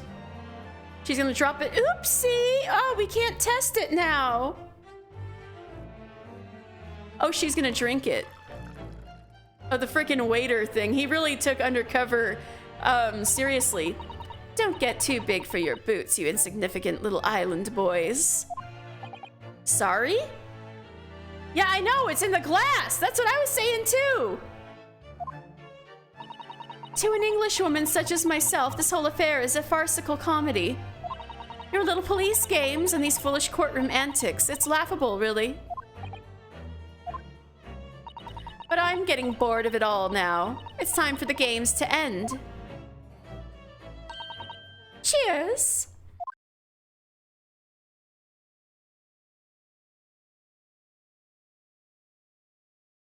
Wait, what are you doing? Hydrate, thank you. Speaking of which, I should hydrate myself on my non-poisoned water.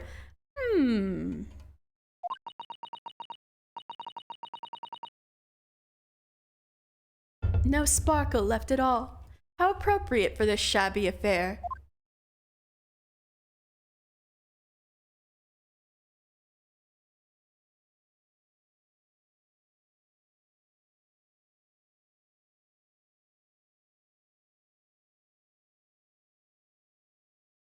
It's in the glass. Goodness. Whatever is the matter? You all look quite stunned. So, no curare. The bottle was clean, is that what you're saying? But not the glasses! The glass you hid! You look quite incredulous, little boy. But of course, that's the simple truth. Thank you for presenting the findings of my research so concisely here in this grand venue. Most kind. Thank you, waiter. Now then, Your Excellency. Yes, Miss Brett? I should like to be excused now, please. I think I've given more than enough of my time for the furtherance of friendship between our countries. Ah, yes, dear lady. We are most gratified with all the assistance you have given. This doesn't make sense. The glass! You guys, it's the glass! There had to have been poison in the bottle. It was in the glass! So how did she... How did she swallow a whole glass and live to tell the tale? I don't understand it. Well, I suppose, if nothing else, this little Far Eastern charade will make for interesting conversation at the next party I attend in London. There has to have been poison in that bottle. The glass! Doesn't there? But there can't have been, because otherwise she would have keeled over dead. Come on, Ryunosuke. We have all the clues now. That bottle of water contains no poison. As I thought, there is no poison in that bottle. What? Why, Ryunosuke? Isn't it obvious? If there was poison in there, she'd be dead by now. Sometimes your unadulterated naivete really astounds me. But sometimes it's in need of a good staining. Until it's as dark as your uniform in the ways of the world. Oh, is that what this color is supposed to represent? That was guileless ending to a promising line of inquiry, Counsel, for which you'll be— No! But there wasn't! This whole trial is poisoned. There has to have been poison in that bottle, doesn't there? But there can't have been, because otherwise she would have keeled over dead. Come on, Ryunosuke. We have all the clues now. That bottle of water, I guess it contains poison, because, or else the game wouldn't have penalized me. The culprit did put curare poison in Mr. Wilson's carbonated water. The defense refuses to change its position. Yeah, the water in his glass? You're serious? Fool, are you blind? There's no possible way that bottle could contain poison. I mean, we just saw Miss Brett drinking the water from it. That's right, which rather complicates your argument, I think. And I believe that complication can be explained. How exactly? I need to think through all the things that don't quite add up here, one by one. I'm sure the answer is in the evidence we have in the court records somewhere. It has to be. I guess I gotta look around then.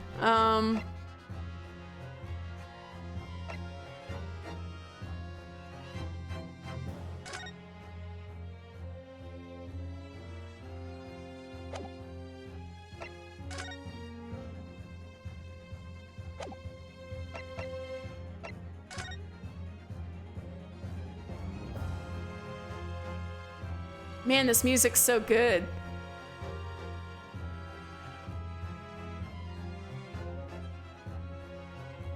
The bottle was corked?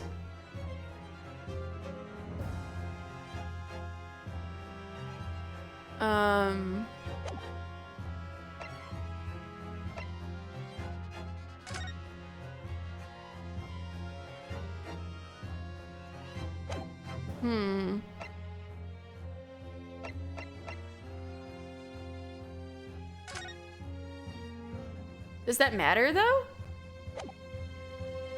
I mean, it's weird to leave. It would have been uncorked at the table if it was used. But it was a different bottle, maybe?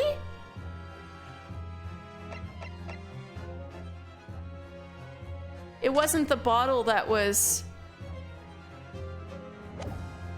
But we asserted that the bottle contains poison.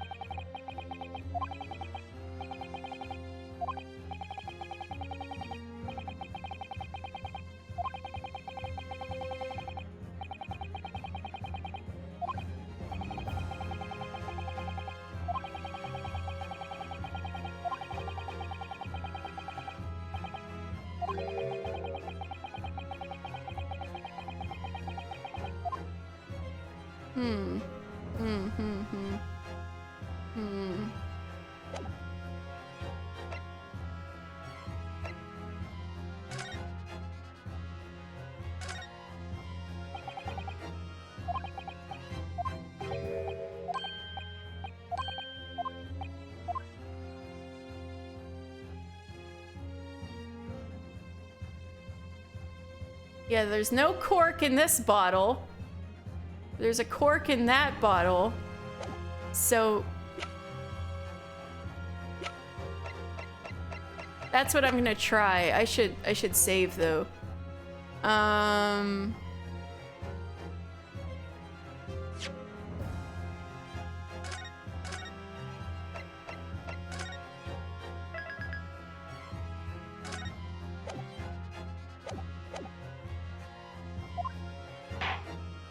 Very well.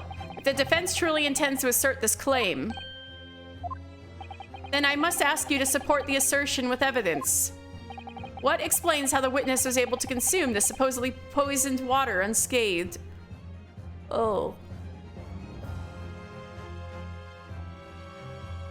And we can't look at profiles, huh? Gotta be here. I gotta think about this.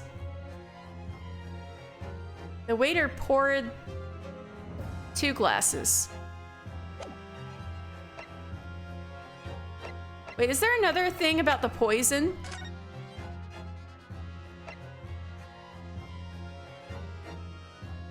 Oh! It enters the body through a wound. It doesn't matter if you drink it.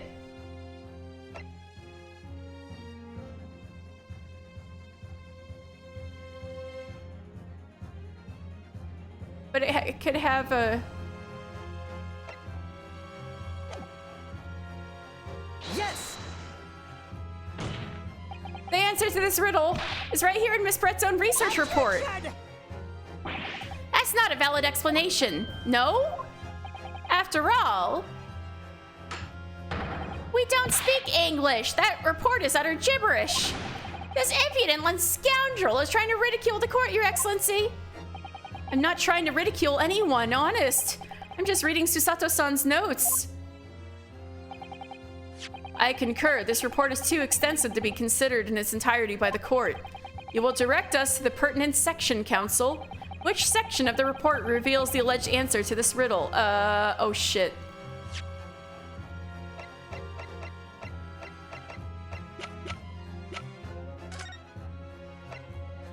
Special characteristics.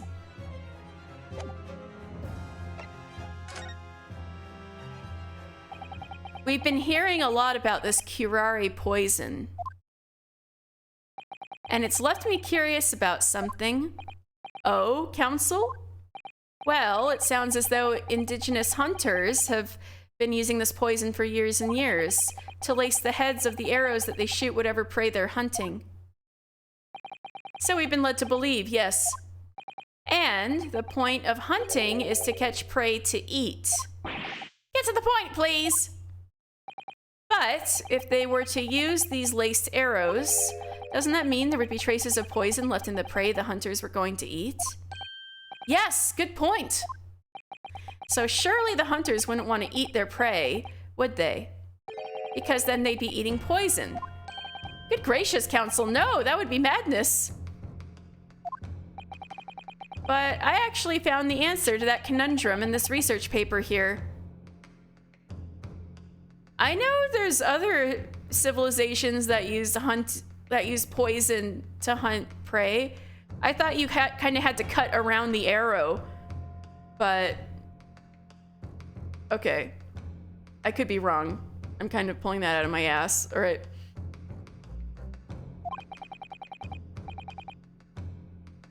Yeah, that's what I'm thinking. I think it has to do with the dentistry. Under special characteristics, it says this. The poison starts to work after entering the body through a wound. Oh, you're right. If he drank, oh my God, Nan, you're correct. Oh my God, that's it. The extracted tooth would be a wound, and the poison would still get through there as the water. So he didn't die from drinking it, ingesting it. He died from the poison entering through the hole where the tooth came out. You cracked the case, Nan. That's it.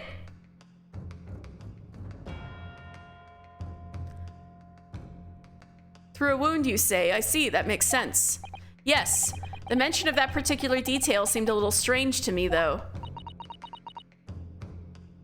But still, who shot him? She could have shot him. She was just shooting a dead body in order to create an alibi, and she hid the gun probably in her hat.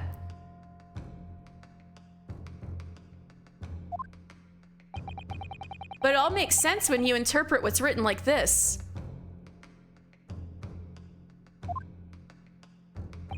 When the curare enters the body through an open wound, it has terrifying poisonous effects. However, When it enters the body via the mouth, it has no poisonous effects whatsoever. What? Miss Brett, you authored this research. You knew Kirare's special characteristics, and you knew that you can make a spectacle of drinking that water without any danger to yourself. You meddling little... it's alive? Rapscallion! It's alive? Well, Ryunosuke, it turns out you're an even better lawyer than I thought you'd be. Oh, he's looking at me like that again. Really? Me? A lawyer? Objection! All this poison talk is fascinating, I'm sure, but I fail to see how it possibly... So, the ill-bred little puppy has a new toy to play with, some facts he read in a book. But I'm afraid, was the mask always that big and scary? But I'm afraid knowledge doesn't suit you, little boy. It only makes you look silly. What are you trying to say? Sweet, sweet look of approval, I know, right? Oh, Kazuma. Your schoolboyish logic has a fatal flaw. Schoolboyish? Flaw? As even your brain has managed to deduce, curare is safe to ingest. It seems likely that its effects are neutralized by the acidic nature of the gastric succus. Succus? Succus? Succus. Well, yeah. Oh, yes. Well, gastric suckers? What are they? So, if this lethal poison is completely harmless when drunk, the professor wouldn't have died when he swallowed it, would he? Ah, that's right. Good gracious. That's basic science. Science that even a schoolboy could be able to understand. No, yeah, but I have an explanation for that. Succus. Hey, you're back, Rowan. Rowan. It's this trial is so funny.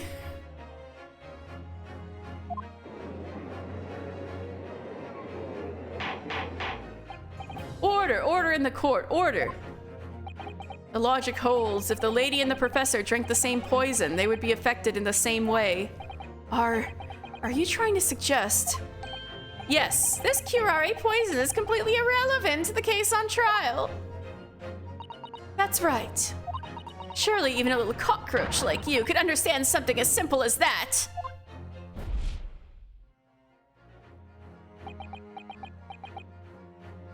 What is this welling up inside me? It's your ace attorney-ness. I've never felt like this before. It took a nap, but I kept the stream up. Oh, thank you. It's a sort of conviction to break down all the discrepancies. It's so intense, almost rage-like. This is hereditary, apparently. And more than anything else, it's an animalistic desire to take down my prey.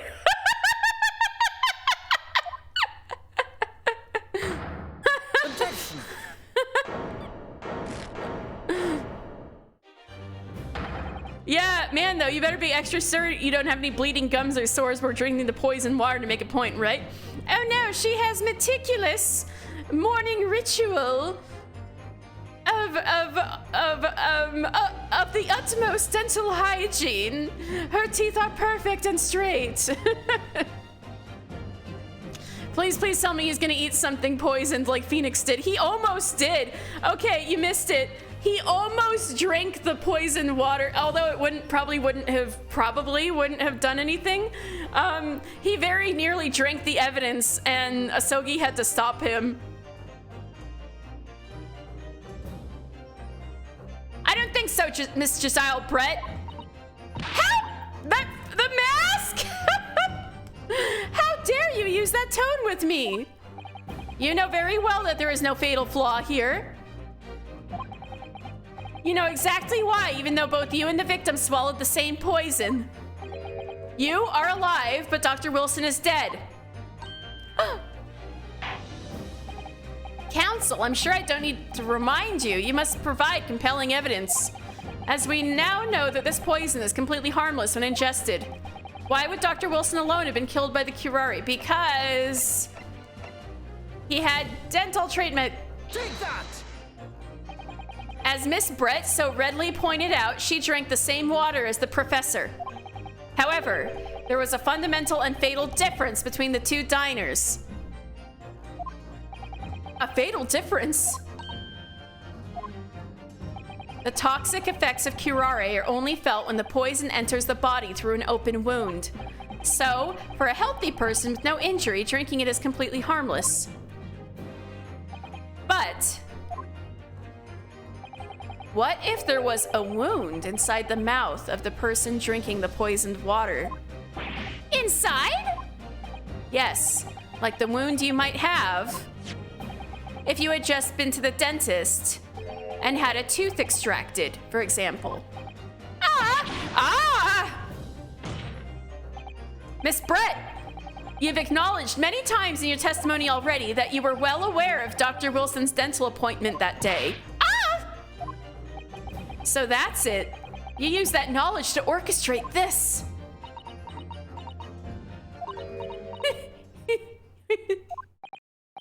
Is she laughing? Yeah, of course, she's an Ace Attorney witness. I don't like to repeat myself, but honestly, I can't resist. These childish courtroom games and your half-baked arguments are also puerile. What do you mean? Don't worry, little schoolboy. You'll find out soon enough. Hello? You just grabbed it from him? You see, when you leave vital evidence lying around, you never know what might happen to it. No! I mean, it could just slip. I knew it. I knew it. She was gonna drop the bottle. She looks like she could really do a good 90s Ojo-sama. Oh, ho, ho, ho, ho. I'm absolutely sure she can and does regularly. Oh dear, how careless of me. I'm afraid some crucial evidence may have just been tragically destroyed. No! What is it? What just happened? It's the Englishwoman. She just smashed that bottle. And in the Supreme Court, what a terrible blunder. Officer, what are you waiting for? Collect up as much as the water from that broken bottle as possible, as once. You're wasting your time.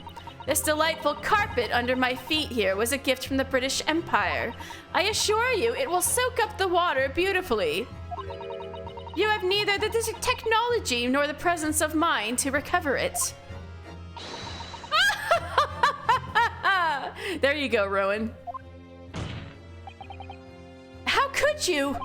You won't get away with this. You can thump the bench and shout as much as you like, little boy. Oh, I just noticed his thumps were like actual thumps now. They weren't little pathetic slaps anymore. But I'm afraid we'll never know now, will we? If there really was poison in the bottle or not. You. And let us not forget, we still have very compelling evidence left intact. Isn't that right, counsel for the prosecution? Oh, of course, of course. Yeah, he hasn't talked in a while. You're referring to this photographic print, I presume, dear lady? That's right. And really, looking at this photograph, it's as clear as day, isn't it? The poor professor was sitting with his back to me. So, of course, the only person who could have shot him from the front is the little schoolboy. Objection! No, you killed the victim that day using curare. And then, in order to frame Ryunosuke Naruhodo for the crime, you waited until he picked up the pistol you'd arranged for him to find on the floor before you shot the professor's dead body in the chest with your own hidden gun. Yes, exactly, exactly. Then, in the confusion that followed, all you had to do was turn the dead professor and his chair around. You see? You had every opportunity to commit this crime. What a wonderful imagination you have, young man. A hidden gun, done, you say? And I shot the professor's dead body, did I? Well, I'm terribly sorry, but you don't have a shred of evidence. Exactly! And as you have nothing to support your wild claims, the prosecution's stance remains unchanged. The victim, Dr. John H. Wilson, was killed by a gunshot to the chest. Delivered in cold blood by the accused, Ryunosuke Naruhodo. This is unbelievable. How can this be happening? We had her, but now, is she really gonna get away with it? The way she destroyed that evidence was obscene. Ryunosuke, yes? We've come this far, but now you're the only one who can finish it. What? What do you mean? We've lost a vital piece of evidence, it's true. So if there really are any clues left for us to use now, they must be in your head. In my head? You told me before that your powers of observation were the one thing you could really depend on. Well, yes, that's true, but I didn't manage to notice that this woman was a foreigner with a swan on her head. So, think back again now. Try to remember every last detail about the scene that day.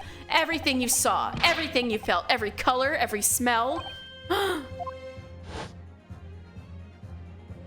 What I saw, what I felt. Every color. Blood!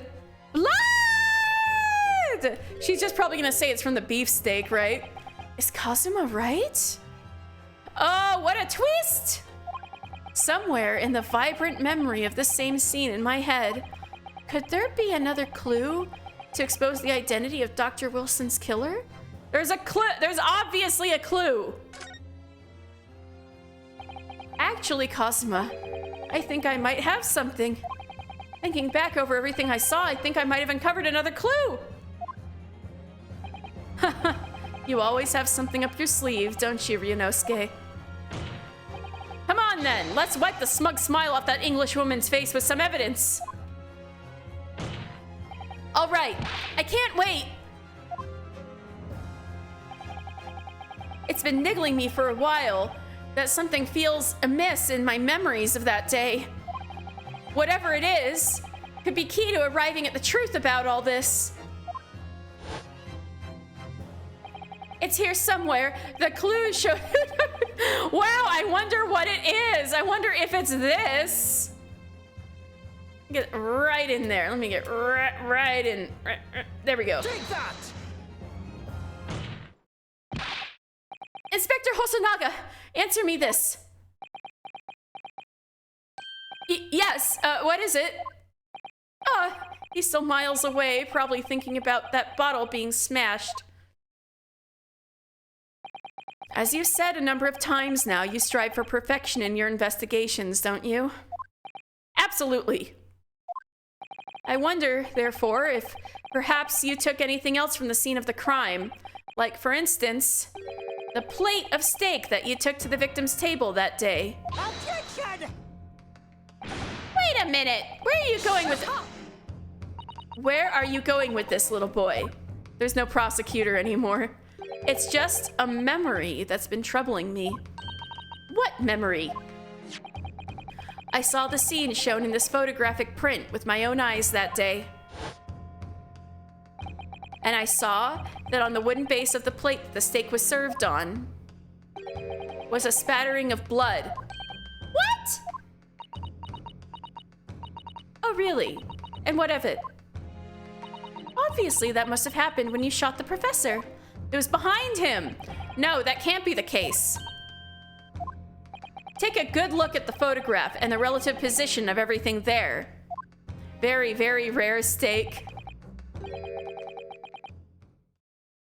The plate of steak is almost directly behind the victim. If I'm supposed to have shot Dr. Wilson in the chest from the front, there's no way the blood from the victim could have ended up directly behind him. Yes. For blood to have made it onto the plate, it implies that the plate was between the victim and the shooter, which means that the shooter must have been sitting opposite the professor, as you were. Giselle Brett, I beg your pardon. Objection! This is all ridiculous, fabricated nonsense. The court seriously expected to have something accused. Is the court seriously expected to believe something the accused has apparently just remembered seeing?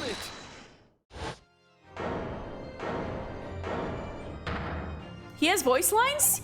This could be the moment that my entire career in the police force has been leading to. Inspector, you mean? Yes, I took the plate in the interest of preserving evidence from the scene of the crime. I took it, meat and all, and I don't care if they call me a crime scene thief because of it. You did what?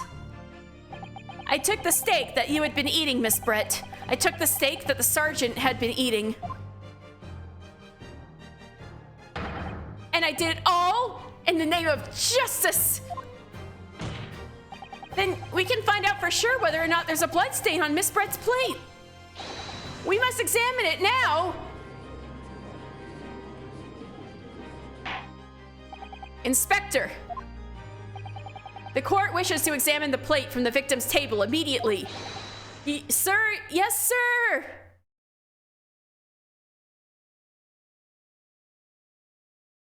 Sorry for the delay. Here's what you ordered. A steak. Well, what about the blood? Is there blood on it? Of course there isn't. Quickly, Inspector, the blood, man. Show the court. Of course. Examine the plate at your leisure. No fucking blood. Of course not. No. No blood. No blood anywhere. But no, that's impossible! Are you sure that's not the sergeant's steak? I know I saw it, I'm sure. Hold on.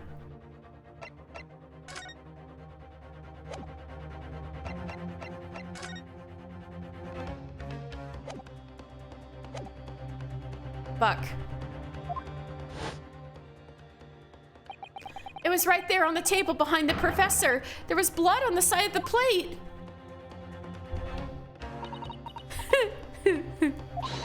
What an unbecoming expression, little boy. Oh my god. You see, this is why I always say you can't trust what the Japanese tell you. I couldn't agree more. In the case of this disgrace to the Empire, I believe we may finally have reached a conclusion in this trial. Let's hope so. This let's pretend attempt at courtroom proceedings is painful to watch. But I do promise to do my best to forget all about it when it's over. Ha! This sorry-looking steak reveals the fact all too clearly. If the sorry-looking accused wishes to examine it again, be my guest. Oh, yes, I would love to. Stretch, thank you.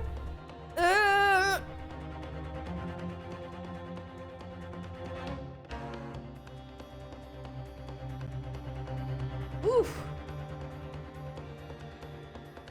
I was checking that. They look the same, but I'll check again.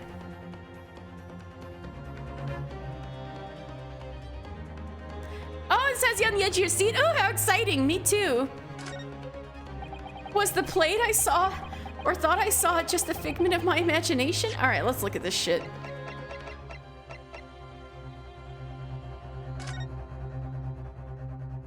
They look the same.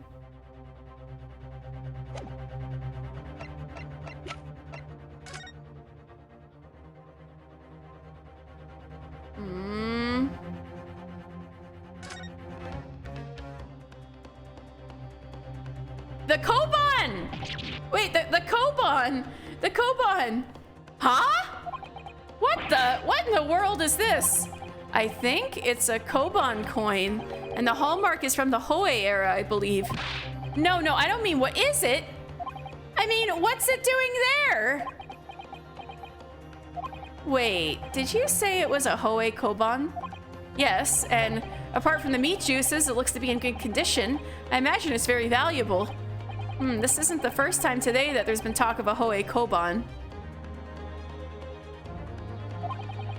I've heard of pearls before swine, but I've never heard of bullion in a bouillon. Who on the localization team came up with that one? And I don't think you ever will again. This is extraordinary, though. This means...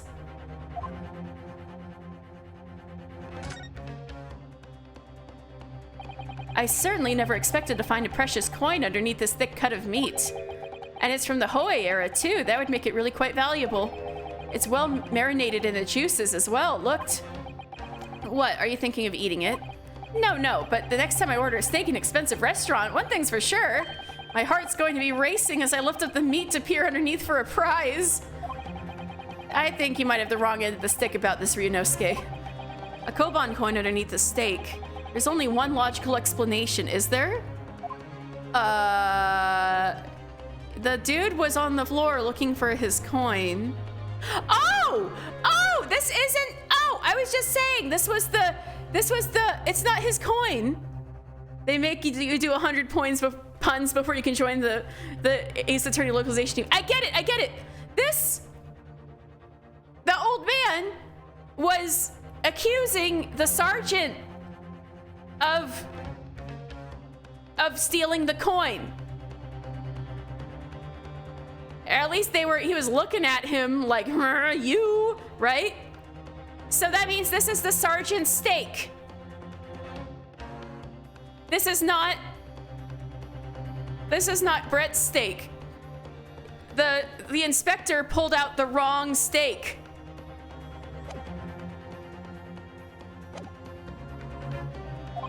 This is it now. I've lost. Come on, Ryunosuke. We got this, Ryunosuke. It's not over yet. Not until the final gavel. Never stop believing in yourself. Keep looking forward, no matter what. Believe in myself? Really? Maybe I should at least examine the evidence for myself. Yeah, I kind of am ahead of the game on that. As evidence requested by the defense has not been shown to be problematic in any... It is! I presume any further examination of the evidence at this trial will be unnecessary. Does the defense have any objection? Yes? That bloodstain was going to clinch the trial for me. Can this plate of steak reveal any other clues at all? Yes. There's another clue. Your Excellency, please wait! This plate of beef is hiding another clue. Don't you love he's got the nice desk smack now. It's nice and strong. He's learning over the course of one trial. Another clue that will reveal the shocking truth. Objection! The only thing that's shocking here is your unhealthy fascination with beefsteak. It is fucking delicious. Your Excellency, I think I've made myself clear, haven't I? I will not be able to turn a blind eye to any more unnecessary procrastination in this trial. I'm sorry, Miss Brett, but we must ensure a thorough examination of the evidence. This judge is I like this judge, he's cool. I will not give a ruling until I'm completely satisfied that all reasonable doubt has been dispelled. I see. As a newly affirmed ally of my country, that's still your position, is it? Thank you, Your Excellency. Counsel for the defense, you will now clearly show the court what you are alluding. What precisely on this place of beefsteak is the new clue to be found? The steak, it's underneath the steak. Got it! No counsel, I'm afraid that won't do. That was ambiguous at best. When you're asked to identify a detail like this, you must do so knowing that— What? How the hell am I gonna show that there's a fucking coin under it? The answer's right here in front of me, I'm sure of it. There's only one thing to do. Turn this steak over and over until I find something to help me out of this— Ah! Oh, I gotta examine it first, and then— Oh, I gotta examine it first? Yeah. There we go. Shit. Huh? What in the world is this? I think it's a Koban coin and the hallmark is from the Hoei era. Yeah, I got it.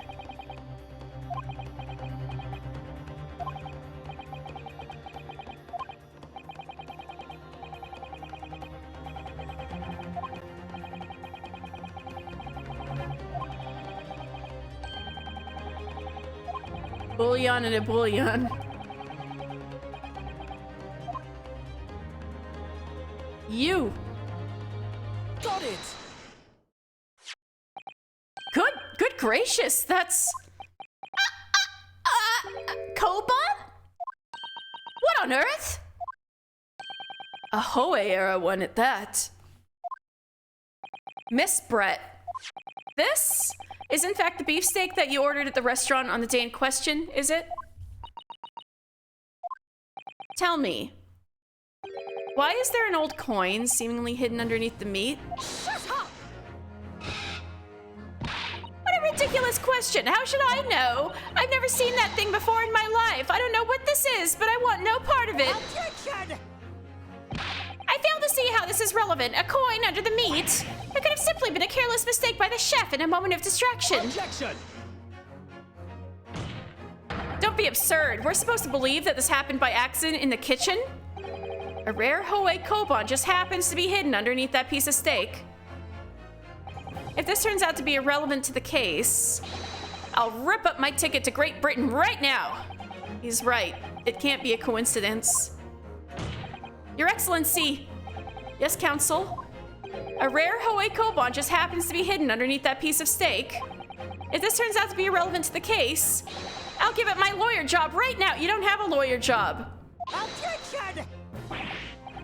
By all means, don't let us stop you. No one invited you anyway. Shut up! Everyone's losing their minds.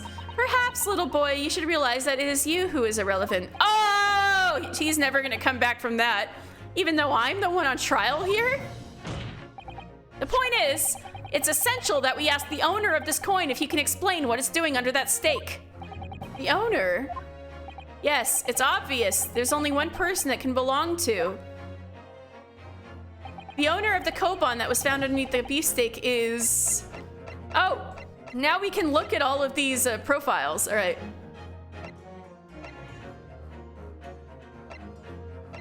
Satoru Hosonaga is my age. Oh my god, he's graying at 29. I guess I'm doing better than him. After her attitude, he might not want to go to Britain, right? Einasa Nosa is 38. He's also aging horribly. Everyone in this game is aging horribly. Eugene, Satoru, and Iesa. 67. He's only 67. He's also aging horribly. Giselle Brett is 24. Susato is only 16. Damn, she actually looks mature. Everybody's looking older than they are. All right. Take that! That man is so stressed. Yeah. Obviously, it can only be the antiques dealer and the owner of Rasute, Curio Korikuta-san. I still can't believe his name is Curio. That's so funny. Curie? As in Mr. Cucumber something? Honestly, these ridiculous Japanese names are quite unfathomable. Yeah, Curie means cucumber. Ah, yes. The old man who testified earlier. She's really like, I cannot with these pun names. The old man who testified earlier alongside the military sergeant, correct? Yes, Your Excellency. I remember him saying that he was up to something with his Koban coin when it happened. At exactly the moment the gun was fired. The gunshot interested me not. I was far too busy on the floor. Too busy on the floor? Sorry, what were you doing? Hunting for treasure. Indeed, the Hoei era Koban, my prized coin! I'm in Balezar's wall, but popping in to say I'm also graying at 29. Oh no. Also, good luck. I hope your party doesn't do a sloppy job. Then this Hoei era Koban, do you mean to tell me? Objection! No, please, why would Korikuta-san's Koban, be sandwiched between the victim's beefsteak and its plate? It makes no sense. Yes. Which is why I'm asking to bring Korekuta-san back to the witness stand so we can ask him. Officer, bring both witnesses that testified earlier back in here. Oh, both of them. That'll make this easier. Without a moment's delay.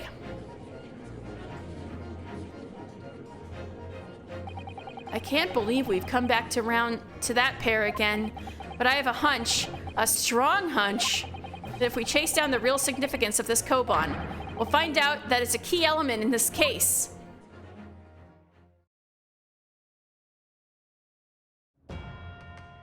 Oh my god, it is crowded up here. All 4 of them are up here? Damn. I've never seen 4 people in a witness stand before. What's this all about? Why have I been called up again? Don't you realize it's dinner time for little baby Ido? When my son's belly is empty, he's fiercer than a pack of wolves. Oh, so baby. Exploited by the police, we were like miserable dogs forced to bear false witness. And when cast from this courtroom myself, I became a ruined man in a trice. A worthless, withered antique. Nothing more I have to say. The sun has set on this Rasute shop owner's existence. Be that as it may, Korekuta-san, something has come to light that requires your clarification. As far as your Rasute memory serves, have you ever seen this Koban be— Wah! Oh no, his foot! His foot! That's why it's dangerous. Look at the baby. The baby's traumatized. His father just got stabbed in the foot.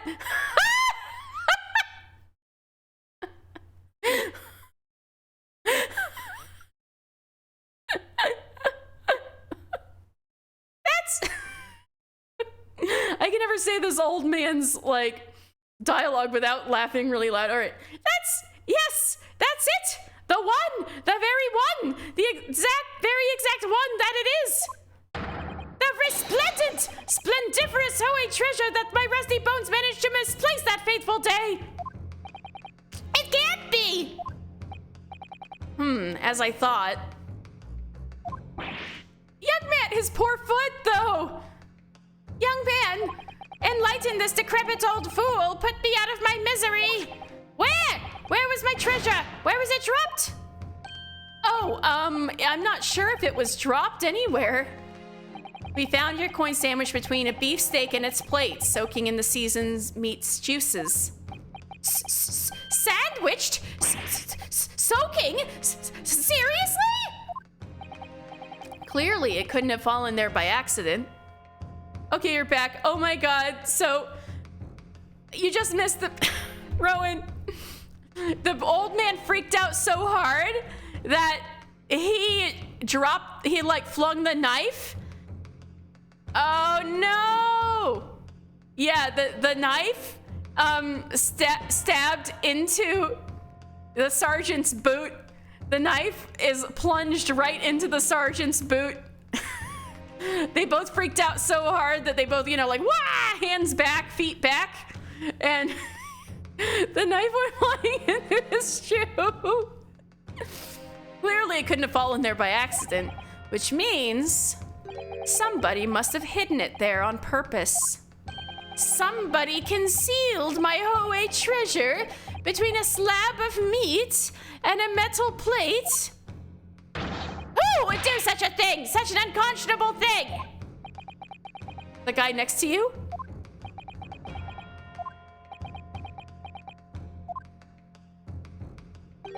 Excuse me. Could I say something? Yes, of course. When we went to find the group and I was like, okay, boys, let's get slope, and nobody left. Oh, man. Ugh. Then you gotta say for al amigo jokes, and I have you now. You gotta start doing that. Proceed, Inspector Hosonaga. You gotta bring out all of it. No, actually, they were lame. You were with a lame party who doesn't like fun. I mentioned this earlier in the trial, but I was working undercover in the restaurant in order to investigate another case. Ah, yes, that's right. The secret undercover operation. La Carnival is a high-class Western cuisine restaurant. It attracts wealthy diners, including many foreigners. Recently, there's been a run of similarly executed thefts, targeting the restaurant's rich clientele. A number of such incidents have been reported to the police bureau. Wicked crimes indeed. We wanted to nip the case in the bud quickly, especially with so many foreigners being affected. So that's why you were sent in undercover, is it? Yes, I took on the job as a waiter at the restaurant in order to flush out the criminal. It seems likely that this Koban incident is the work of the same thief. How often are you at that restaurant, Sergeant? So unbeknownst to us, there was a master thief at work in the restaurant on a regular basis. The place was already at the scene of several crimes, it seems. I don't know about the master thief part, but the identity of the person who stole and hid the Korikuta-san's Koban is all too clear. What? What? I think the court would like to hear the defense's view on this matter. Tell us who the despicable scoundrel is that stole the Korikuta Koban and hid it under the stake. It was Nosa. Take that! Obviously, it can only be you. Sergeant Iesa Nosa. What? How? The baby is also appalled. I also meant to say when I used to teach English, we had a lot of students from East Asia who would be salt and pepper gray by 25. Oh God, not sure if it was stress, but it was really common. I've seen people in their 30s with gray in their hair. I always said the baby did it. Have they explained the baby at all? Yes, it's Nosa's son. I think he is being paid so poorly that he can't find any babysitters. No childcare, so he has to carry the baby. So I think that's why he stole the coin, because he is being severely underpaid. That's what I'm going with. Well, how? How dare you? You monster! Monster? I stole that Koban, did I? I'm the master thief of Le Carnival, am I? You're seriously accusing me of these crimes, cadet? But it wasn't me, it was Ido! Ido's the mastermind behind all this. It was the baby! The whole time!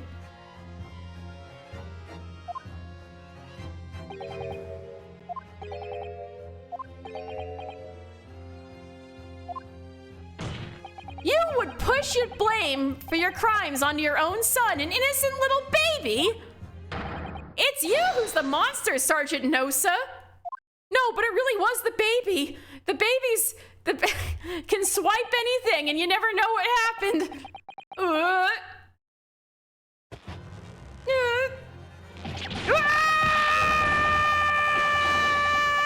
clippity cloppity clippity cloppity clippity cloppity clippity horsey.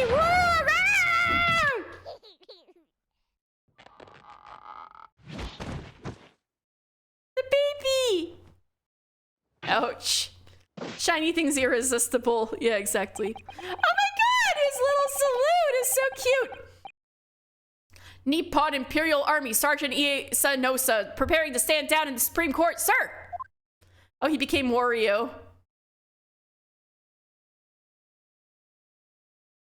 He is Wario now. Do any of you know of the extraordinarily low wages the Nippon Imperial Army pays to those it expects to keep our country safe? I understand that the temporary increase in taxation owing to the recently ended conflicts remains in place. And I have heard it's hard for lower-ranking soldiers to make a living, yes.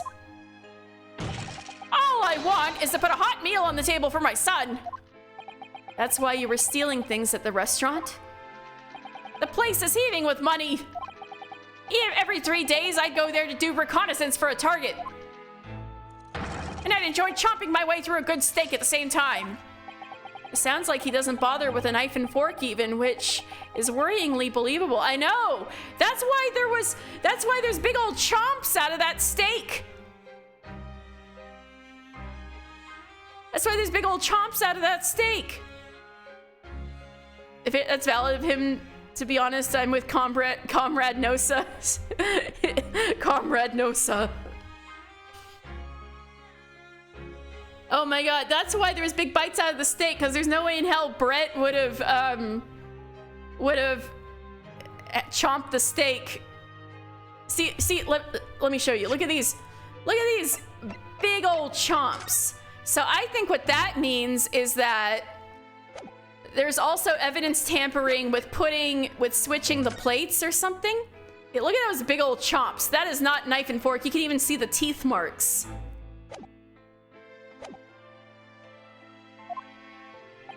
I have a booklet for him to read. Have you ever read the Communist Manifesto, Sergeant? And your target that day was the old man in his koban? Yes, sir. He was an easy mark. I slipped the coin into my pocket without any trouble at all. A veritable phantom thief you are. I was all set to leave the steak I was halfway through devouring when it happened. Yes, when the professor was shot. I knew that if the police conducted a search and found the coin in my pocket, I'd be finished. Ido, too. So I hid the incriminating evidence as fast as I could on the double. I slipped it under the steak, hoping that I'd be able to rendezvous with it again at a later date.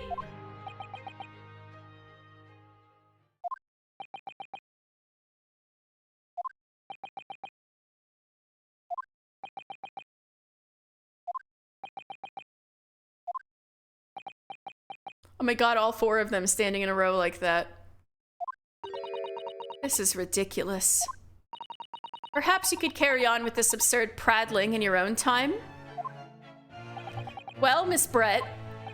Oh, of course, dear lady, of course. How rude of us. I'm quite sure there's no need to detain you any longer at all. You're standing straight up, you doofus.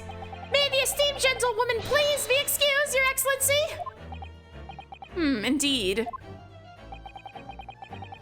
The theft of the koban was clearly perpetrated by this baby-saddled sergeant.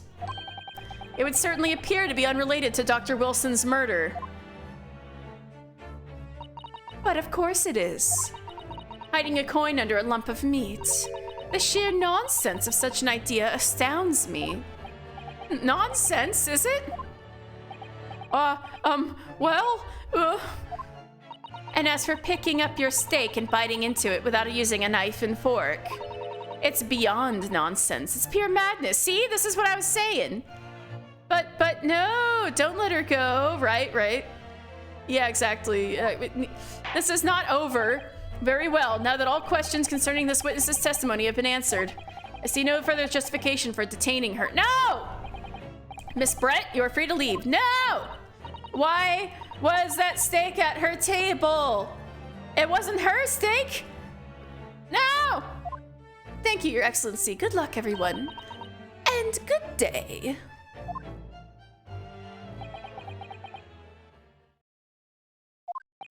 Ryunosuke, what's the matter with you? This is no time for daydreaming. Oh, no, it's just something about Miss Brett's parting words there got me thinking. I can't quite work out what exactly, but something she said jarred with me. This is all making me want to steak real bad. Me too. I feel like there was a contradiction in there somewhere. Something didn't quite add up. And that's the case. Don't stand there thinking. Make your voice heard. Sorry. You can think later, but if you don't call out now, it'll be too late. The trial will be over. Hold it! Wait, Miss Brett! What is it now? I'm afraid, just one last time, there's something I'd like to ask you. I'd like you to explain the contradiction in your parting words from just a few moments ago. What are you talking about? What contradiction? Objection! What new student nonsense is this? Well, what parting words are you talking about, Ryunosuke? Hiding a coin under a lump of meat. The sheer nonsense of such an idea astounds me. As for picking up your steak and biting into it without using a knife and fork, it's beyond nonsense. It's pure madness. Yes, I'm right. What she said there exposed an undeniable contradiction. I'm going to need to see evidence, counsel. If Miss Brett's words truly are contradictory, where's the evidence to prove it? It's at the victim's table. It's got bite marks. You can see the teeth. Take that! The photographic print of the scene taken immediately after the incident occurred. Yeah, the knife and the fork with the one steak, yeah.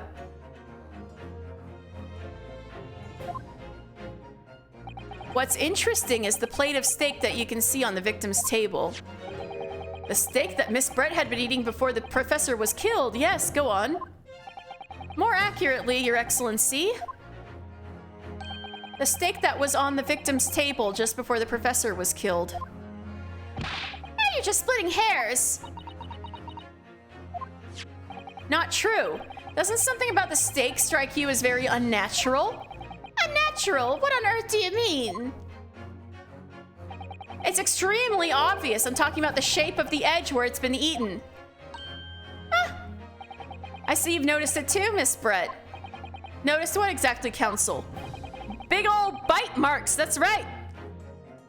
Just a few moments ago, Miss Brett claimed no Englishman could even contemplate picking up a steak and biting into it without using a knife and fork.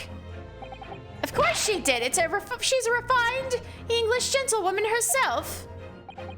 And take a good look at this steak, in particular the edge where it's been eaten. Big old bite marks. As you can see, there are clearly defined barbaric teeth marks there. Ah! Oh! Looks like Miss Brett has realized something. There's like, ah! Oh, that's what she said. I'm gonna be real. If I'm at home by myself, I eat steak like that and chicken. I eat leftover steak like that. I'm still lame and eat it with a knife and fork when it's like fresh, but if it's leftover cold steak, I'll eat it like that. Why dirty extra cutlery? I think that was the cutlery that she was actually using. But just the plates themselves were switched or something or moved. It looks like Miss Brett has realized something. So, if the witness, as she claims, wouldn't contemplate eating anything without using a knife and fork, there shouldn't be teeth marks in the steak at all. Objection! But what is your actual point? Perhaps the delightful Miss Brett was ravenously hungry to... Oh, she's not looking too great. Oh, whatever you say, dear lady. As I said, I really must be leaving now. Afternoon tea with the Minister of Justice cannot possibly wait any longer. Of course, of course. This will all be over in the blink of an eye. Rest assured, I'm about to put this rookie in his place. Oh, that's what Winston Payne always says. I've heard enough! You irritating little spectacled samurai relic! Of course! Dear lady! What's the matter, Miss Brett? Have we ruffled your feathers? Oh, pun! Clearly, the witness knows what this means. She's realized the catastrophic implications these teeth marks in the steak have for her. Ryunosuke, do you know where you're going with this? Yes. Yes, now at last, it's all come together. Random fact about yourself.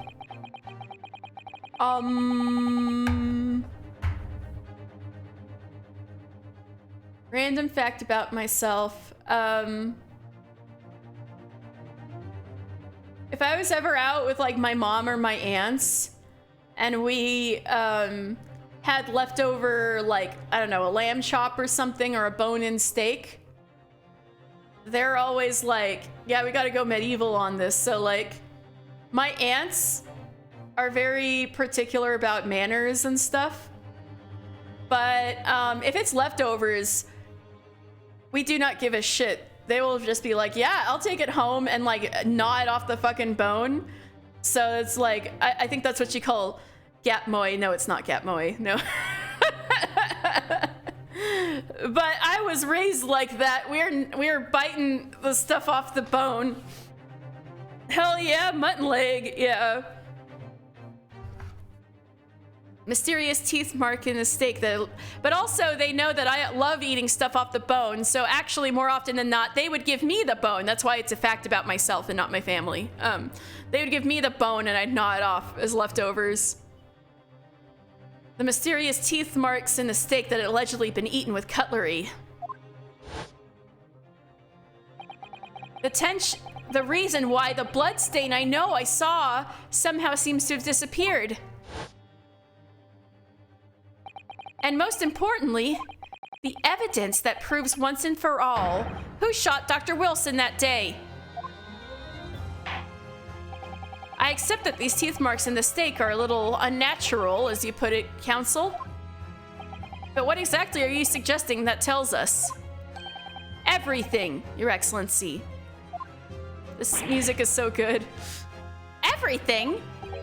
Yes, I believe that these barbaric teeth marks in the steak here amount to conclusive evidence in this case. Evidence that will prove beyond any doubt who shot Dr. Wilson. Conclusive evidence? How many times have I heard that today? You wouldn't know the meaning of the phrase, typical Japanese empty threats. How can you be so sure? Oh, it's quite simple. If you really had such conclusive evidence, you would have presented it to the court long ago. Actually, the evidence I'm talking about hasn't been brought before the court yet. Hasn't been? What? But just because it hasn't been shown yet, doesn't mean that the evidence does not exist. Objection! This is absurd. The trial has run several hours already, and you say there's evidence yet to be brought forward? There can't be! I don't believe you have it! Objection! I don't, but there's someone who does have it. Someone in this very courtroom. And if that person is willing to submit the piece of evidence I'm referring to, it will solve every remaining mystery about this case.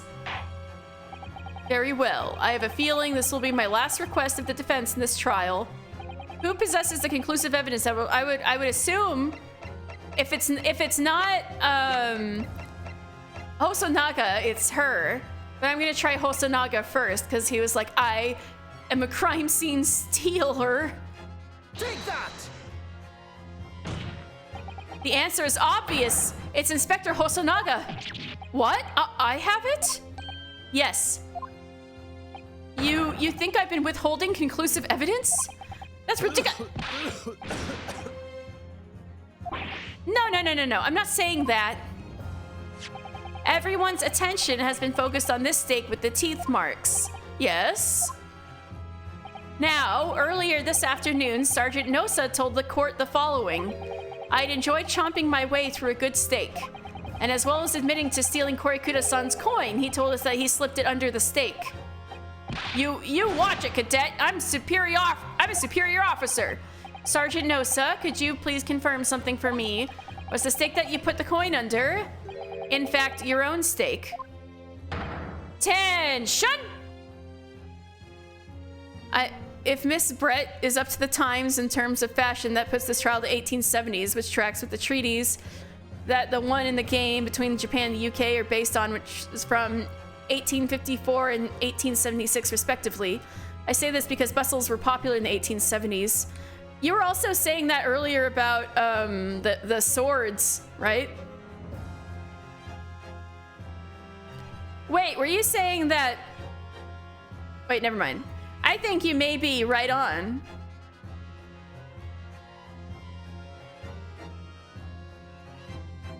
Affirmative, of course. I might be a soldier in the Imperial Nippon Army, but still.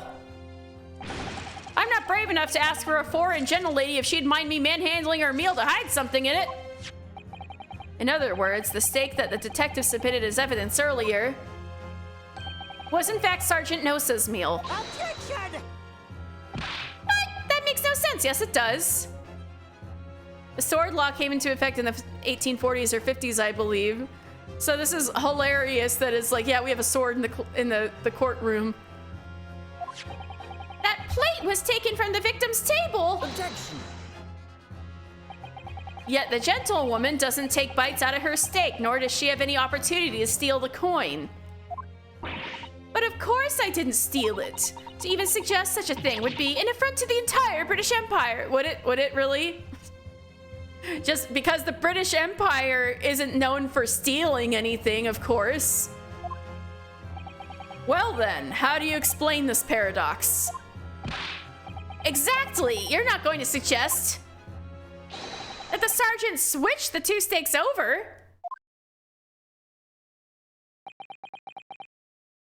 He might have, or maybe she did. I think she might have.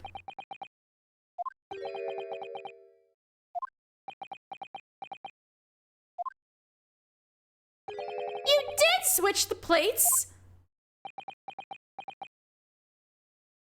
Well, after it happened,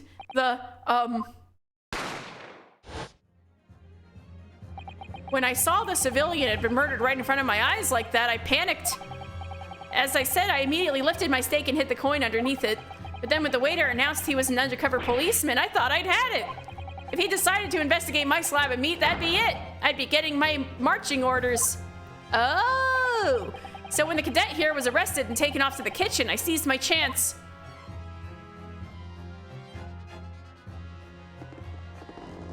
He moved the stakes. With military precision and timing, I switched my stake with the one on the foreign lady's table.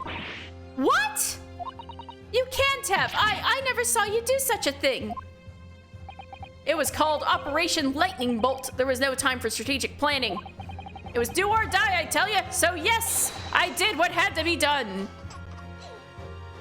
Also, Comrade Nosa should know about the Communist Manifesto written in 1848. We can actually give him the pamphlet. 1848. Unbelievable! However, fear not, Prosecutor San. What now? I swear on the brass buttons of my uniform, that is all I did, sir. Oh, you did? That's plenty, Sergeant. Yes. So, if Sergeant Nosa switched the plates over, it means he took Miss Brett's steak and the plate it was on back to his own table. Yes, that follows. Inspector Hosonaga. Yes. Earlier in this trial, you told the court this. You said that you had not only taken Miss Brett's steak after the incident, but also the sergeant's. That to preserve evidence, you had taken both. Ah! Oh, she's freaking out. She's freaking out. We got her. I forgot Nero shows up in the Heaven's Word patch quest to call Sid dumb. He needs to do that every once in a while. He just shows up every once in a while to call Sid dumb. That's his job. That's correct. Then please present it to the court now. The plate that was actually on the victim's table at the precise moment he was shot. Shut up. What can possibly tell us now? What can that possibly tell us now? I mean, a cold slab of tough meat. It can't have the slightest bearing on the case. Objection. No, you're not wriggling your way out of it this time, lady. Get him, get her, Asogi. I beg your pardon. Surely you're not that forgetful. Surely you remember the reason why the steak pan promises to prove such a problem for you, no? You're the ones who decided it was a problem, not me. The reason the defense asked to see that plate was to confirm something the defendant remembers seeing. Thinks he remembers. I'm quite sure of what I saw, Miss Brett. On the side of the plate was on the table directly behind Dr. Wilson. There was a clear spattering of blood from the gunshot wound to the victim's chest. I believe the defendant's memory serves him well. And now we have the evidence to prove it. The plate you were eating from, Miss Brett. Let's not prolong this any further. Inspector, you will show the evidence to the court. Present the beefsteak and the plate that was originally on the victim's table at the time of the incident. Or the one on Nota's table. Nosa's table. Yes, sir!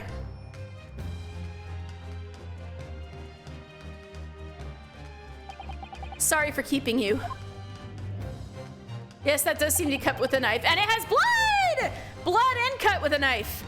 Here's the other steak in its plate. Please, feel free to examine it. Wow! Wow, look at that! Perfectly cut. And blood. The blood stain. It's clearly visible. Look! Yes! Now this makes everything clear. The blood, you can see on the side of the plate, shows that the moment the victim was shot, he was facing the table with his back to me. In other words, it's impossible for Naruhodo-san to have shot the victim. Ah! It can't be! In fact, there's only one person who could have possibly shot Dr. Wilson from the front.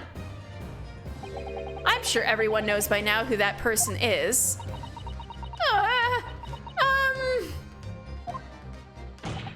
That's right. Miss Giselle Brett. It's you! Big old pointer finger! Her breakdown. Let's see it. Can we see her eyeballs finally? Oh, the swan just died. Outdone by a Japanese? Me? By a Japanese schoolboy? No, no, no! Holy shit.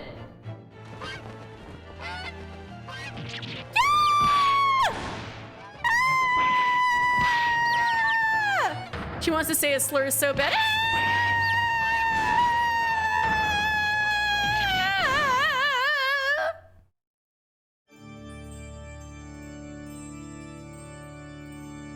Such devastation. Yes. This was She ascended to not heaven. my We're dead. intention. Oh, the swan had babies? Babies. You're really keeping a live swan up in there, huh? It took flight. Please excuse my little outburst. I briefly lost my composure. Most unbecoming behavior for an English gentlewoman. Forgive me. Well, Miss Brett, I think it's time you told the court what actually happened that day. The truth this time.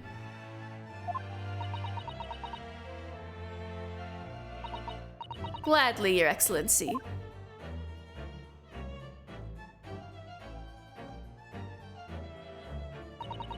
It was I who took the professor's life. Oh, she's admitting it! Admission! Let's go! Using curare.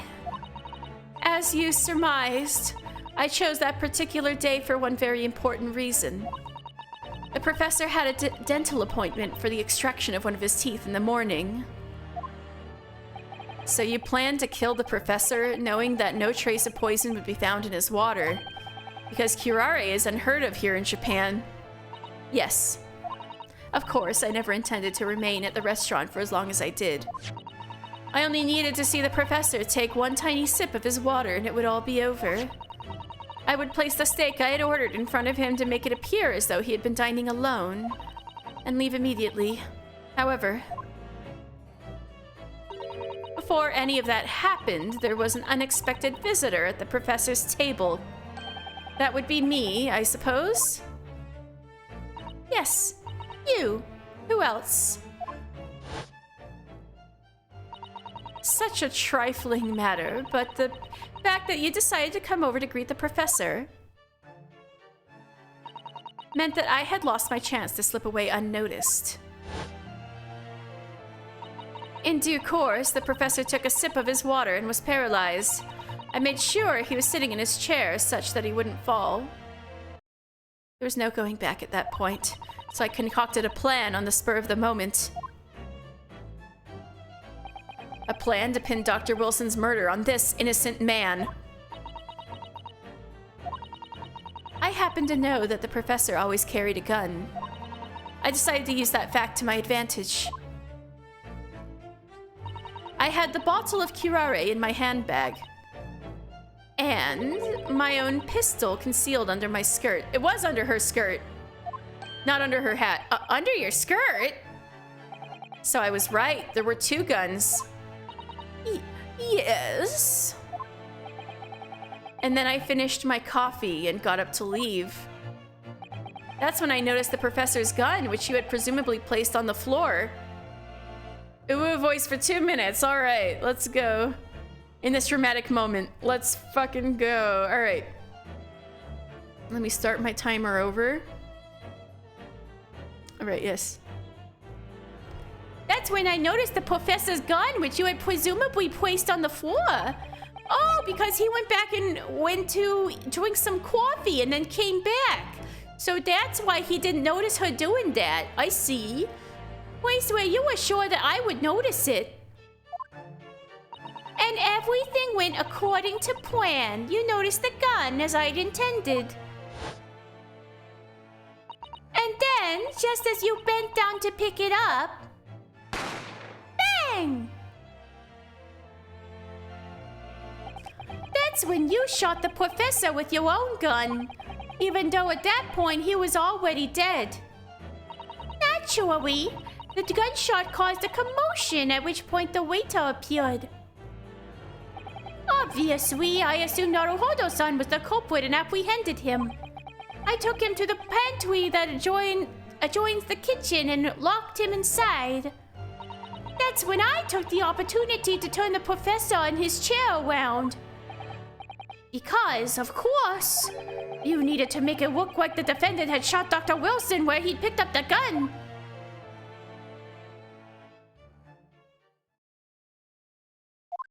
Well...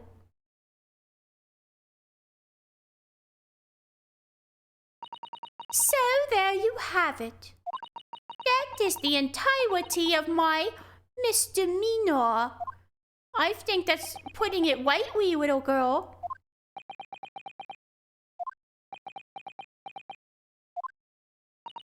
Your Excellency? Yes? I wonder... Might I speak with you in private, waiter? No, she's gonna fucking poison you. I shall call on you. Thank you. Good day then, everyone. I hope you can forgive me, Naruhodo-san.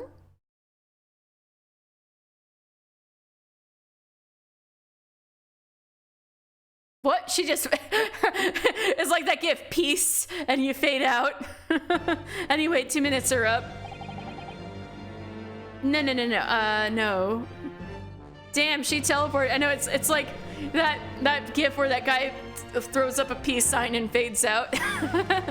It would seem this trial has finally run its course. I presume the prosecution is in agreement. This can't be! Taketsuchi Ouchi does not lose! Not to the likes of this rookie student! You'd better start getting used to tough opposition.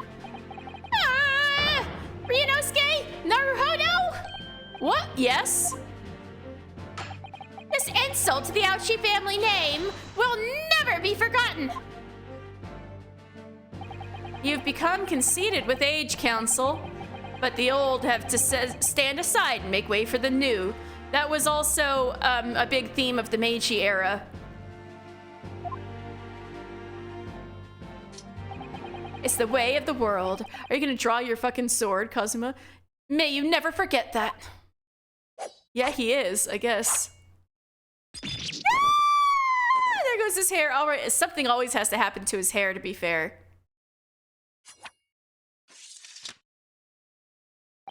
A 1,000 millennia may pass, and still, the Ouchi clan will never measure up to the Naruhodo clan. Whoa, hold up, are they both samurai descendants? Naruhodo too? This is wild. Is there history here? Did they fight over territory 200 years ago? The 600 years ago? This trial, the Supreme Court of Japan will, I believe, go down in history as the start of a new chapter in our country's judicial system. Despite being summoned as the accused, you, Ryunosuke Naruhodo, presented an excellent case. Thank you, Your Excellency! The use of evidence and deduction to unravel the truth is a modern methodology. After all, it has only been a few short decades since our country opened its doors to the wider world. But the Western ideas of science are rapidly gaining acceptance here. I feel sure that science will soon bring new methods of investigation and new procedures of justice. Yeah, no luminol this time. A new future of law awaits, but what it will look like, I cannot begin to imagine. That is for the young to pursue. Kazuma Asogi. Yes? After this trial, you are set to embark on a journey of discovery to the illustrious British Empire. Learn all you can, absorb everything of the wider world that you are able to. And that was another big thing of the Meiji era, that they were sending smart young people out for this very purpose. And do not forget to fulfill the mission imposed upon you. I think they misspelled fulfill. I understand, Your Excellency. Oh. What was that about? Why do you look so grave all of a sudden? Never mind. As for you, Ryunosuke Naruhodo. Oh, yes? In you, I sense, how can I put it, unusual potential. I very much look forward to seeing how you carry that onwards. Yeah, become a lawyer. It's time.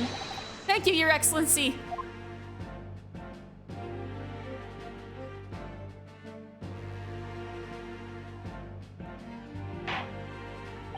It is time to deliver the final verdict. I hereby find the defendant, Ryunosuke Naruhodo, not guilty! We did it! Our first not guilty verdict! Woo! Yay! They released the sakura petals just for this. This court is now adjourned.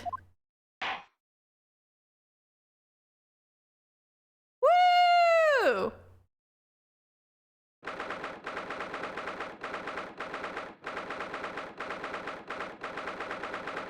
22nd November, 2:46 p.m.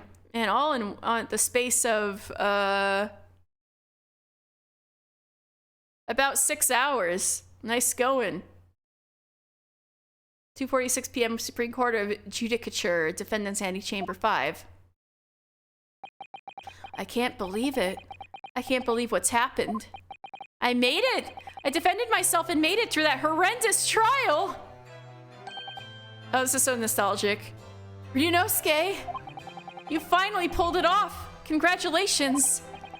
Well, I couldn't have done it without you. Thank you, Kazuma. No, it was a pleasure to watch you at work. I know, you didn't have to get me off. I got myself off. I'm just kidding. So you owe me an extra large sukiyaki from the place on Yume University Street. Don't forget. Good afternoon. All your hard work has certainly paid off. Susato? Yeah! Congratulations to both of you for proving Naruhodo-san's innocence. Ah, our trusty judicial assistant. You worked hard for that result too, you know. Oh no, I didn't do anything. Thank you so much! If we hadn't had that research report of Miss Brett's, I don't know how things would have turned out. Your kind words should really be for my father. I was simply doing what he asked. It was his idea for me to go to university and investigate. Oh, I knew that was your father. Your father? Ah, yes, of course. Forgive me for intruding on court proceedings, Your Excellency. Susato Mikotoba, Judicial Assistant to the Defense. Speaking of Mikotoba... Ah, there you are. I believe congratulations are in order. Naruhodo, you did an excellent job. Thank you, Professor. Oh no, it is I who should be thanking you. After all, your efforts exposed the true criminal that took the life of my good friend. Good friend? Oh yes, you mentioned that before. It was you who actually invited Dr. Wilson to Yume University, wasn't it? What was the motive though? Why did she have to kill him? Yes, that's right. Professor Mikotoba studied overseas himself. He went to study forensic medicine in Great Britain. Presumably that's when you met Dr. Wilson? Exactly.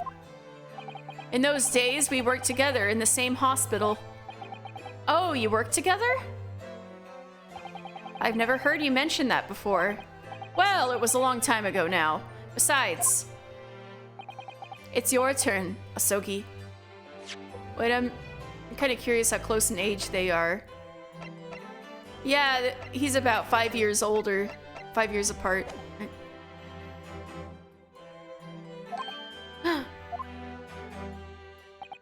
Great Britain is a magnificent country. It leads the world. In science, medicine, engineering, culture, and of course, in law. Watch and learn, my boy. See what's happening in the world's largest melting pot. I will. I'll learn all that I can. Well, I guess that's one way of putting it. The melting pot of colonialism. I'll learn all that I can. I swear on this, the spirit of the Asogi clan. You're not taking that sword to Great Britain, are you? Of course I am. A Japanese man's katana is his soul. This blade shows me where I need to go. And cuts down anything that's in my way. Yes, I've definitely seen how sharp it is already with my own eyes. That reminds me, what's happened to the woman? To Josiah Brett, I mean. After all, she's guilty of murder. Ah, yes, her. It's not easy to tell you this, but... What do you mean? Surely she's going to face trial herself now. She's the true culprit, after all. She will be leaving Japan in the very near future for Shanghai. What? Shanghai? Josiah Brett will not appear in court again in this country. I'm certain of that. What? But why not? It's a matter of consular jurisdiction. Inspector Hosonaga. It was a hard-fought battle in the courtroom today. Very impressive to watch. I must congratulate... But what's all this about consular jurisdiction? We cannot try this particular foreigner for her crimes here in Japan. What? We can't try her?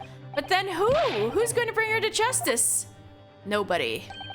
A British consular court will hear her case somewhere far away where our voices can't be heard. But why a consular court? Professor, I simply don't understand. I thought consular courts were a thing of the past now that we've signed the friendship treaty. Yes, in normal circumstances, you're right. Then, so long as this is not a serious incident of a highly political nature to our respective governments. They can't invoke a consular court just like that. Oh, can't they? Yes, she's a student, but it doesn't justify our government's making secret agreements about her fate, does it? Something strange is going on. Yeah, we still don't know her motive like at all. I think something bigger is at play. Diplomatic immunity. Oh god. To anybody who's played like Ace Attorney Investigations, diplomatic immunity is like PTSD. Triggering my PTSD from Ace Attorney Investigations. Something strange is going on. So Miss Brett can't be held accountable for her actions here in Japan. I'm afraid that for the young student, today's trial was nothing more than a game all along. There was never any danger of comeuppance for her. I don't believe it.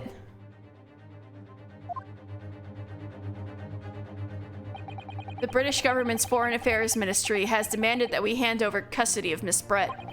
They're obviously taking this case of a foreign student committing murder very seriously. Yeah, but still, that's no guarantee. But it's all gonna change from now on. We can make it change. This is a time of great turmoil, this new era, heralded by the start of the 20th century. One day, I have no doubt, that woman will receive the judgment she deserves. Yes, change is coming, and we're the ones driving it. Well, I think that's enough seriousness for now. This evening calls for a celebratory drink. Yeah, your little gamble ended up paying off, huh? Over Ryunosuke's life. But, Professor... You're right. This is no time for gloomy faces. We should be celebrating Ryunosuke's not guilty verdict. Let's start having some fun. In that case, might I suggest La Carnival? As the head waiter, I would be delighted to provide you with ample food and drink. I think you don't need to be undercover anymore since we found the thief. You're a detective, Hosonaga-san, aren't you? Let's not worry about details for now. To La Carnival! Will you accompany us, Professor? Of course! La Carnival's food is second to none. I shall go and attend to the paperwork for Naruhodo-san's release. Oh, yes, thank you. Wash your hands, dude. I know, right? You're gonna spread TB to every single customer.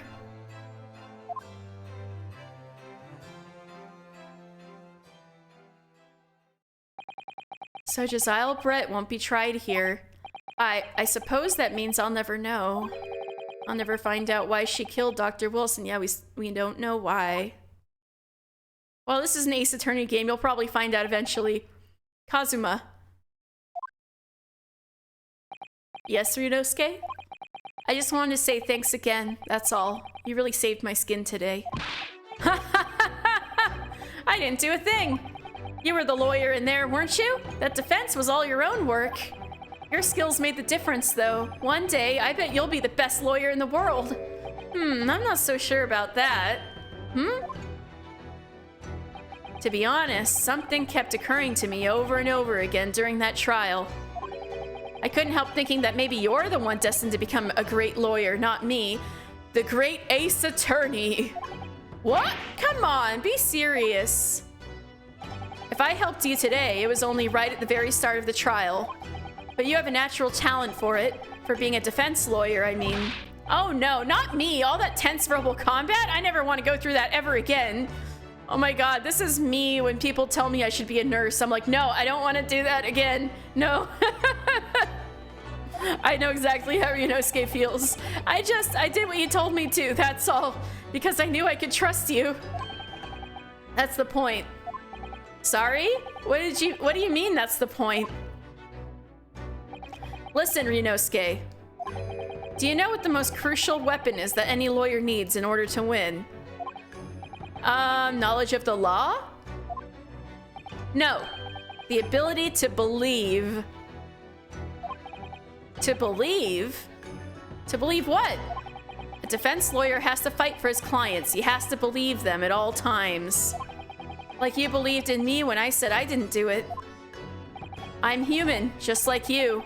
I don't have some superhuman ability to know the truth. But you have to make a choice about what to believe in and stick to it when you're defending someone. Sometimes in the courtroom, you can really be backed into a corner. But being able to remain faithful to what you chose to believe in, even then, well, that's not something that anyone can do. It takes a special kind of person. Oh, he's looking at me like that again. Believing in your client. Oh my god. It really did run in Phoenix's family. Just look at today's trial. I am a student lawyer with precious little real experience, but you never stopped believing in me.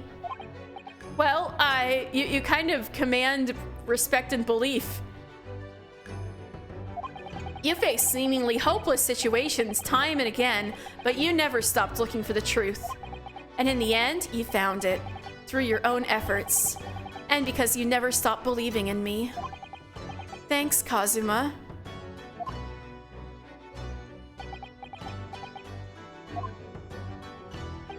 There's something I want to ask you, actually, Ryunosuke. Well, it's a favor, really. Something very important to me. It sounds serious. What is... Ah, you're still here, are you? Ah, man! Oh, Inspector Hosonaga. I've arranged some rickshaws for us. Let's go. There we go, rickshaw, let's go. Thank you, we'll be right there. Let's pick up this conversation again later. We should be celebrating right now. Your first court victory. And your study tour to Great Britain, don't forget. Ah, yes, that too. Something tells me he isn't 100% looking forward to it, so my very first trial came to an end. Kazuma, Professor Mikotoba, Susato-san, who acted as my assistant, Inspector Hosonaga, who didn't really play much of a part, but still... It was because of the help and support of all these people that I managed to get through that trial.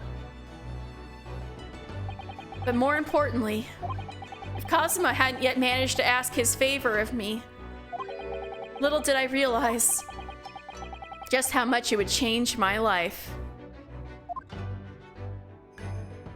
Ooh, how exciting! And... oh! And this is exactly about the length of one of my usual streams. Yes, let's save the current progress.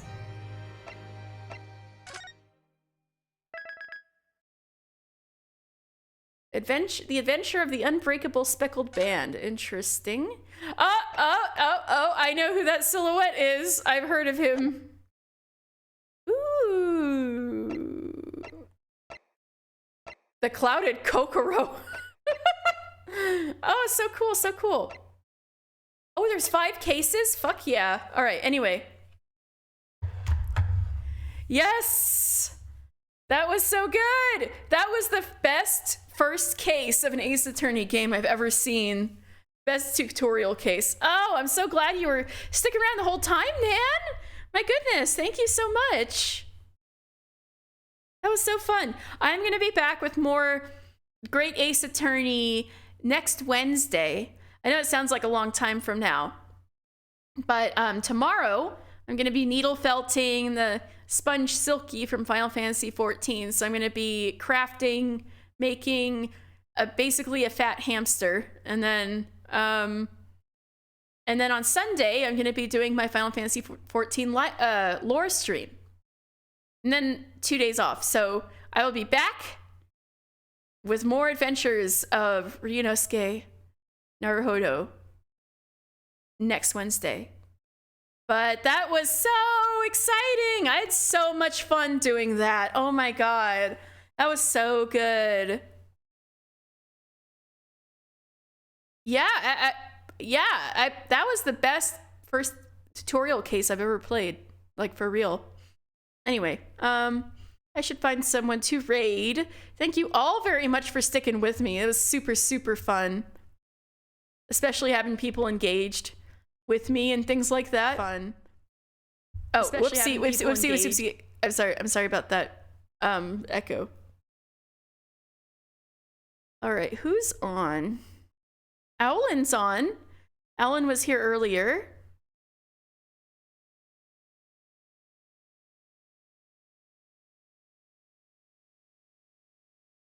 Oh, we also have someone I was with in a raid once, Doodle Frange, playing Zero Escape, 9 Hours, 9 Persons, 9 Doors. I feel like a lot of the people who like Ace Attorney and a lot of people who like Zero Escape are overlap quite well. But if some of you haven't played that game, it might just be full of spoilers. Yeah, maybe we should raid Owlin. Owlin is playing Star Ocean. Star Ocean, the 6th one, I think. Yeah, Owlin's super cool, was here earlier. and has been doing a whole Star Ocean marathon. And she has a wonderful, soothing voice acting talent. So yeah, that might be more like it. Yeah, let's raid Owlin. All right, I hope you all have a lovely evening. Thank you so much. I had so much fun. And I hope to see you all again next Wednesday. And if you want to hang out tomorrow and Sunday too, I'd love that too. All right, you guys. Thank you so much. Bye.